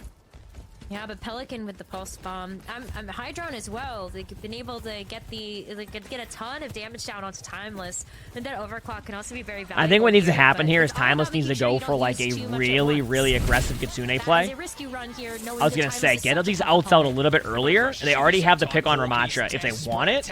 I say want it, but like, here you go. Yep. Now play to live for a second. and then back away, counter with beat, go back in. I actually think Timeless is going to go for it, yeah. But Hydron gets the opening pick.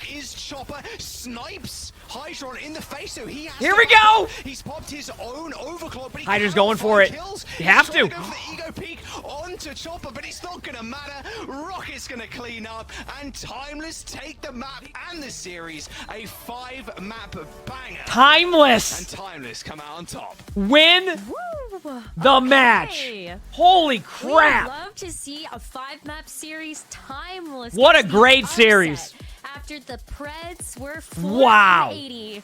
Timeless. Wow. They did not fall to the mental damage. That's the most impressive part to me, honestly, is that they Well, we were saying that earlier. When you lose a C9 like that and you don't win, that can be difficult. And they bounced back and won that. Holy crap. And I think so are Holy crap, chat. Because quite frankly, they were the quote-unquote better team on paper, right? That's what I was saying, M80 on paper, remember? But no. Into just his first match, Timeless. if we're looking at the highlights, Samoa, Popping it was off. a back and forth, right? Timeless, they came out on top. M80 stepped it up big times on King's Row, looking extremely dominant, and that's where we all thought, like, now they have. What a great matchup. They can snowball off of that. Topper played well, I agree.